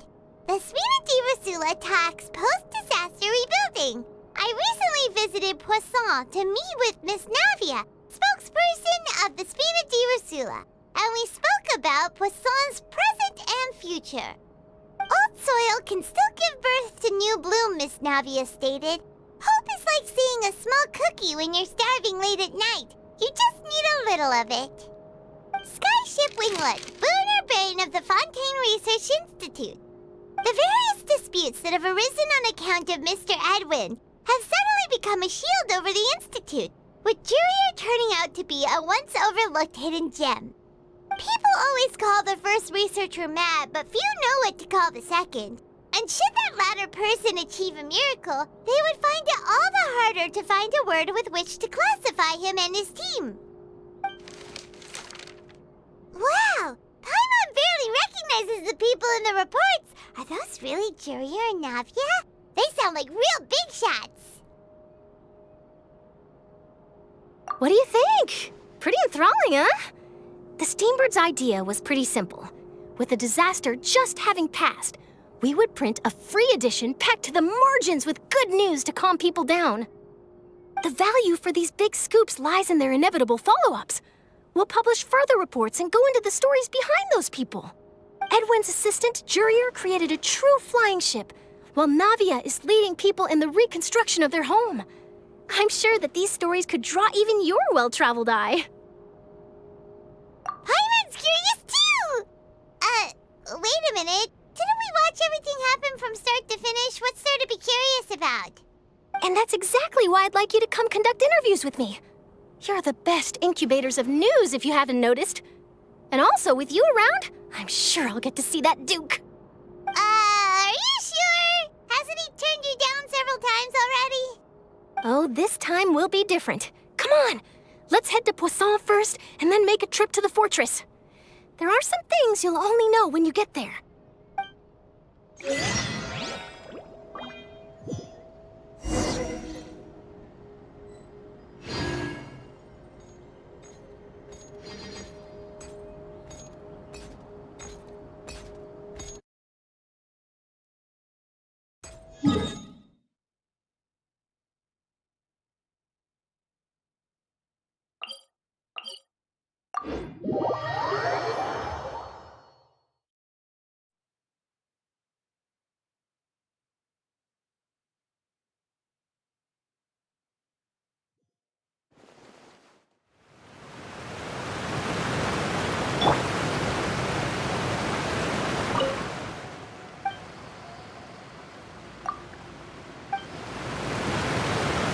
Behold!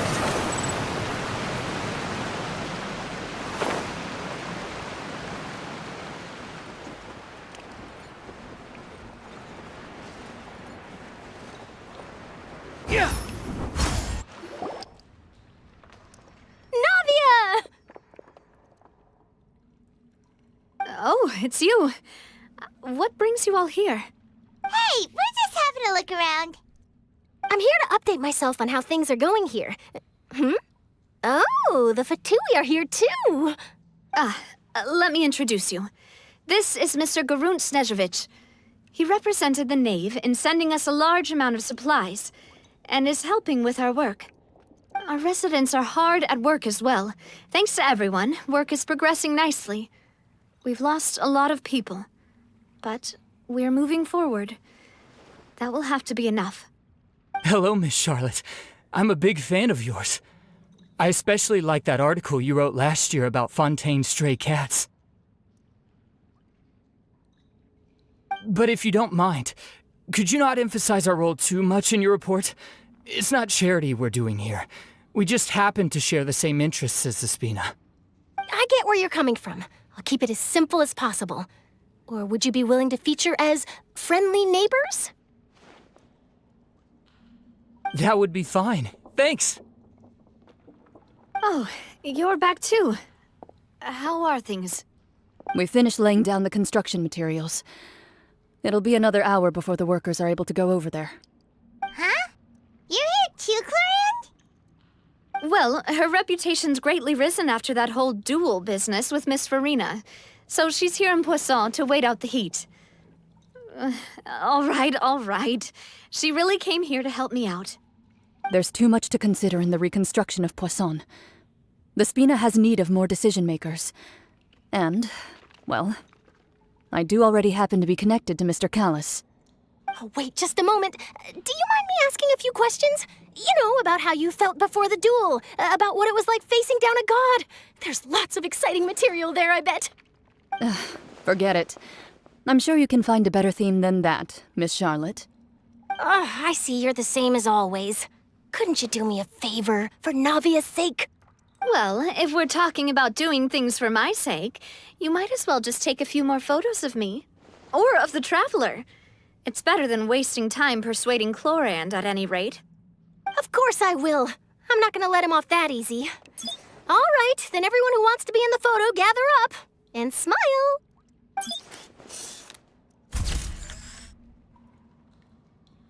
How did it go? Was it a good shot? Did Paimon look cute in it? Not bad. Your addition really helped the composition of the picture. All right, hang on a moment. Let me snap a few more shots.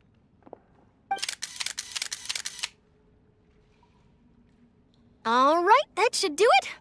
I'll be back here later anyway, so let's call it a day.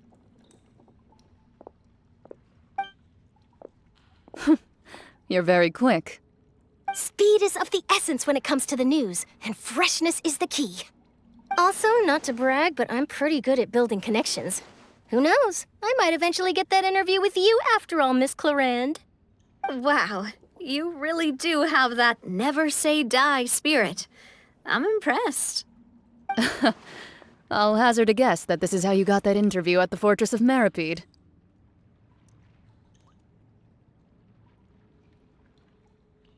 Whoa, you're well informed.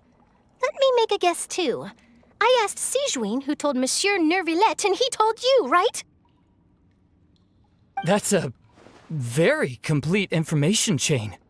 In truth, all Monsieur Nervillet asked me was, when did the fortress become so friendly towards the media? I told him that it was best not to speak too soon. There's no guarantee that Ridsley will make a personal appearance. You're right. I've got to treasure every moment I have with them. In which case, I'll be making a move first. Stay safe now.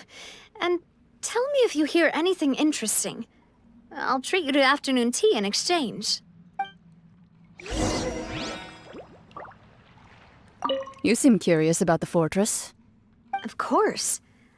That Risley. I still remember going down to the fortress to grill him for information on my father's case. Boy, did he take me for a ride. Without telling me anything, of course. But he did invite you to tea, didn't he? 2 large pots of it, in fact. It was good tea, though. I have to agree. The tea there is very good. Speaking of that, would you like to have some today? I mean, you've got time, right? Well, I'd be partial to some shortbread. Wow, it's like we've got a menu or something. Sure. Good. What flavor of biscuits would you like, Mr. Snezhevich? Me? I'm fine with anything. But I would prefer chocolate, should you have it. All right. Leave it to me. I'll go over the newly arrived supplies with you later, Mr. Snezhevich. We should be able to finish the preparatory work today. That works great for me. Is it just me, or did you get a new lipstick? I did. It was a gift from Sijuin. Want to give it a try? I think the color would suit you, too.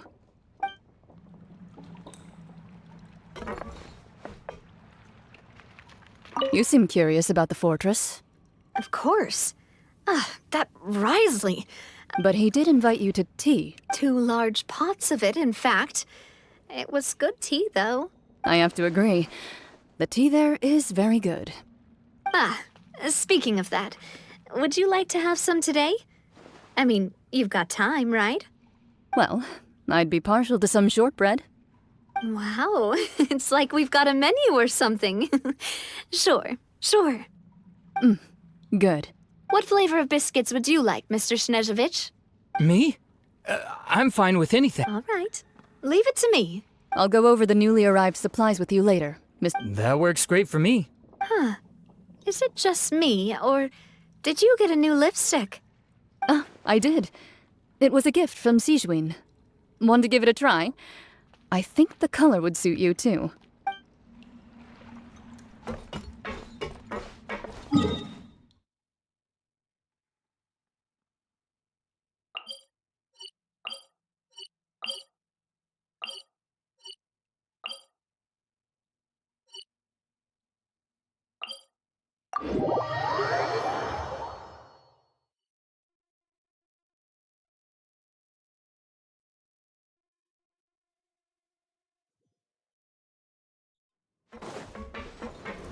Quit following me.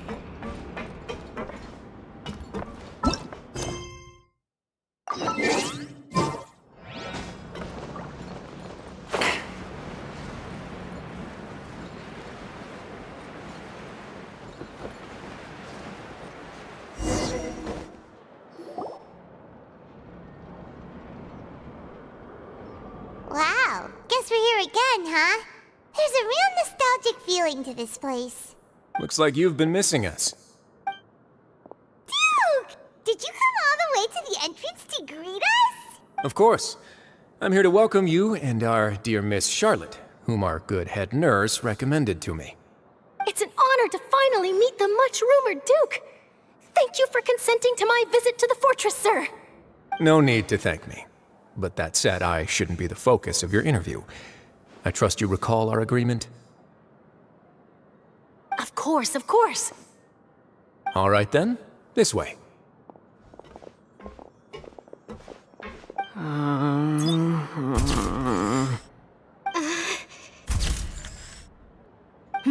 Hey, no need to be so nervous. I've already taken all the photos we need. Miss Charlotte, do these pictures really need to be published on the cover of the Steambird? It would seem that Miss Lorvine doesn't want her face to appear beside that of Mr. Jurier, Sir, please don't say things like that. But it looks like dear Mr. Jurier denies it. Might this interview be very important to you, then? No, I just... This is my first time being interviewed, and I'm very thankful to the Steambird for... Now, I might not overlook it, but I actually did meet Mr. Edwin once. And I'll be honest, I enjoyed chatting with you more. You've definitely got more of that genius vibe going on. The boat that brought about a miracle, the ark that saved the people. Why, you recreated a myth back there, like an emissary of legend. Still, if I might ask, where's that flying ship now? Huh! Looks like Charlotte's trying to get herself another exclusive scoop. I have to apologize, but that ship is presently in the bowels of our factory. I'm afraid it won't be easy for you to get a shot of it. Really? Well, then in that case, could I have an interview with you to make up for that loss? You already know my answer, I'm afraid. Best you interview our head nurse instead. Or perhaps you'd like to take another photo of this couple of researchers? Did you really have to use the word couple? Well, then, 2 solo photos will do. Is my hair messed up? Please, someone help me have a look. Things sure are getting pretty lively here. We've seen this kind of thing before. Oh, seems like everyone's here. Would any of you like to try this new drink I came up with? Ah, Sigewinne. Hey, Miss Charlotte. Why don't you, take some pretty photos of our head nurse? Sure. Come on, Miss Sigewinne. Over this way. Let's find a brighter spot. Huh? Sure. Do I have to smile? So, how have things been at the fortress? Same old, as you can see. Fontaine's undergone some changes, but this place is still more or less the same. Other than that flying ship, it got a tad too much attention, I think. That's why I decided to let the interview go through. We should direct more public opinions toward the behind-the-scenes heroes. Am I right, Mr. Jurrier? Miss Lurvine? You're too kind, sir. I believe that you too should have your day in the sun. Not that you would want that, which is a pity. I'll just leave the spotlight to you two. I see. Lots of things happened that day, huh? Anyway, regarding that Harbinger, I'm not sure you remember, but his 3 young followers are still waiting for his return. He sure did win them over, huh? I'll tell them that there's good news and bad news. The good being that their boss seems fine, and the bad being that they must face extended sentences for abetting his escape. Oh, actually, what about you? Are things gonna change for you too? What change can there be? The fortress will keep chugging along, and so will my duties. As to what Miss Farina's departure will mean for the nation, and if our laws and governance will be transformed, we'll leave those to the folks in the overworld. Hey everyone, the photo shoot's done. Good. In that case, let's call it a day here. Thanks for your cooperation. Come on, Traveler, let's go. Till next time, everyone. There'll be a next time? Maybe. Who knows? I might write a story about the underwater factory next time. Until then. All right, last stop, the docks.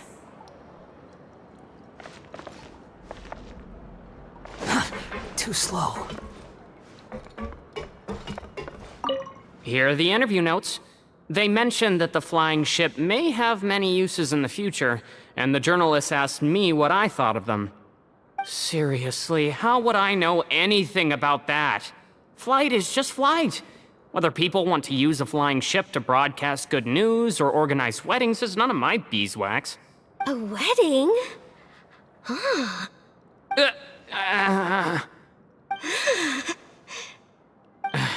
Why are you looking at me like that? So the flying ship can be used for weddings? I didn't say that. That journalist mentioned it, and what does that have to do with us anyway? True. What does that have to do with us?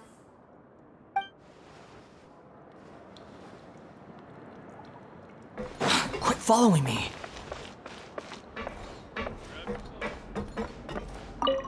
Oh, you know, I'd love to see you in one of Charlotte's photo shoots one day.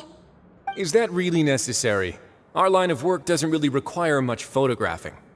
It's precisely because we don't need the picture that they'll have value as keepsakes. You don't really look all that opposed to the idea, you know. Maybe I'm just happy that I managed to once again avoid the spotlight. I think this interview went well either way. Yes, you successfully kept prying eyes away by using Mr. Jurier and Miss Lorvine as shields. Very good. You should be happy for them. They have a bright future ahead of them.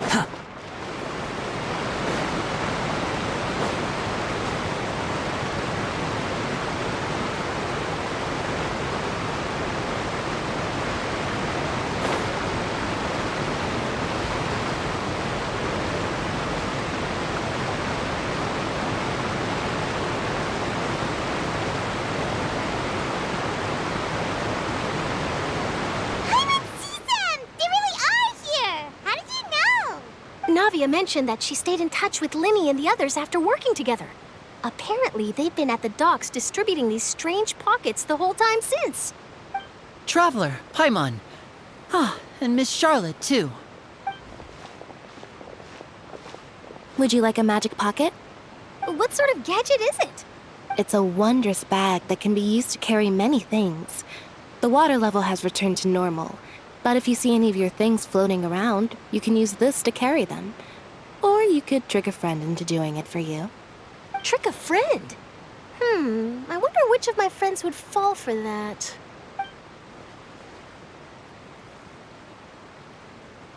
You could just make a friend like Fremine here. Isn't that right, Fremine? Is this what you meant by, I'll help you make some more friends? To be honest, that sounds pretty sweet. Could I have your contact, please? Sure.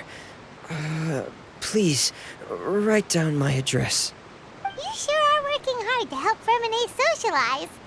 He was the one who proposed doing this. He even wants to assist in our magic shows. Yes, I was planning to first introduce Pear as an assistant, and later Fremine himself. In the future, I think we can leave underwater escape magic to him too. That said, would anyone want to see a diver escape underwater? Oh, it'll work out. Every journey begins with the first step. He'll become a part of our show eventually. Lynette, could you come over? Miss Charlotte says she wants to take a picture of us. Got it. My, that Charlotte is rather perceptive. She got rid of everyone the moment she realized I had something to say to you. So, how have things been, Traveler? Father says that you did a great deal during the latest events. She's very grateful for your contributions to Fontaine. That's all right. We were more than happy to help. So, what's she doing now? Oh, I guess you haven't heard. Well, after Lady Farina left, Father and Monsieur Neuvillette opened negotiations, during which he gave Fontaine's gnosis to her as a diplomatic gift. A diplomatic gift? A gnosis? Yes, I was quite surprised at first myself.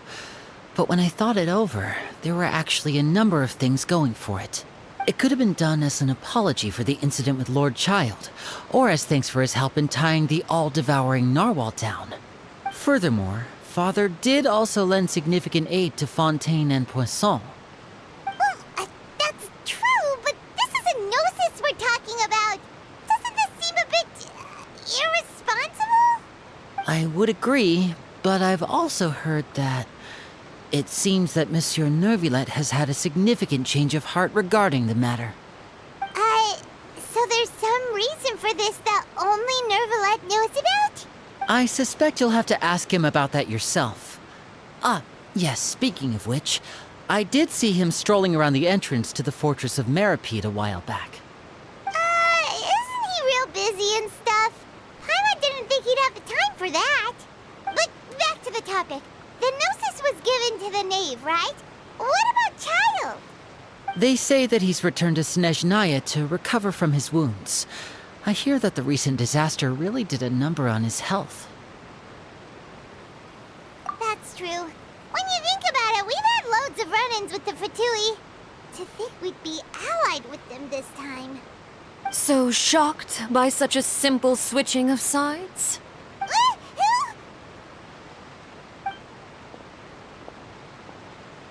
Father! Well, what do you know? Come to the docks to see how my children are doing and meet the Traveler by chance. Please do not pay my accomplishments in Fontaine too much mind. I would have done them regardless. Are you going to take the Gnosis back to Snezhnaya? That is our duty as Harbingers, yes. Don't be too preoccupied with sides. The goal of the Fatui concerns not a single place or person, but the entire world. With such a grand goal in mind, it is inevitable that we must wear many masks. Switching my masks is something I've always done. Well, that depends on many things. No one truly knows what the future holds. What good is honesty if you can't rely on it forever? As for you, I very much look forward to our next collaboration. Good things cannot be achieved alone, and you've proved yourselves to be great partners. A vision? All right. I'll remember to return it. Thank you for keeping it safe for him this entire time. And that's a wrap for me. Huh? You're... Greetings, Miss Journalist. Hello. If I'm not mistaken, there are diplomatic channels I'll need to report to take a photo of you. That is correct. So forgive me, but I will not be able to serve as a subject in your article. However, feel free to write as much as you'd like about our dear magicians and our upcoming rookie talent. I will. The sea breeze is quite pleasant. I shall continue my walk while the weather remains so agreeable. Farewell. Farewell, Father. Oh, she has such an intimidating presence. I didn't even dare to take a picture. Thankfully, I've already wrapped up all my pre-scheduled interviews. Thank you all. This'll be more than enough for me to write about, I'm sure. Don't be too nervous. Why don't you take a magic pocket before you go? Here, Traveler, Paimon, you take one too. To move things about? That's right. Funny.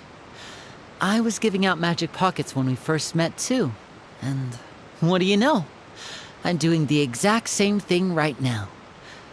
So many things have happened, but the pockets are still the pockets. I guess this must be life. We will all follow our own paths, and serendipity will lead you to your fated friends. All right then. We'll be handing out pockets in some other districts later, so we'll get going now. Have a good day, you two. Well, guess we sent Charlotte, huh? Shall we go see what Neverlette's doing?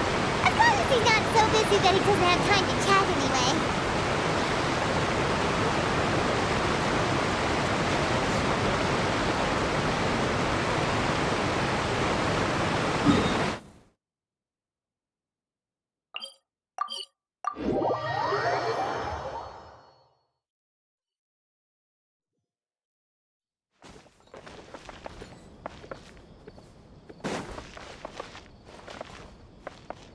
Quit following me.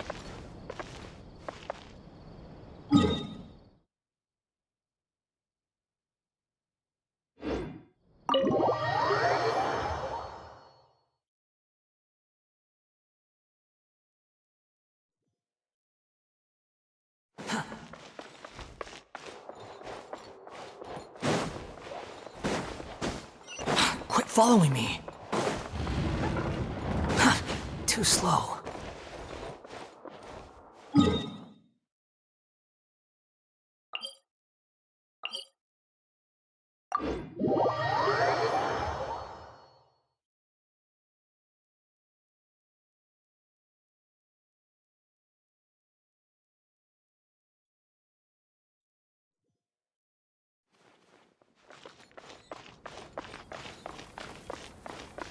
wind rises.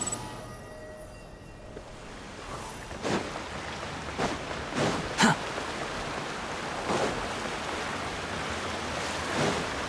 Behold!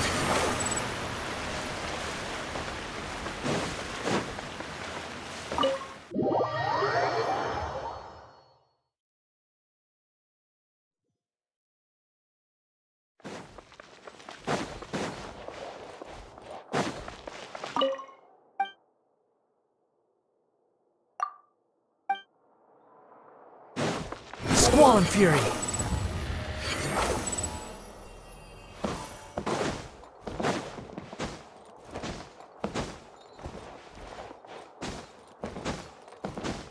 The wind rises. Huh, too slow.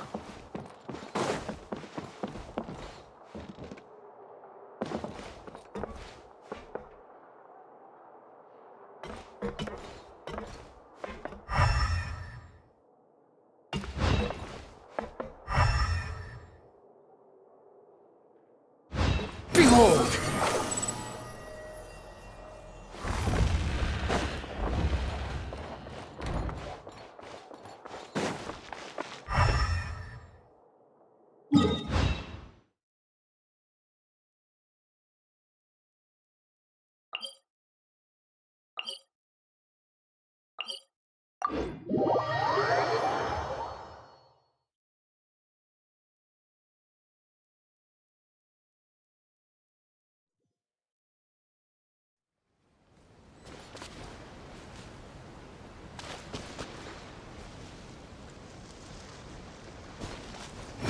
Search for it!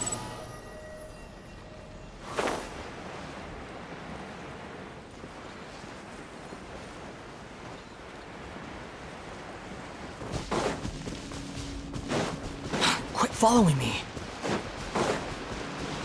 Huh.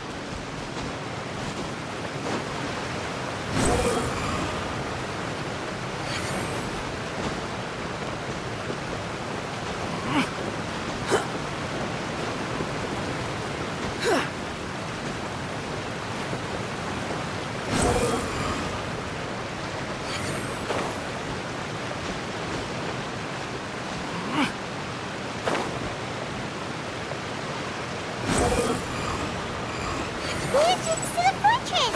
Ooh, he really is there!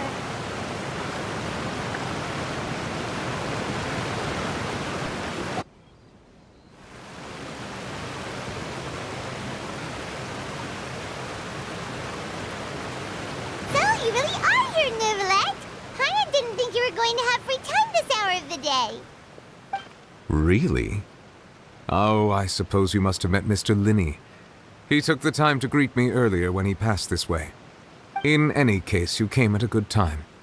I was just considering reaching out to you to set up a meeting, so I may explain some things that I haven't had the time to before. Aw, Paimon's glad that you remembered. Thank you for keeping us on your mind, what with you being busy and all. Alright, let's have it then. How was Fontaine actually saved? The whole business is still quite the mystery to us.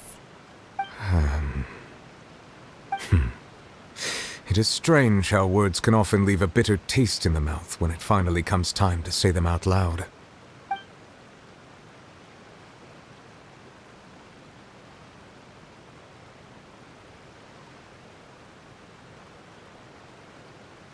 Whoa.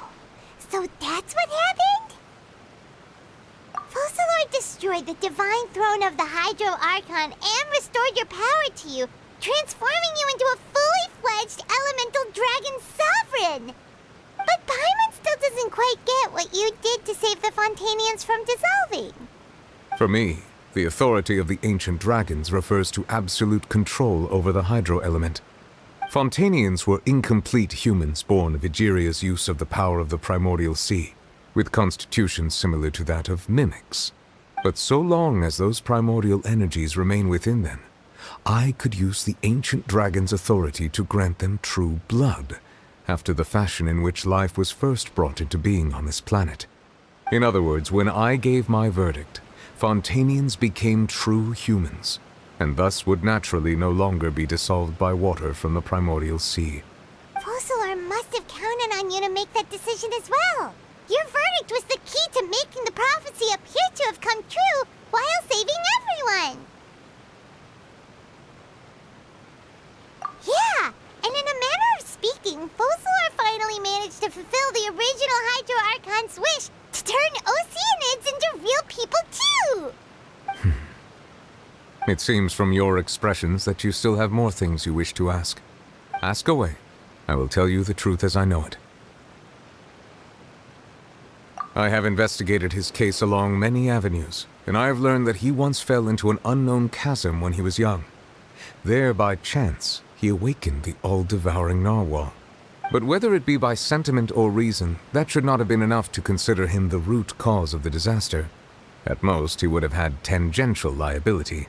As for the judgment passed by the Oratrice during the trial, whether it was due to that liability by association or Focalor deliberately using him to buy time for us on the assumption that he would be able to hold the creature off, I cannot say. Guess Focalor had Fontanians in mind the whole time. In the end, it was thanks to her that they finally became real humans. Hang on a second. Paimon suddenly got another question. Back when Fontanians hadn't yet become real humans, were the children they had also transformed Oceanids? Life has always flowed like water. Do you recall how Fontanians would often come to the Fountain of Lucine to pray for children? Yeah, Lynette said the fountain is where all the waters in Fontaine converge. In truth, even those couples did not know that such prayers were no mere custom, but instead a form of ritual. Those Oceanids who were blessed within the spring water would later descend as new humans in the coming months. Paimon sorta gets it now. Either way, seems like this ritual won't be of any further use, but it'll probably live on as a local custom. Ask away. I will tell you the truth as I know it. Yeah, about that. Risley said Farina has already left. What's that all about? Ah, Lady Farina. The people are only aware that her death sentence has not been carried out. She abdicated the post of Hydro Archon and left affairs related to that title to me, before leaving the Opera House. I related Focalor's words to her faithfully and completely. After hearing them, she seemed neither saddened nor comforted. She simply said that she was tired and needed to rest. Having said that, she then packed her things and moved out of the Opera House, not unlike how an ordinary person might. But she's still got a place to stay, right? You need not worry. I will make arrangements to ensure that she will not want for food, clothing, board, or travel. In truth, I am somewhat happy for her. The wear and tear on her spirit will, of course, take time to heal. But now that she no longer has to play the role of Focalor the Hydro Archon, she can finally lay down her burdens and lead a normal life. What about you then? What are your plans now that you've regained your full powers as the Hydro Dragon? After Focalor passed on, the Oratrice also ceased to function. This matter will directly affect our trials. After much careful consideration, I've decided to take over its role in our courts. From now on, I shall hear cases and pass verdicts by myself. Looks like you're still considering stuff from the perspective of the Udex, huh? As an elemental dragon, there are indeed many things that I must do. But this power and this duty, in a manner of speaking, you could say that both were granted to me. As such, before I attend to my other responsibilities, I must first and foremost continue to serve Fontaine as its highest judge. The duty of the Hydro Sovereign and the duty of the Udex shall coexist within my person. Additionally, the Hydro Archon's departure has brought about another problem, which is that the Opera House shall no longer produce indemnitium. That's true. That power was derived from the people's faith in the Hydro Archon, wasn't it? Wait, but the various mechs and machines in the city are all still okay. Where are they getting their energy from? As I am now, I have full command over New Musia, and it can serve as a complete substitute. Another reason why I cannot quite leave Fontaine immediately. Wow. This ancient dragon's authority stuff is really quite useful, huh? Ask away. I will tell you the truth as I know it. Oh, that's right! They say you've given it to the knave as a diplomatic gift or something! Leaving aside their intentionality, the 4.2 Harbingers have indeed done much for us during this crisis. Their sole remaining goal in Fontaine, at least at this point, would seem to be the Gnosis. The Oratrice has ceased to function. The Hydro Archon's divine throne is now no more, and I do not need the Gnosis's power. As such, it has lost all meaning for Fontaine. If the Fatui have impure designs, then we might as well accede to their request now, and avoid unnecessary conflict. What complicated considerations? Paimon thought you were just giving it to them out of gratitude to the knave and as an apology to Child. Ask away. I will tell you the truth as I know it. You will soon be heading to Natlan, I presume? I'm afraid that I have little talent as a travel guide, so all I can do is tell you what I know about that land. As far as I'm aware, Natlan can be said to be a nation of dragons. A nation of dragons? You mean like you? No, I suspect that I would not find myself welcome there. Unlike ancient dragons such as myself, the dragons of Natlan have undergone long years of development and evolution. Large numbers of them have entered a form of coexistence with humanity. Natlan is also the nation of war. War ravages those lands like an undying flame. There is one other piece of information I got incidentally from my negotiations with the knave that I believe may be useful to you. The harbinger known as the Captain has thrown his hat into the endless ring of war. The Captain. Sounds like a real tough customer. Seriously, everywhere you look, there's a Fatui harbinger doing their thing. I suggest that you fully prepare yourself before going to Natlan. In the meantime, Fontaine's doors will always be open to you. Ask away. I will tell you the truth as I know it.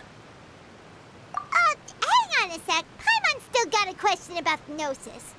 When we spoke to Linny earlier, he mentioned that your attitude towards giving away the Gnosis had clearly changed. We guessed that there might be some reason for it that only you were aware of. No wonder the House of the Hearth is the Fatui's intelligence division. They are certainly sharp.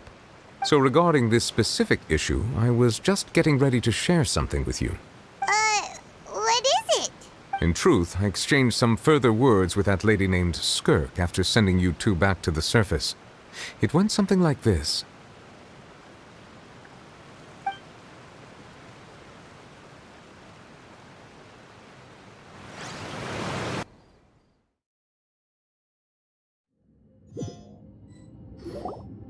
Well, we're going to head topside to see what's going on. You hurry over soon as well, all right, Nervalet?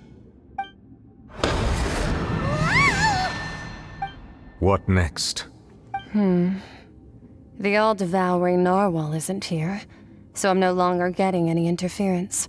I can finally catch the scent of your power, what it's made of. It is the authority of the planet's primordial dragons, but with something very similar to a god's curse mixed in. It's quite a novel blend. I'm sure I've encountered something like this before. What was it again? I do not know what you speak of. Of course. How could I forget? You should have the remains of the third Descender on your person, yes? Remains? I've never heard of any such thing. According to your parlance, I believe it may be called a gnosis. Well, that much is true. After Focalor's divinity faded, she handed her gnosis to me. But I fear I have never heard of it described in the manner that you just did. I've been training with my master, the Foul, ever since I was young, and I have never returned to the surface since.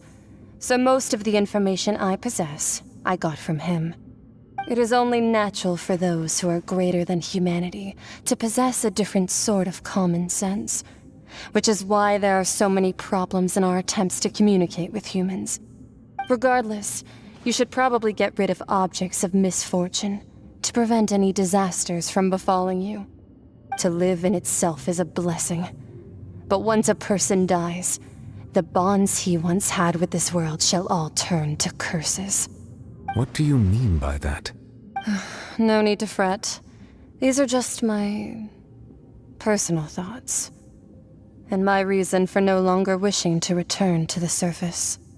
This third Descender you refer to, who are they? And when did they die? Master never mentioned them to me. Perhaps it just wasn't that important for me to know. If you're interested, though, I could ask him. I'll be sure to pass the answer on to you next time. Next time? You believe we will meet again? I do.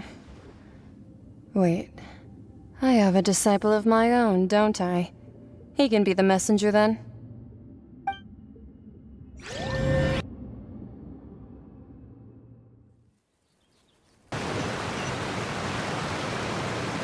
That's what she told me. Whether it would prove useful or not, I wanted to pass that information on to you. The remains of the third descender? So that's what the Gnosis actually are. Paimon just thought they looked like chess pieces. How could they be a person's remains? All the same, assuming that there was no misunderstanding or special metaphor at play, that is what she meant to say.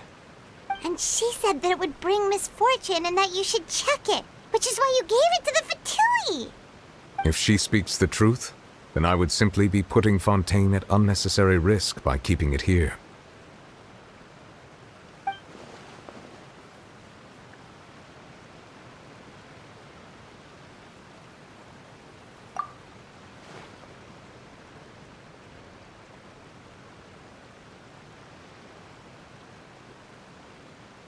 I had guessed that you might already be familiar with this concept, but I did not expect you to be one of them.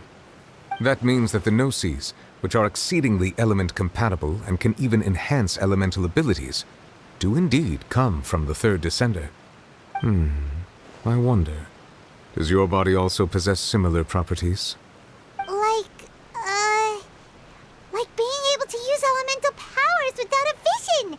That does sort of count as special compatibility, right? No, let's not think about this stuff right now. It just feels creepy.